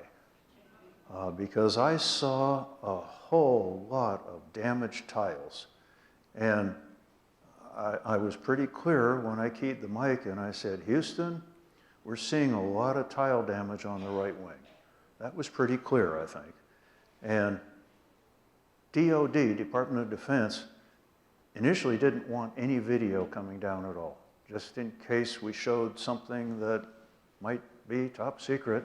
So we weren't allowed to send any video. The satellite's gone. Yeah, the satellite's gone. So, but what if we accidentally caught a picture of it, you know? So anyway, they finally relented and said, okay, we'll let you send down encrypted video. And so we did. We sent down encrypted video. Well, when it's doing that, it shoots a frame, takes a couple seconds to encrypt it and send it, another frame, couple seconds, encrypt it and send it. You get the idea. The resolution down on the ground apparently was so bad that Mission Control looked at it and they said, Hoot's all screwed up. That's not tile damage. That's just lighting and shadows that he's seeing. Okay, here's where the big failure to communicate happened. They never said that to me. They never said, Hoot, we don't think you're seeing tile damage. We think you're just seeing lights and shadows. They never said that. They called us back a day later and they said, okay, Hoot, we've got the resolution on your tiles. And I said, go ahead. And they said, it's no problem, just re-enter like always. And I had seen, it turns out, 700 damaged tiles. And almost a burn through. And almost a burn through, yeah. Now we couldn't see this from the angle that the camera was, but we had one tile that was entirely missing, and you can see there's melted metal underneath it. We didn't burn through, fortunately, in that location, or I wouldn't be here. Right. But there was an additional, I think, a steel plate in that location that had to do with the ground plane for the L-band antenna. And so it lasted much longer than just the aluminum skin would have. So we didn't burn through. But Mission Control never said, you know, we don't think you're seeing tile damage. We think it's just lighting. They never told us that, you know. And how many tiles were damaged when you got back? 707. 707. So I knew we had a whole bunch of tile damage. And the other thing that, you know, when they said, we've got your resolution, just re-enter like normal, I said, what are they basing that on? The answer came back, well, they've looked at it and it's no worse than what we've seen on any other mission. We never saw anything like this ever again, fortunately. Now, what happened to Columbia? Columbia got hit by debris during launch like we did, but it put a hole in their leading edge of the wing, of the left wing. And so during the reentry, the 5,000 degree, 6,000 degree plasma got inside the left wing and eventually failed. And so we dodged a bullet, because if we had burned through and broken up where Columbia did, we would have been at Mach 17 and 200,000 feet, because that's where Columbia broke up. We were just south of the Aleutian Islands, so we would have gone into the northern Pacific. They wouldn't have found anything. And this is just the second launch after the Challenger accident. It would have been the end of us, but it would have been the end of the space shuttle program. They would have said, we just spent millions of dollars redesigning and rebuilding, and NASA, you guys lost the second mission. We can't afford this anymore, we're through. So we did dodge a bullet, fortunately, for that steel plate that prevented us from burning through.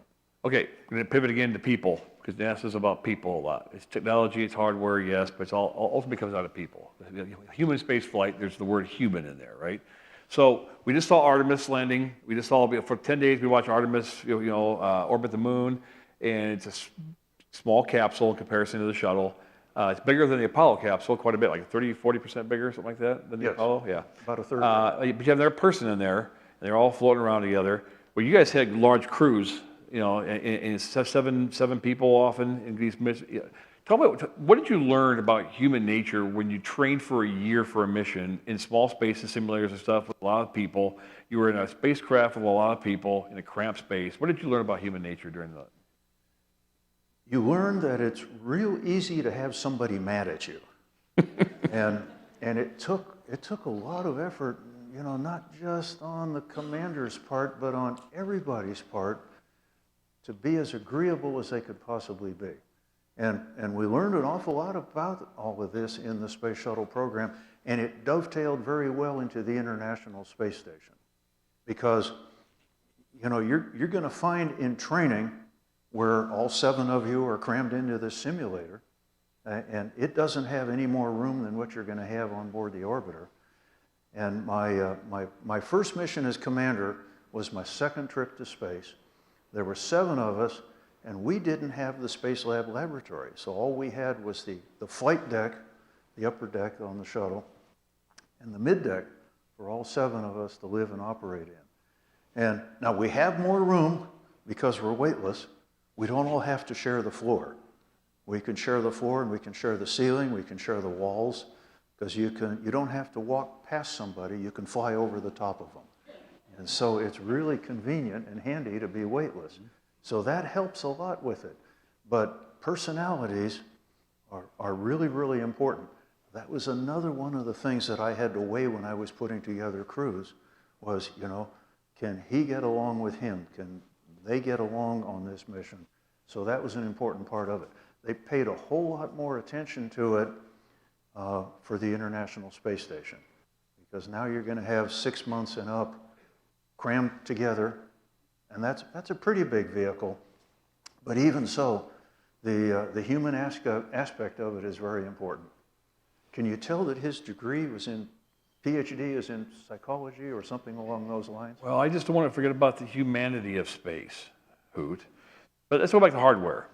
Let's talk about these things. We have Artemis. We just went around the moon, landed. We've got SpaceX's Starship. We've got Blue Origin's New Glenn. We've got the Sierra Nevada Space Dream Chaser. You know, I throw Starliner in there, but we don't want to talk about Starliner.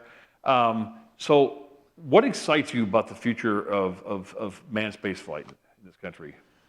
I am really excited with where we got to yesterday with Artemis 2. And there is so much excitement. We were in the hotel lobby yesterday when Artemis touched down. We weren't in the bar. We got there, though. We were in the lobby. We did get to the bar. We could hear the bar. They were cheering and yelling and stamping their feet. There was so much excitement for Artemis 2 having come back. First time we've sent humans, primarily Americans, but one Canadian this time, out of Earth orbit and around the moon, and everyone is really excited for Artemis 3, Artemis 4, and Mars beyond that. And I'm really excited. And I noticed that Reed Wiseman, who was the commander of Artemis 2, was a former chief astronaut. I'm a former chief astronaut, so I could command number 4. It'd be a great idea. So that's one of the things I'm excited about. I'm also excited about the A in NASA, the aeronautics. The X-59, silent supersonic aircraft. And so NASA is doing a lot of really exciting things. I guess the space portion of it is by far the most exciting. Going back and building a base on the moon, learning how to operate to support when we want to send humans to Mars.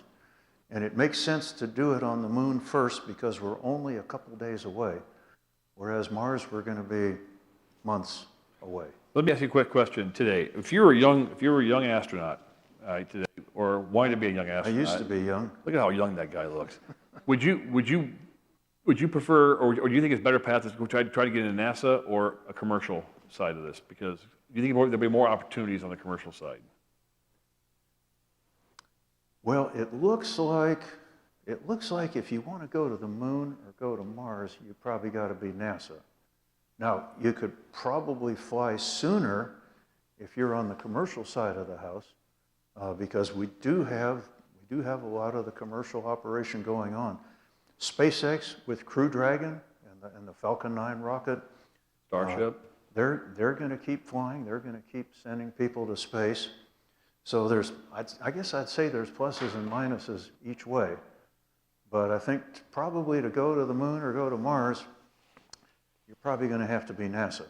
But either one's going to be really exciting. And if they offer either one to me, I'll take it. So thank you. If you're listening, NASA, pay attention here.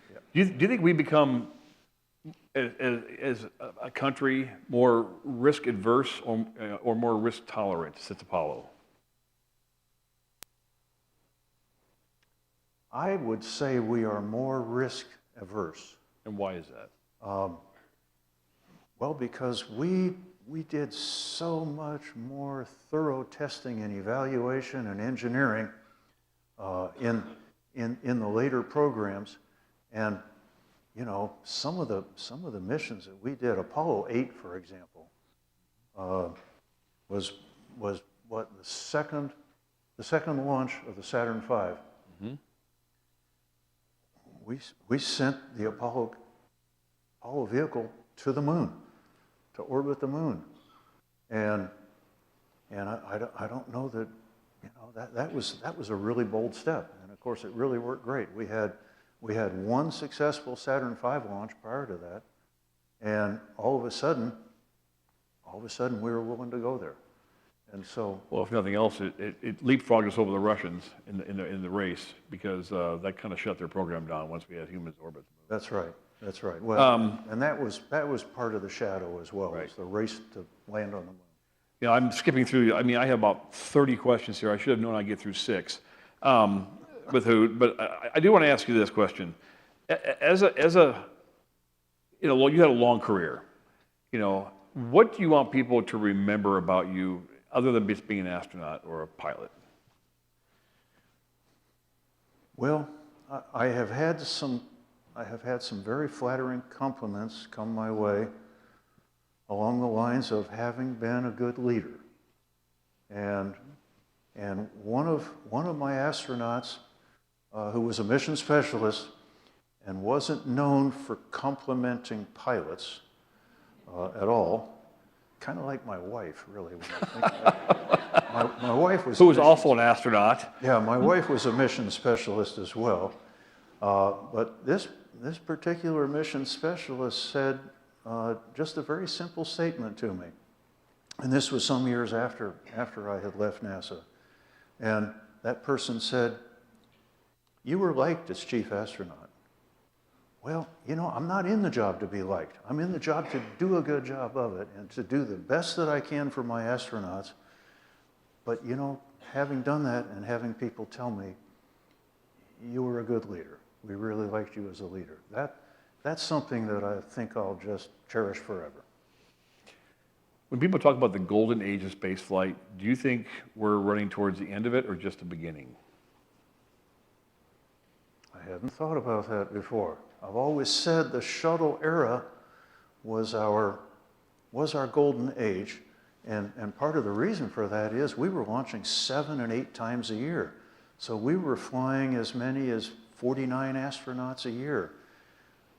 We retired the space shuttles in 2011, and we started supporting the International Space Station. And kind of sad to say, we're only flying about 4 Americans a year when we were doing that. Now, we are moving on, and we have seen in the new structure of the Artemis program, we're going to be launching more than was originally planned for the Artemis program. So I'd say we completed one golden age. I'd say we are in for another golden age starting now. And of course, you know, NASA's saving money on Artemis because they're using shuttle technology.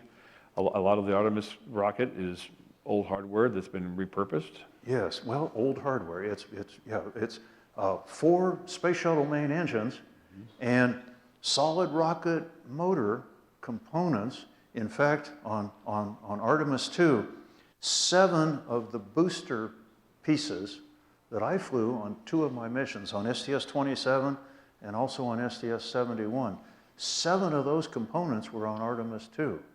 So we are reusing shuttle hardware, and so the cost benefit is really great. And the knowledge of how that hardware performs is a real strong point for the Artemis program. Well, I promised we had at least some time for questions. I'm beyond my time by about a minute and a half. I do want to thank you, Hoot, for answering my questions first. Thank you very much. And I would be amiss as Hoot's publisher if I didn't say that Hoot will be, we have a limited number of books, but we have books here for his new memoir, which came out last month, about 3 weeks ago, called Space Ace, A Combat Pilot's Journey from Vietnam to Beyond Earth. That just released. We have those. We have some photographs. Hoot will sign those after this event and then again tomorrow until we run out of stuff. But Hoot, thank you again very much. And I guess might have some questions. Thank you.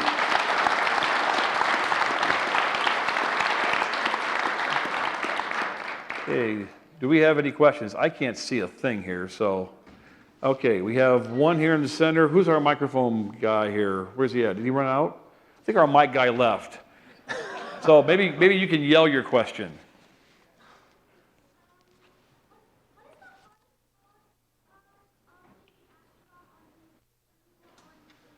Our mic guy's back. Maybe you should use that. Thanks. Oh, good, because I was going to ask if you could hear that. No, I could not hear that either. I have jet and rocket engine ears, and so I can't hear anything. Yeah, I had the same ringing in my ear right now for my days as well.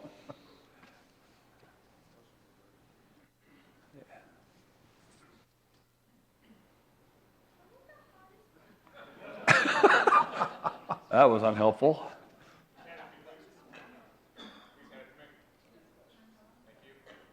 Okay.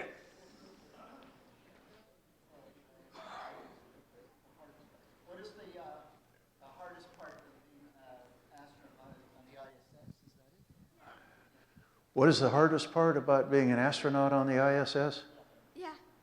Oh, was that the question? Okay. Well, I've never been to the ISS, so I don't know. Well, that was easy. You were in Mir. That was easy. You went in Mir. Well, it's kind of similar. One of the things that we came to realize in the shuttle program too, and it also plays over in the ISS, family separation is psychologically a problem. And so we fortunately realized that, you know what, we've got to allow an opportunity. So towards the end of the space shuttle years, and I got to do this on my final mission, if you had a 10-day mission or longer, they built in a family private conference.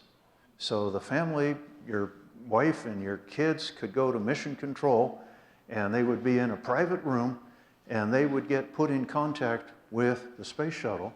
And so I got to have a private conference with my wife and my kids, and I had a camcorder so I could show them the view out the windows of the Mir space station that I was attached to while we were doing this. And we've found that to be really important for the International Space Station, where we have astronauts up there for months at a time. And so we have done everything we could psychologically and habitability-wise to make the experience a little easier and a little better for the astronauts. So that's something we figured out finally in the space shuttle, and it's been very much a part of the International Space Station. Great question. He's going up there to another one. What was your favorite vehicle to fly? Does that include fighters too? Okay, all aircraft. What was your favorite aircraft? All favorite vehicles to fly. Okay, well, you know, you've got to say getting to fly the space shuttle is awfully special, because I might be the only person in this room that got to do that.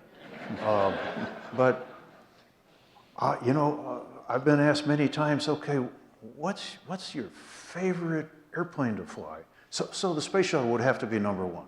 But it took years and years of training to get to fly the space shuttle, and airplanes don't take quite that long. And so I got to tell you, I've flown 164 different types of airplanes, gliders, helicopters, and the one that I say is my favorite one to fly is a strange one, the Russian MiG-21. It is a hot rod. It was the original super lightweight fighter. It was so simple to operate, but it was a Mach 2.1 jet fighter. Similar to the F-104 Starfighter, that was a Mach 2.1 airplane, but the MiG-21 sure could outturn an F-104, because the F-104 can't turn at all. They forgot to put wings on it. Wings are about this big. And so anyway, the MiG-21 is a real hot rod. Okay. Another one up there. Where did you like to land, Kennedy or Edwards? I really liked it landing at Kennedy. And I was the co-pilot for the first landing at Kennedy. On my first mission, that's where we landed. We were the 10th launch of a space shuttle. We had been trying since at least STS-7 to bring a shuttle back to land at the Cape. And I like the Cape because it saves us from transporting the orbiter all the way from California, which that's risky. We'd put it on top of a 747. Lots of bad things could happen to us transporting it back. And when we landed at Cape Canaveral, oh golly, we're right there. They hook up a tow truck to it, and they tow it into the vehicle, into the OPF, the Orbital Processing Facility. And so that was where I preferred to land. Edwards, heck, my third mission, I landed on the lake bed at Edwards. And that's an 11-mile runway. Even the Air Force pilots could hit that runway. Oh, gosh.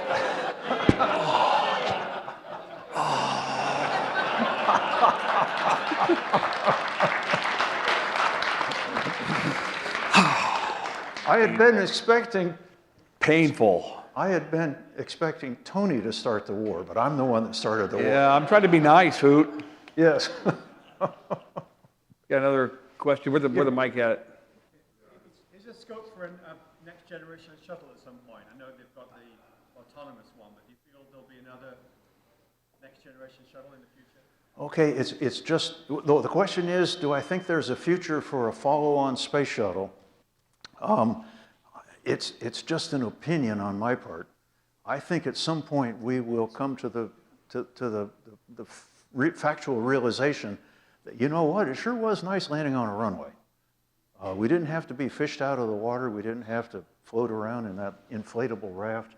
It was really gentlemanly to come back in the space shuttle and land on a runway.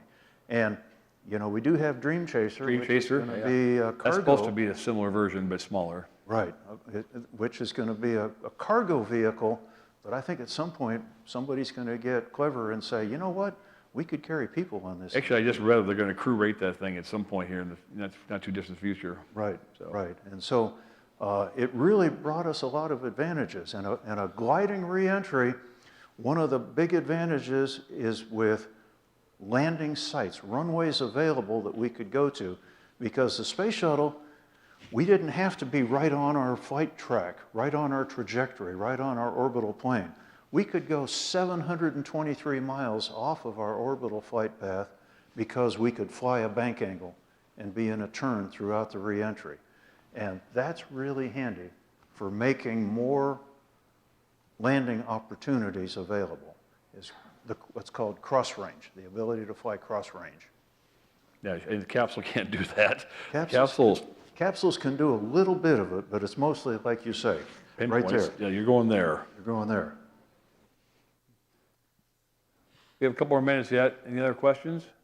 I see hands up, but I don't see our mic, so go ahead and just yell. Oh, we have a mic? Were you scared when you left for the first time on the spacecraft? Were you scared, Hoot, when you first traveled on a spacecraft? No, I wasn't. Oh, come on, Navy pilots are always scared. No, seriously, I was not. Now, your training at that point is complete. You have done so much training that you feel like you can handle anything that comes your way. And for the most part, we are. Now, obviously, what happened to Challenger, there's no handling that. What happened to Columbia, unfortunately, there's no handling that. But anything else, you are so thoroughly trained that you're very, very confident. And we do also have mission control looking over our shoulder all the time. So even when we go to sleep, and we would generally, except for my 4th mission, the whole entire crew would sleep in the 8-hour sleep period. So nobody was awake unless something happened. But mission control is looking over our shoulder the whole time. And if something starts to go out of limits, they can call us and wake us up. So we have a lot of help. We, the astronauts, don't do that mission by ourselves. We have thousands of people that do that mission with us and for us. And we would never stop praising the people, the engineers, the scientists, the trainers, all the people that put this together. And I'm saying right now, I really appreciate all of them for giving me the privilege of getting to fly in space. And they deserve so very much of the credit in addition. But again, because you are so well trained, I was not nervous. Now, the other part of it too is I was real busy. The pilots are extremely busy. The mission specialists, several of them have told me what's going through my mind during launch is that 2 seconds from now, we could explode.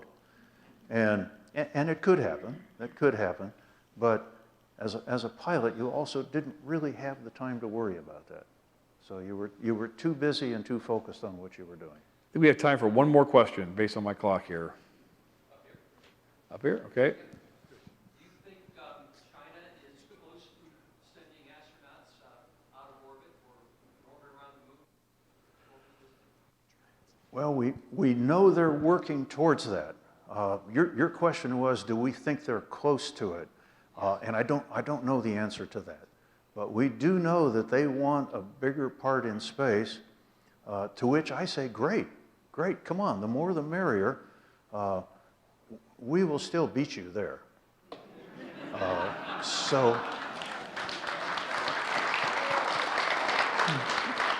All right, well, with that, again, everyone, thank you very much for attending this. We appreciate it. Let's give Hoot a round of applause. All right. Thank you, Tony. And we will, like I said, we'll be sitting out in the exhibit area here for about an hour after this, and then we'll be in there tomorrow. So, and Hoot has to speak to some children tomorrow. So thank you again for coming. We appreciate your time.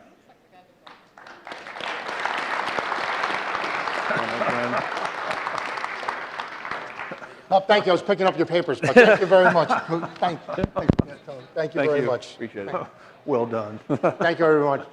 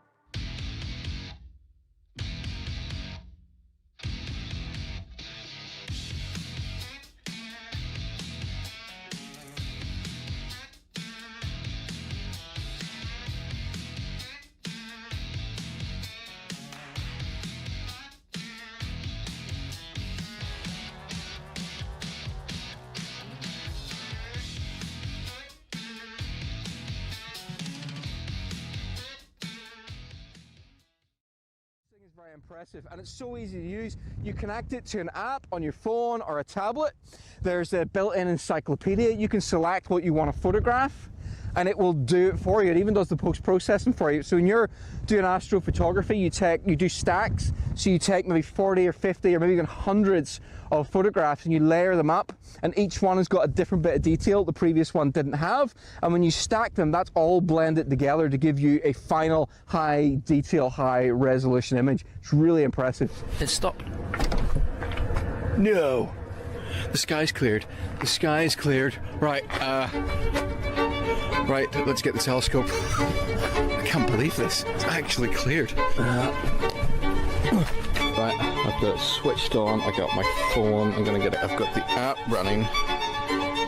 What am I gonna photograph? Deep sky? Go to Atlas. This shows me things I can target. Let's look for Pleiades. I've done that. Point it. Oh. It's moving. It's moving by itself. Okay, it's tracking it. It's important. I watched a really quick tutorial on how to do this. Okay, I got to set up my parameters now. Filter, so I think Astro for stars. Shutter should be... Shutter's 15 seconds. 15 seconds seems fine. Remember seeing the gain should be around 60. Hit go. Alright, I've just ran... And this photograph of Pleiades was a quick test. I've just run a denoiser on it, and this is the image I've ended up with. Okay, that's not bad for a first attempt. Let's try and photograph something a bit more interesting. I had the rather clever idea of putting the telescope outside my van, and I could sit in here and... Oh! Wow! Look at that! I just set it to photograph the Orion Nebula. I've been messing around with settings for the last hour. I really should have educated myself a little bit better before coming out. And I've just got... Like, Orion looks like a dot in the sky. It looks like a red dot. But it's a net. Look at that. This might be my good photograph for the night. I'm going to leave that running. Oh, if I get a good shot of Orion, I'll be really, really happy. This is what I managed to capture. I am in awe. Absolute awe.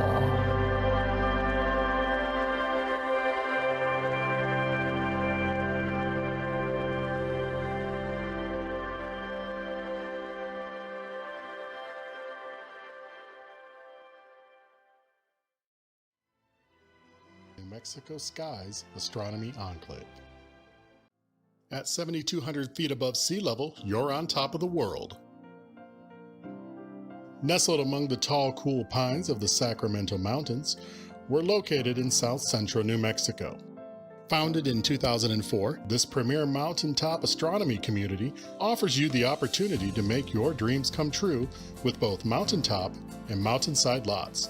Just imagine living here under some of the darkest and best skies North America has to offer.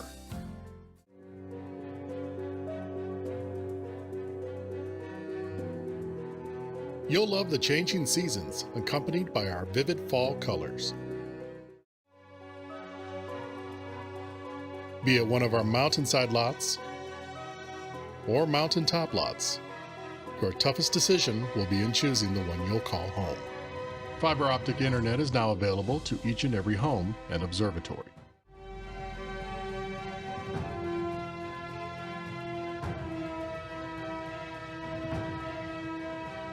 Our exceptionally clear skies will provide you with the best images.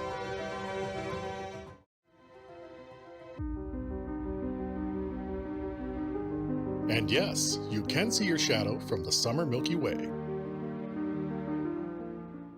From our state bird, the roadrunner, and his friend the coyote, to our spectacular fall colors, our world-renowned balloon festival, you'll find our gorgeous sunrises, and our spectacular sunsets. New Mexico has something to offer for everyone. Still not a believer? Then feast your eyes on these images that were taken from our mountain. Thanks to our mountaintop location, we have a microclimate. We expect over 300 sunny days and clear nights per year, while less than 20 minutes down the road at Cloudcroft, the conditions are less than ideal. This image was taken from Tom and Marla's home. Take a look at this mountainside lot owned by Eric and Josephine. As you can see, the layout and design of your new home is limited only by your imagination.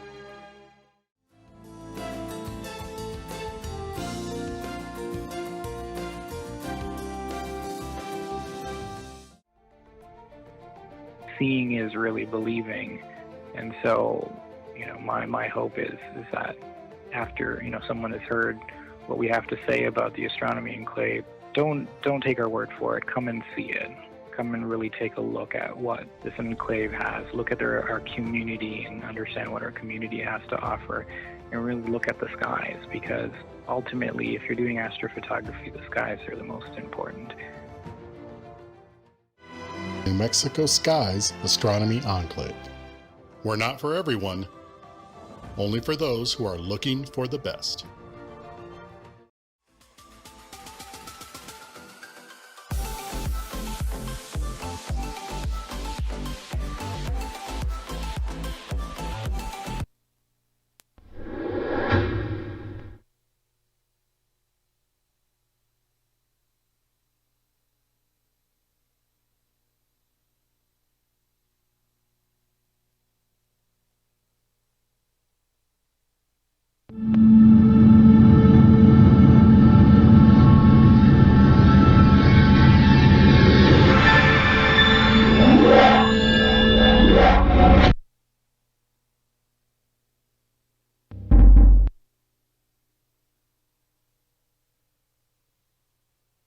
And now, ladies and gentlemen, the hardest working MC in the cosmos, Vincent Coulihan. Thank you all, and thank you all for being here.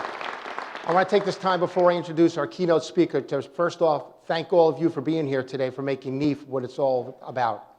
And I would also like to take this opportunity to give a big shout out to Ed Siemens, the board of directors, and the volunteers that have made this program what it is today and has grown. So give them a big round of applause, please.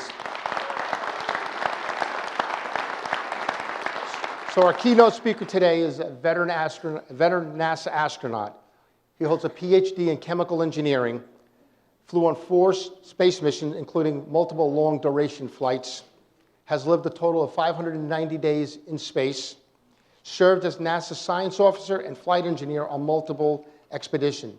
His talk today, Chasing Cosmic Pixels. Please give a warm welcome to astronaut Don Pettit.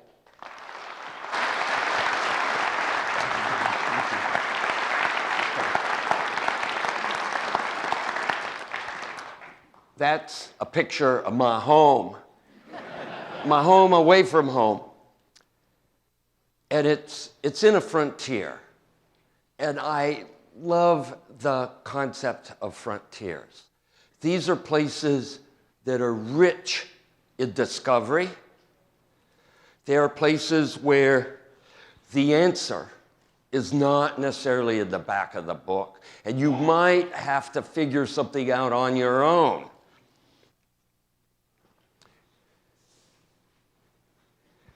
Like how the clicker works. Ah, there we go. Great.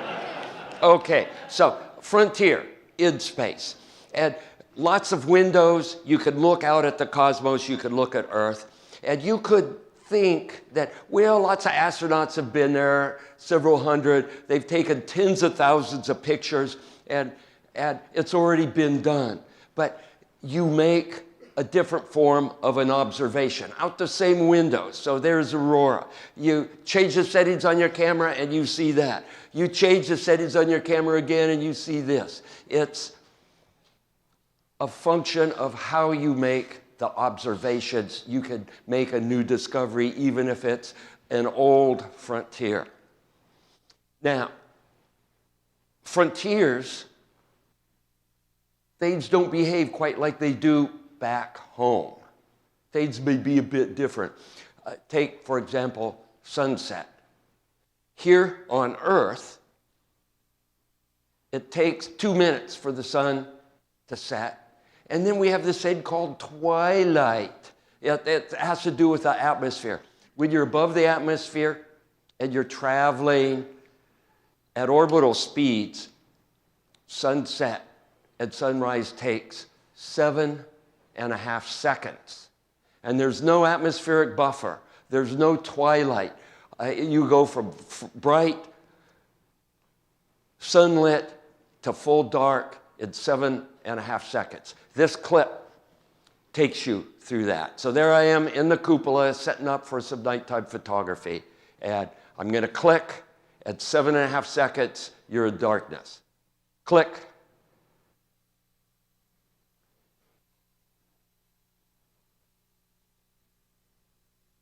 That's it.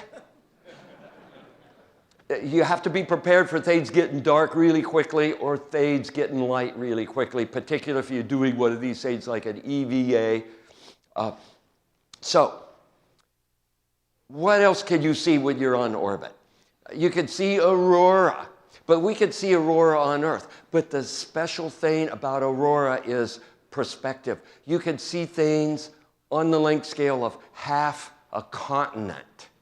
And you can make observations that are commensurate with observations made on the ground or airplanes, but it gives you different information. And for aurora, the green is at about 120 kilometers, but our orbit is at 400 kilometers. So you fly over the green and you see these green rivers of glowing whatever plasma beneath you when you look nadir. But if you look at your orbital altitude, port and starboard, you see red. The red part of the aurora is in 300 to 600 kilometer range. And we're at 400 kilometers, so you're flying through the red. So it's almost like you've been shrunk to some miniature dimension where you're inside of a neon sign and you look down and you see green, but port or starboard, you see red. Now, every photo can tell a story, but there's also a story behind every photo. And this photo has a story. It was at the end of a long day, and I can't remember exactly. Maybe we were flying the arm, maybe we were getting ready for an EVA, you know, just standard kind of stuff that you do when you're on orbit. And after dinner, I was really tired, and I thought, let me just take a peek out the window. And that was my first mistake. So I took a peek out the window and I saw this. Wow. It's rare to have red aurora this bright. Maybe once or twice during a whole 6-month mission. And it's like, wow, grab a camera. Click, click, click, click, click. And then you only get to see this because your orbital speed, maybe 5 minutes, 10 minutes. And it's gone. And it's like, 90 minutes later, I could see the same thing, but I'm tired. What should I do? Stay up 90 minutes or go to bed? Well, you stay up 90 minutes, and this time you have 3 or 4 cameras set up, and you have the orbital pass over the aurora. Wow, great. And now the pass is over, and you look at your watch. Only 90 minutes later, we could do it again. And so this goes on and on and on, and finally you collapse into your sleeping bag. And then 7 a.m. rolls around. That's when we start work. And when you're on station, you can't just call and say, hey, boss, I'm a little bit tired, let me sleep in. You know, you go to work, because you got to go to work. So it occurred to me, after I was schlepping through the day, that I was suffering from an aurora hangover. Now, you could do star trails on orbit. This is equivalent of about a 30-minute exposure composed of a whole bunch of shorter ones stacked together. And this makes star trails. And I'm sure you've seen star trail pictures like this where the stars go around Polaris, because that's the axis projected into space of Earth's rotation.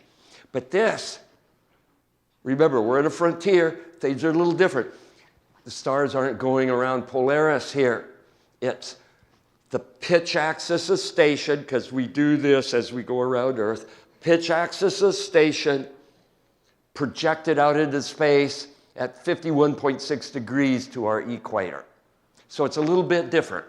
And then you got the atmosphere on edge. That's what looks like a sort of a slice of key lime pie piled on top of the limb of the Earth. You see things on the length scale of half a continent.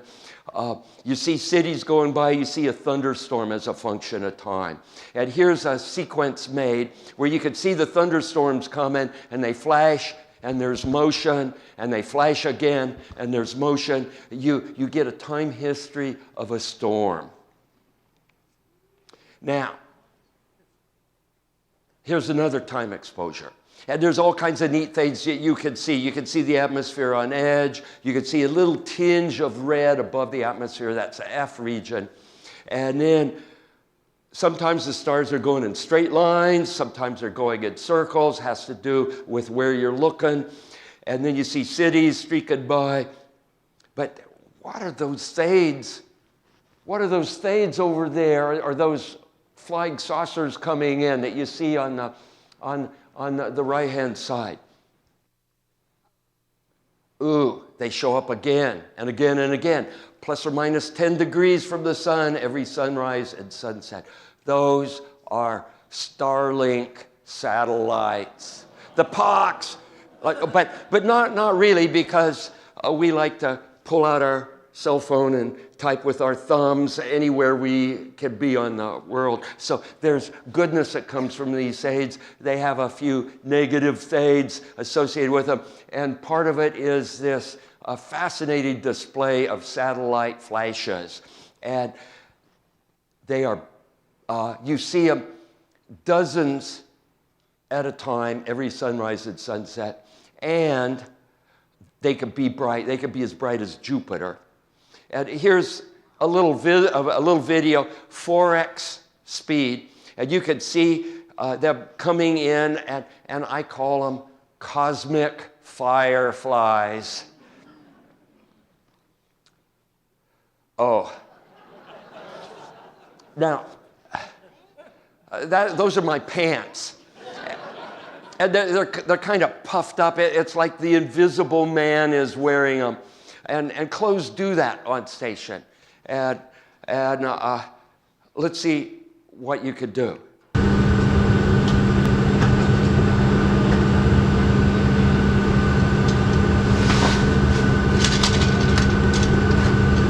Ta-da!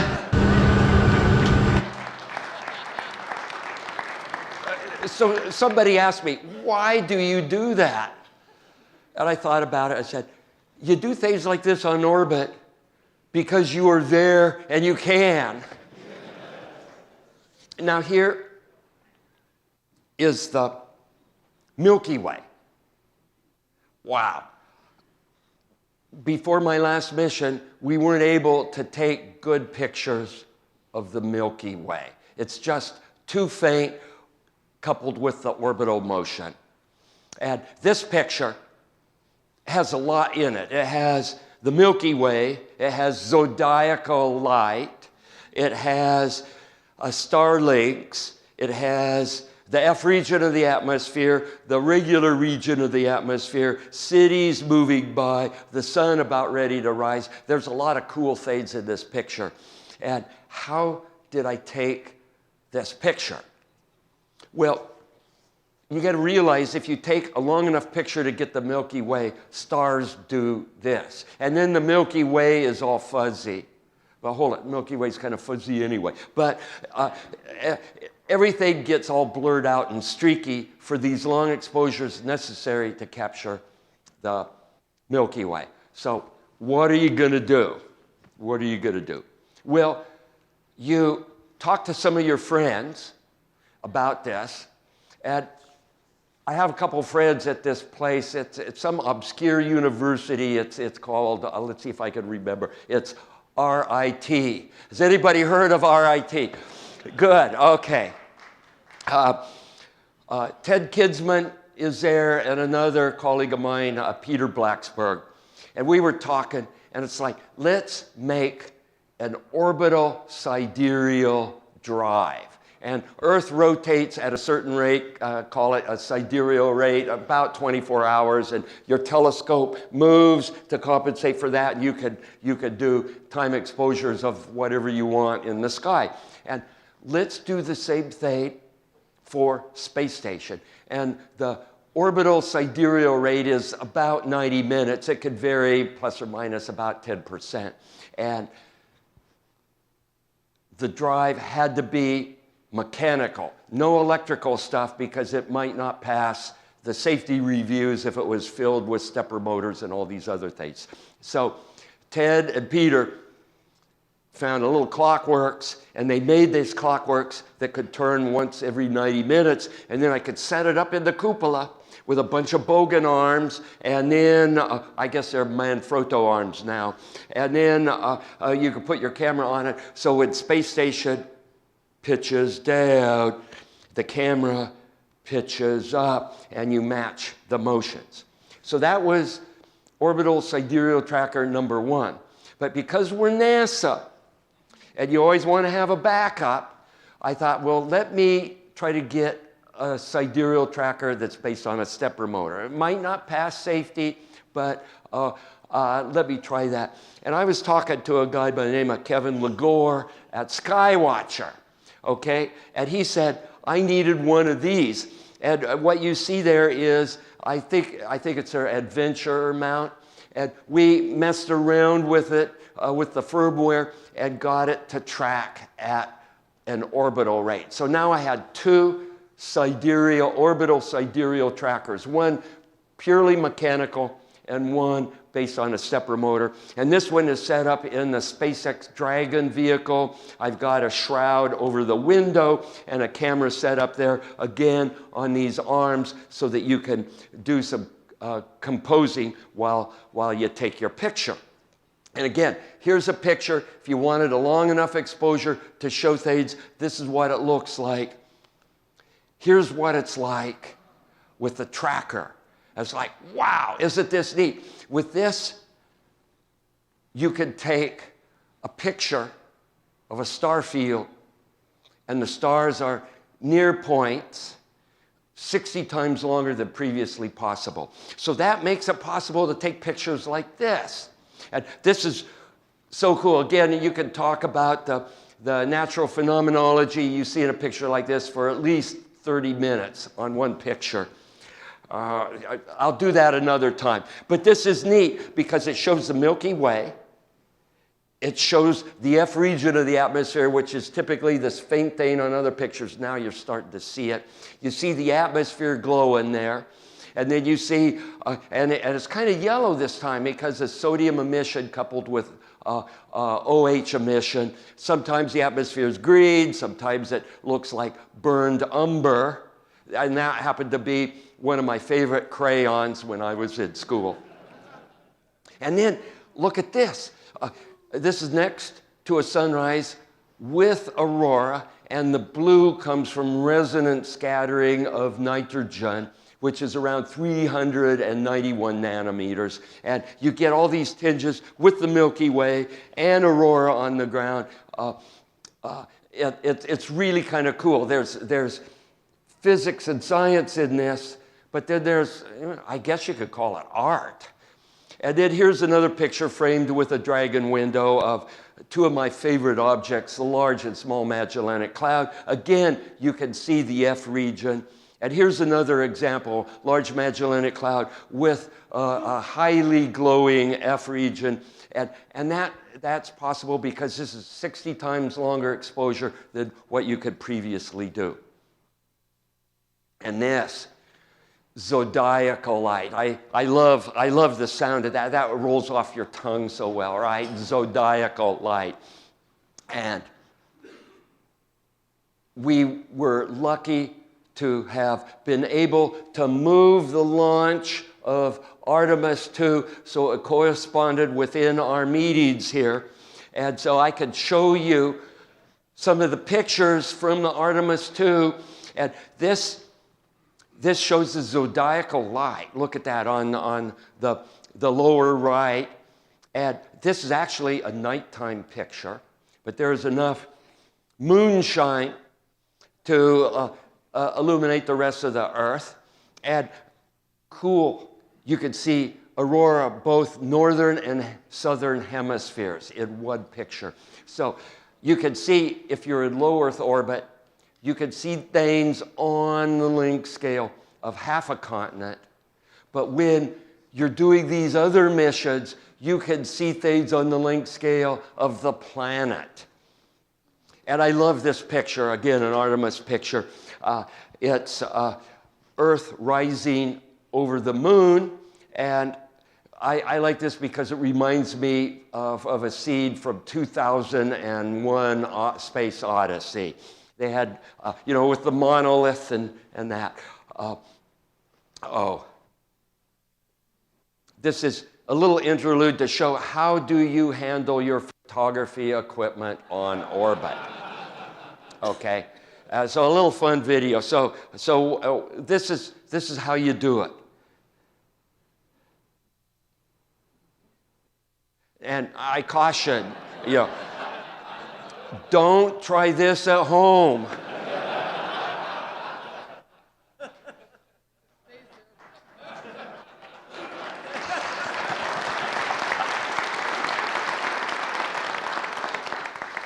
Now, a real good colleague of mine, and if you notice, a lot of this stuff, you don't do it by yourself. You have colleagues, and a lot of my colleagues are amateur astronomers, like you guys. And this colleague is Babak Tafreshi. He's a world-class wide-field astrophotographer for nighttime. And I've known him for maybe 20 years, and we got to talking. And it's like, wouldn't it be neat if I was above and he was below and we were taking a picture synchronized of the same stuff? And when we're on station, we can coordinate this because we can text via WhatsApp. And so I'd WhatsApp Babak, and I'd say, hey, we're going to be over the Grand Canyon. And he'd get to the Grand Canyon. Or it might be the other way around, because I kind of move faster than he does. So he'd text me saying, I'm going to be at the Grand Canyon. And then it's like, well, you look at orbital dynamics, it's like, I can get to the Grand Canyon too. And then we take pictures. And here's an example. We probably have at least 150 of these. And this is from above and below. And this happens to be a comet. It's, get this, C 2023 Alpha 3. That's the comet that was visible. It was actually quite bright. It's more of a southern hemisphere object. I think Babak was in the Maldives for this one. Anyway, we have dozens and dozens of these. It's kind of fun to see the perspective again, from an Earth perspective versus this perspective where you see things on a length scale of half a continent. What is that? It's lightning. It's lightning. And think about this. We see lightning from the side.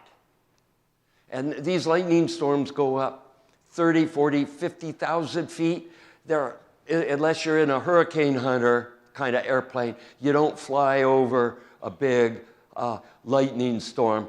And even if you did, you're not that far away from the tops of the clouds. So to get a nadir view of lightning going off, you really need an orbital perspective. And satellites can see these, but they're optimized for doing nighttime imagery. And these lightning flashes, the lightning flashes will overexpose the sensors, so they're just like flashing white blobs.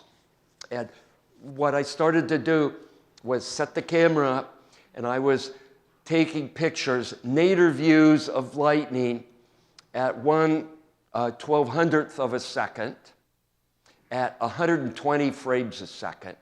And you can catch these thunderstorms while they are flashing around from a nadir view. And then you can take these and put them together in a movie. So let's see. Oh, there we go. You can see these storms. And when you look at them this way, you can see blue jets. And you can see where they are in relationship to the rest of the storm because you're looking straight down at them. You can see sprites. You can see all kinds of neat phenomenology associated with thunderstorms. I've got tens of thousands of these kind of images, and I'm just now starting to look at them. This last mission, us as a crew, we took 60 terabytes of imagery, 60 terabytes. And you can imagine, okay, how long does it take you to look through? But I'm really excited about the new way of observing thunderstorms where you're looking straight down on them rather than from the side. Oh, this is so cool. I found a grating meant to go over the front of the lens of your camera. It's ruled 600 line pairs per millimeter. It's actually blazed, so it's not a holographic grating, and it's peaked right in the middle of the visible spectrum. And when you take a picture, like there's a flash from a lightning there, and you get the spectrum recorded beside it on the image, and now you can take a densitometer and you scan across that spectrum, and you can get what the wiggles and squiggles look like on the spectrum that comes from the lightning flashes. And I probably have 10,000 images like this, maybe more.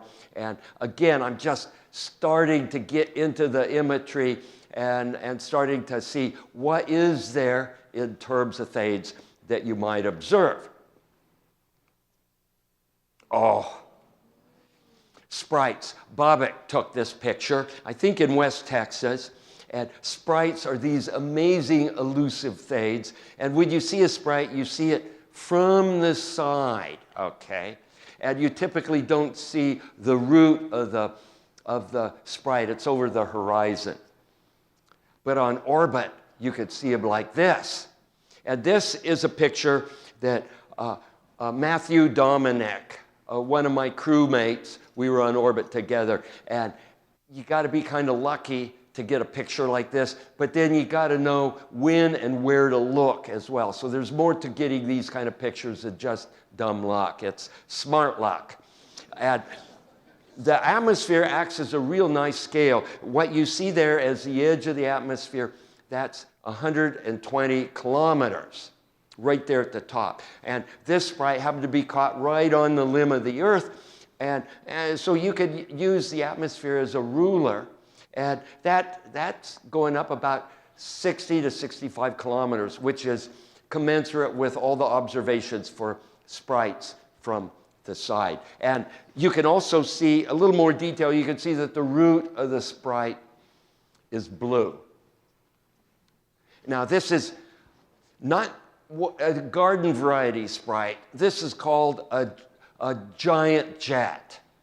And Nicole Ayers, I was on orbit with her. She was the smart luck, was able to capture this one. And again, you can see, because it's a semi-oblique angle, you can see structure that you can't see if you're on Earth. And you can see the structure in relationship to the rest of your field of view, which in this case, again, is order of half a continent.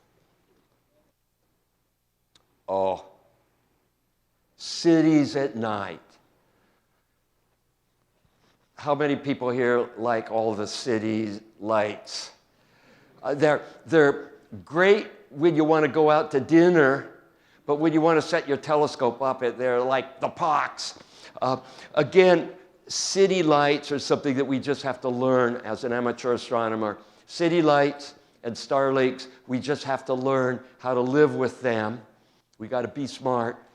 And because 99.99999% of humanity is going to want these things. So we just need to learn to live with them. And I've had the good fortune of being able to photograph cities at night from 2002 to 2025. And I started off like this, and this is equivalent of a barn door tracker, because the cameras in 2002, the fastest ISO was 800, and if you tracked by hand, it was about a 1.5 to 2 second exposure, and you could never track by hand good enough, and they'd always be blurry. And with this, it was this IMAX movie camera mount, which was slated to be torched, and then a bunch of other stuff, a drill driver to drive a screw, and then the Hasselblad camera. We quit using film. This was post-Columbia, and I used the Hasselblad camera as a spotting telescope, and then I put the regular digital camera on the mount, and I'd look through the telescope, move the trigger on the drill until the image of cities were stationary, and then I'd take pictures with the other camera. And you could get pictures like this. And this kind of clarity by today's standard is not quite there, but in 2002, this was amazing detail. We could get down to maybe 60 to 100 meters kind of resolution. And this is Buenos Aires in 2002 or 2003. And the yellow orange is sodium vapor lighting. And that little kind of greenish spot, that's mercury vapor lighting. And this is the way the world was in 2002, 2003. Buenos Aires, 2025. Cities on Earth have turned white. And that's because of LED lighting. And the LED lighting has a large blue spike if you look at the spectrum. And if you're bopping around at night, human beings being subject to a lot of blue light is not necessarily the best thing for our physiology. It can mess with you.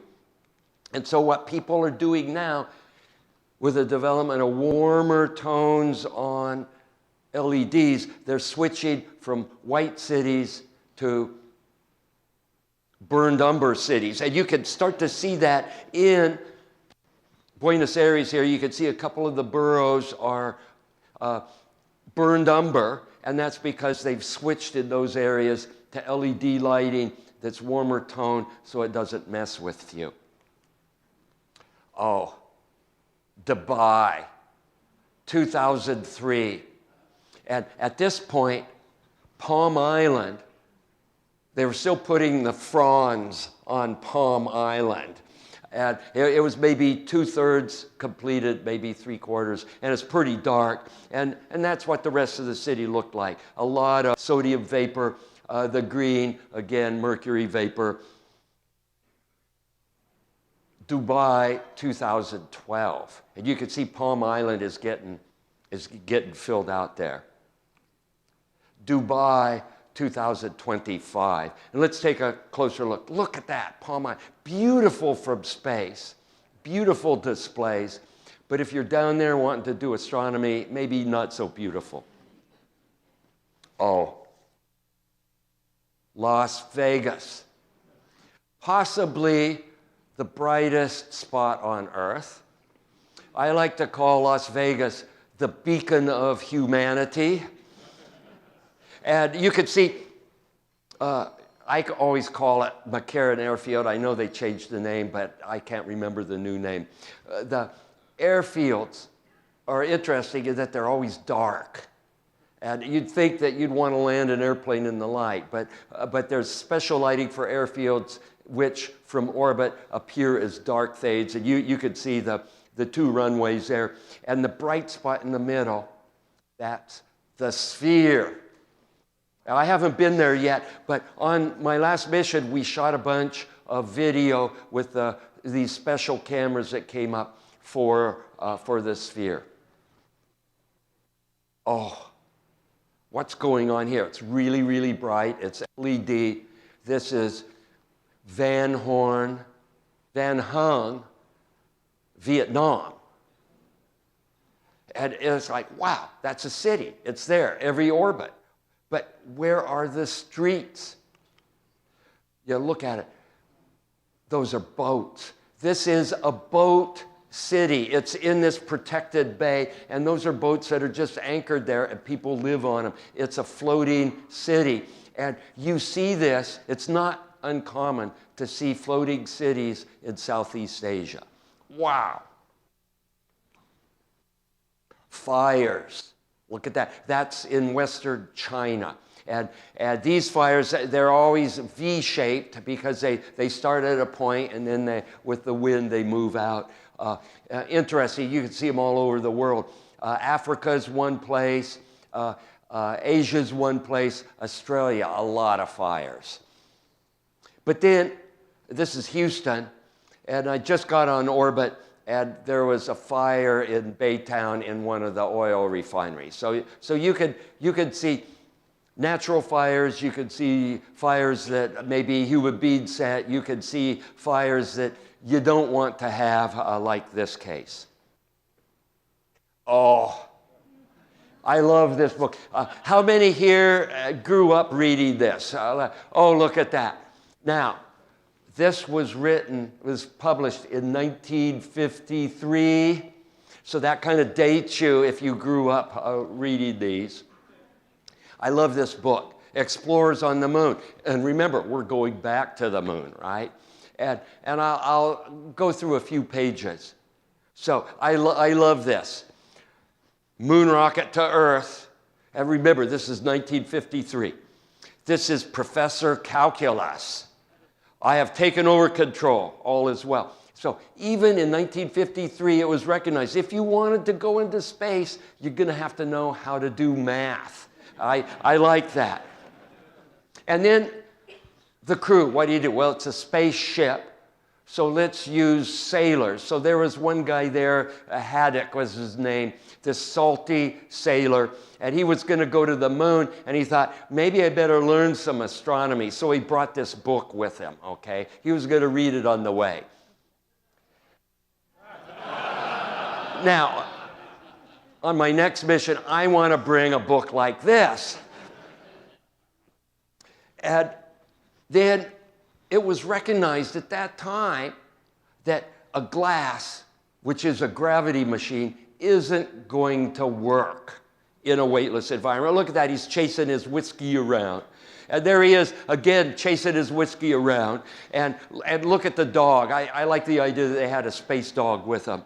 And since you're floating around in a weightless environment, it's going to end up making a mess. Okay, so that was 1953, and then everything from there is history. And here we are on space station, and the NASA engineers, they're really, really sharp people. The way we drink our beverages on station is with the juice bag.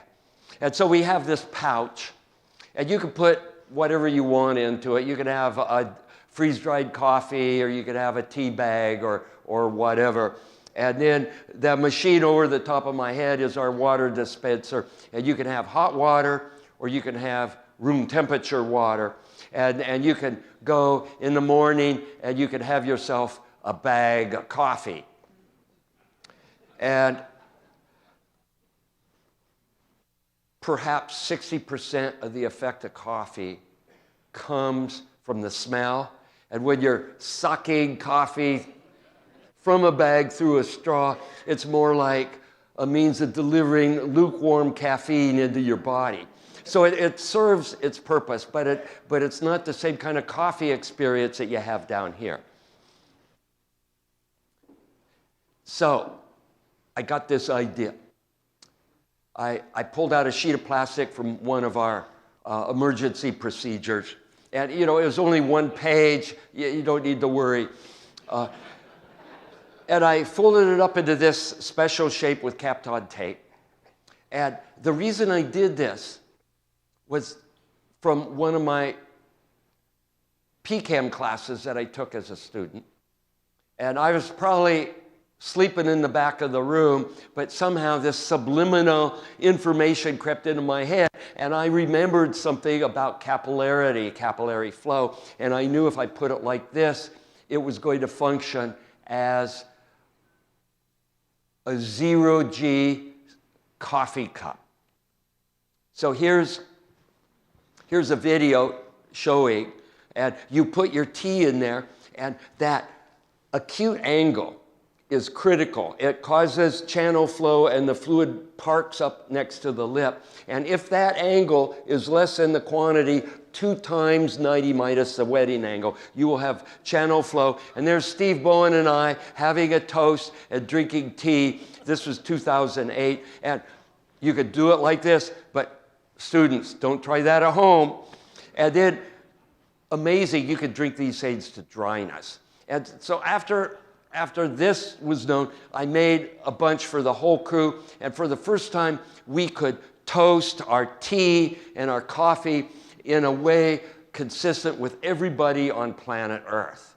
And you realize when you're in a frontier, there are some things that you just can't do that you want to do from back home.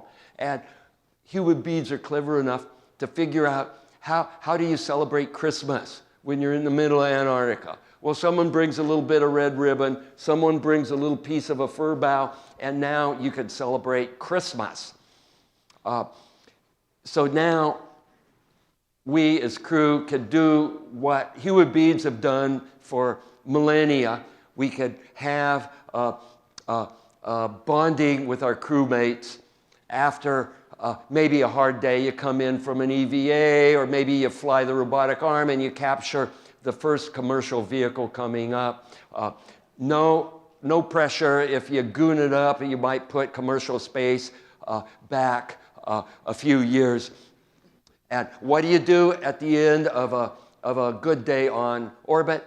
You can celebrate with your crew doing a toast with tea and coffee.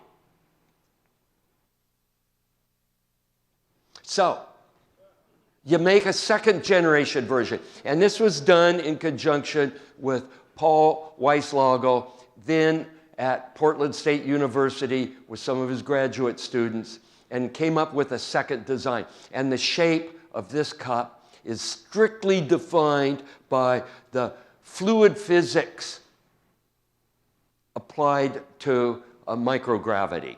Really cool design. And then we thought, let's write a proposal, and we got funding through CASIS, and we ended up with this experiment on space station, and this happens to be Kjell Lindgren, and he is doing this experiment for us on space station. And if you set the camera up right, so you have parallel perpendicular views with clean backgrounds, you can look at these videos frame by frame, and you can get flow fields from the bubbles. And then all you need to do is get one of your graduate students, you chain them to a desk computer, put them off in a room, and if you're a good faculty member, you'll throw in a hamburger once or twice a day. And you get this information. You get position as a function of time. And you take the first derivative, you have velocity as a function of time. And then you can get acceleration. And you do the Fourier transform, and you can get frequency information. And all of this from a well-planned video. And then you can still use these cups for drinking your coffee. This is Samantha Cristoforetti having a cup of espresso. She's an Italian ESA astronaut, and she somehow was able to get an espresso machine on station, which was the real first cup of real coffee because everything else was freeze-dried. And so she's having a sip of espresso from a room with a view.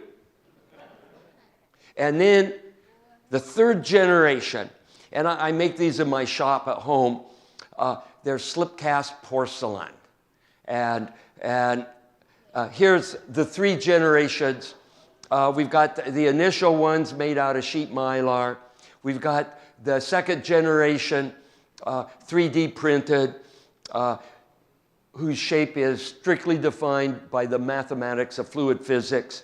And then we've got the slip cast porcelain versions that I'm making at home. So, what do? You get a patent.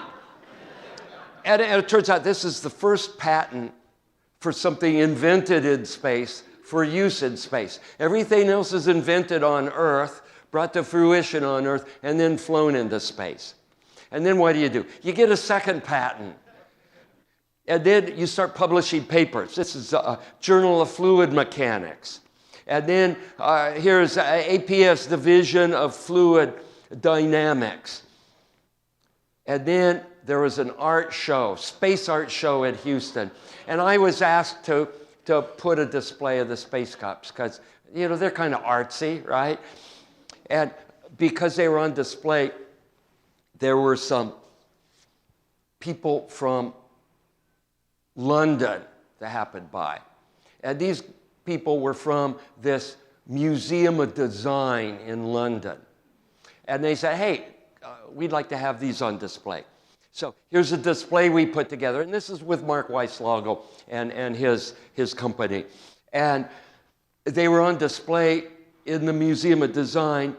And we didn't know it, but there's this thing called the Beasley Design of the Year. And we won the Beasley Design of the Year for 2017.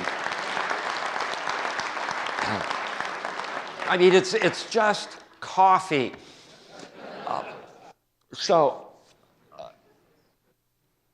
Somehow, I guess through word of mouth, I was asked, could I donate a set of these to this obscure museum. I'm not sure, you know, I hadn't even heard of it by then, but it's this museum, it's called MoMA.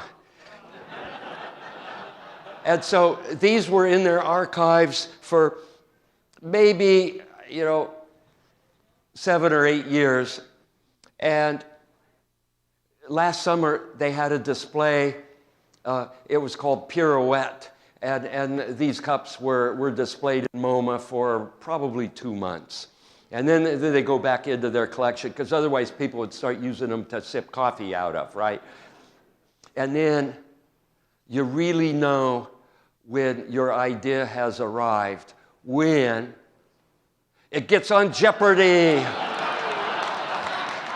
So, for 200 points, what is the question? Yeah, what is capillarity? Okay. So, this gets us to Artemis 2. Coffee, remember? Artemis 2 launches. Man, what a sight. I was at the Cape working errands. Errand boy for the launch. And here, Artemis 2 takes a selfie. And then it takes another selfie. And this is during the eclipse of the sun by the moon, because you're coming around and everything's lined up. And they were having some trouble with the toilet. You remember that? And when Jerry Griffin was talking with Norm Knight, and they went over a few of the things with the toilet. If you guys were there, you heard that. Here's the toilet. And this is the toilet. This is the toilet that ended up in Artemis 2 and flew around the moon. And it was being tested at the Johnson Space Center in this anechoic chamber, which is a fancy way of saying a room that you can measure how much noise it makes. And you can also test it in terms of electrical signals. It might generate static and things like that. And you want to know all of this before you put your toilet in your spacecraft. And this toilet, it's serial number 001. And You have to look at the history of toilets. If you look at the shuttle, it probably took 4, 5, 6 missions before they finally got the toilet working the way they wanted. And there were a few dicey missions on the shuttle where things got a little tangy. And so it's not unexpected that this could happen with a brand new toilet on the first mission going off into deep space. And you got to remember, the shuttle, if something goes bad, within a few hours you could deorbit and come back to Earth. But after TLI, and I love it, translunar injection, we haven't heard that term from mission control. Go for TLI. We haven't heard that for 50 years, and now we're hearing that term. Really, really cool. But there's a problem. After TLI, you ain't coming back until after you've been there and come back. I mean, you just can't do that. And so NASA engineering, being belts and suspenders, right? Because in case one fails, you've got a backup. You need a backup to the toilet. And the standard backup, the easy to go to, will always work backup are diapers. And you got to remember, a diaper by any other name is still going to be a diaper. And NASA calls these MAGs, for maximum absorption garment. And notice, every single one has a part number stenciled onto it. And even more important, because, you know, when you're an astronaut floating in weightlessness, you could get a little confused, right? I mean, I've done that a bunch.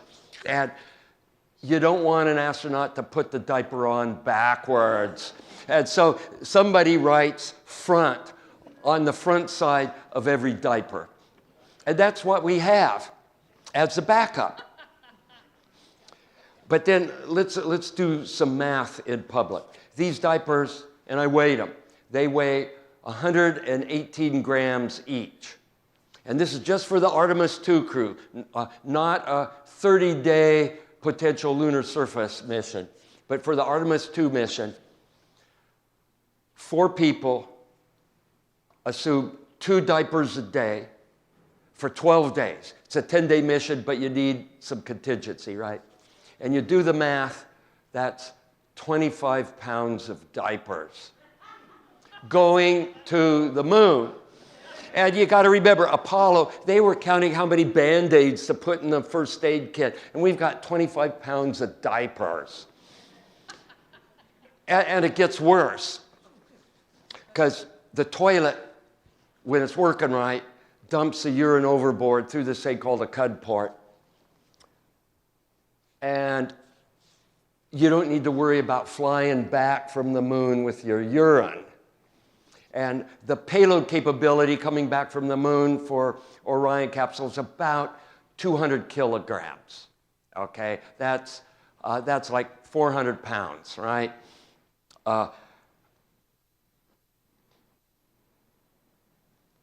You have 25 pounds of diapers. If you needed to use them, they're going to be holding maybe 125 pounds of urine, because you can't vent it overboard. And that's going to eat into your margin for bringing lunar samples back. And if you're a crew member like me, and don't tell anyone, please, I'm more of a 3-diaper-a-day person. So that would increase, that just changes everything. So what are you going to do? Well, I was scratching my head, and again, with Mark Weisslagel, and then another guy by the name of John Graff. We were sitting down sketching, not on napkins, we were sketching on engineering paper. And we started to think, wow, you know, look at the coffee cup. It's an open container. And maybe we could modify the open container so it would function kind of like on a camping trip, you might have like a empty Gatorade jar. So maybe we could change the geometry a little bit, have an open container, and use that to control the urine. And so what do you do after you doodle around on a piece of paper? You write a proposal. And NASA's really neat in that you can write 1 or 2 page proposals, send them off, and you could get the okay to work on something on the side. And we got the okay to do this. And then Mark Weislago helped out with his students at Portland State, did a bunch of background fluid measurements, looking at bubbles and foam and all these other things. And we came up with this design. And we actually built a couple, flew up to station. It didn't work very well. So we went back to the drawing board and we came up with another design. And by this time, Mark had started this company, IRPI, and out of Wilsonville, Oregon. And we came up with this design, flew it again. And it worked better, but it still didn't work so well. So then we modified the design and we flew it again. And it's like, wow, it works. And what do you do after that? You get a patent. And it's called the Collapsible Contingency Urinal, CCU. And here it is. This is in the manufacturing. These are what they flew instead of diapers on Artemis 2. And because of the issues that you've all read about, they ended up really needing these SAIDs in order to make it so the capsule, you know, these capsules are supposed to be reusable, or at least the avionics. And you can imagine you may not want to reuse it but with these SAIDs, these have a port on them, and you can hook them up to the CUD port on Orion, and you can dump them overboard. So you could use and reuse these SAIDs. So these SAIDs replace a lot of diapers. And so you think about it, it's just coffee, but it's coffee going in and then coffee going out. It's the same fluid physics.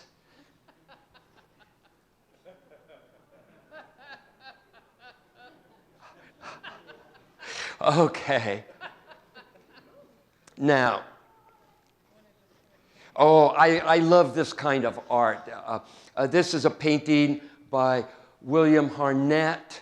He painted around 1900.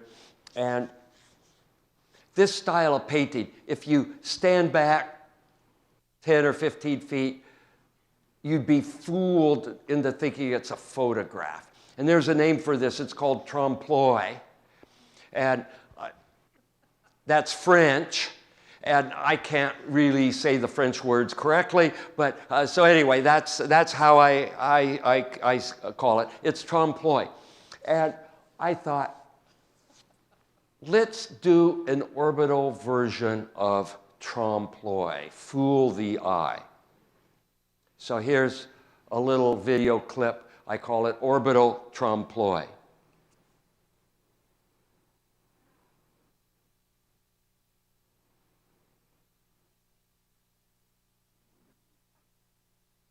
Fool the eye.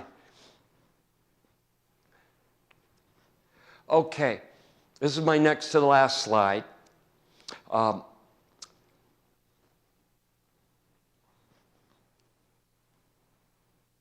Frontiers. They're amazing places. They're rich in discovery. You got to figure things out on your own. Things from back home don't necessarily work the same. And you can have frontiers all around you. My frontier is space. But folks here, your frontier is also space, but through an eyepiece of a telescope, or maybe through your laptop computer going into a CCD array on the camera on your telescope. It's still a frontier. And you can have frontiers in the bottom of the ocean or in the stratosphere. You can have a frontier in your backyard, in your garden. All you need to do is go into whatever frontier you choose and open your eyes and start making observations. And because your eyes and your brain is wired differently than everybody else's, you might see something that other people don't see, and you can make discoveries. So go in your frontier make observations, and see what you can discover. And I've got one more clip here. It's a movie taken during a transition where we're changing orbital attitude. And if you need to change the attitude of station in relationship to your orbit, you could do like a yaw, a pitch, and a roll, and that works. But these NASA engineers, really smart people, they figured out instead of doing 3 motions at right angles, let's fly a great circle route, and it takes less propellant to do that. And these are called OPMs, and I can't remember what that acronym stands for anymore, but that's how we change the attitude of station, is through an OPM where you're basically flying a great circle route that takes you to the same position as if you'd done a yaw, pitch, and a roll maneuver. And I set up a camera and did this time lapse. And when you watch this, notice that you start off on the right side with the horizon, and because we're changing our orbital attitude, we'll end up with that horizon on the left side.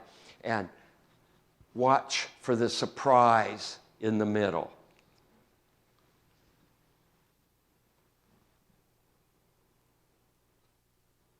Oh, there's some moon glow.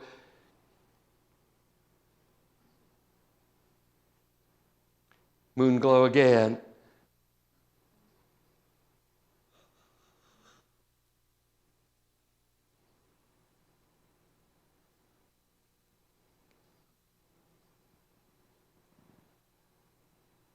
Ooh, here's the surprise.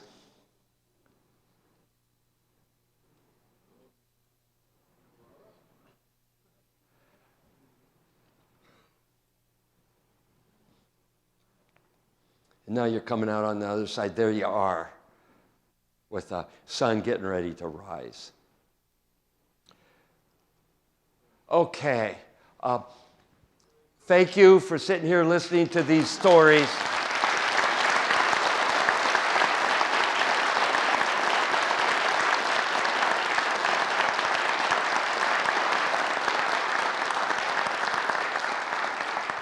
With that, I'm going to exit stage right. Bye now. Don, thank you very much, Don. Thank you. Beautiful. Thank you. And thank you, everybody, for being here.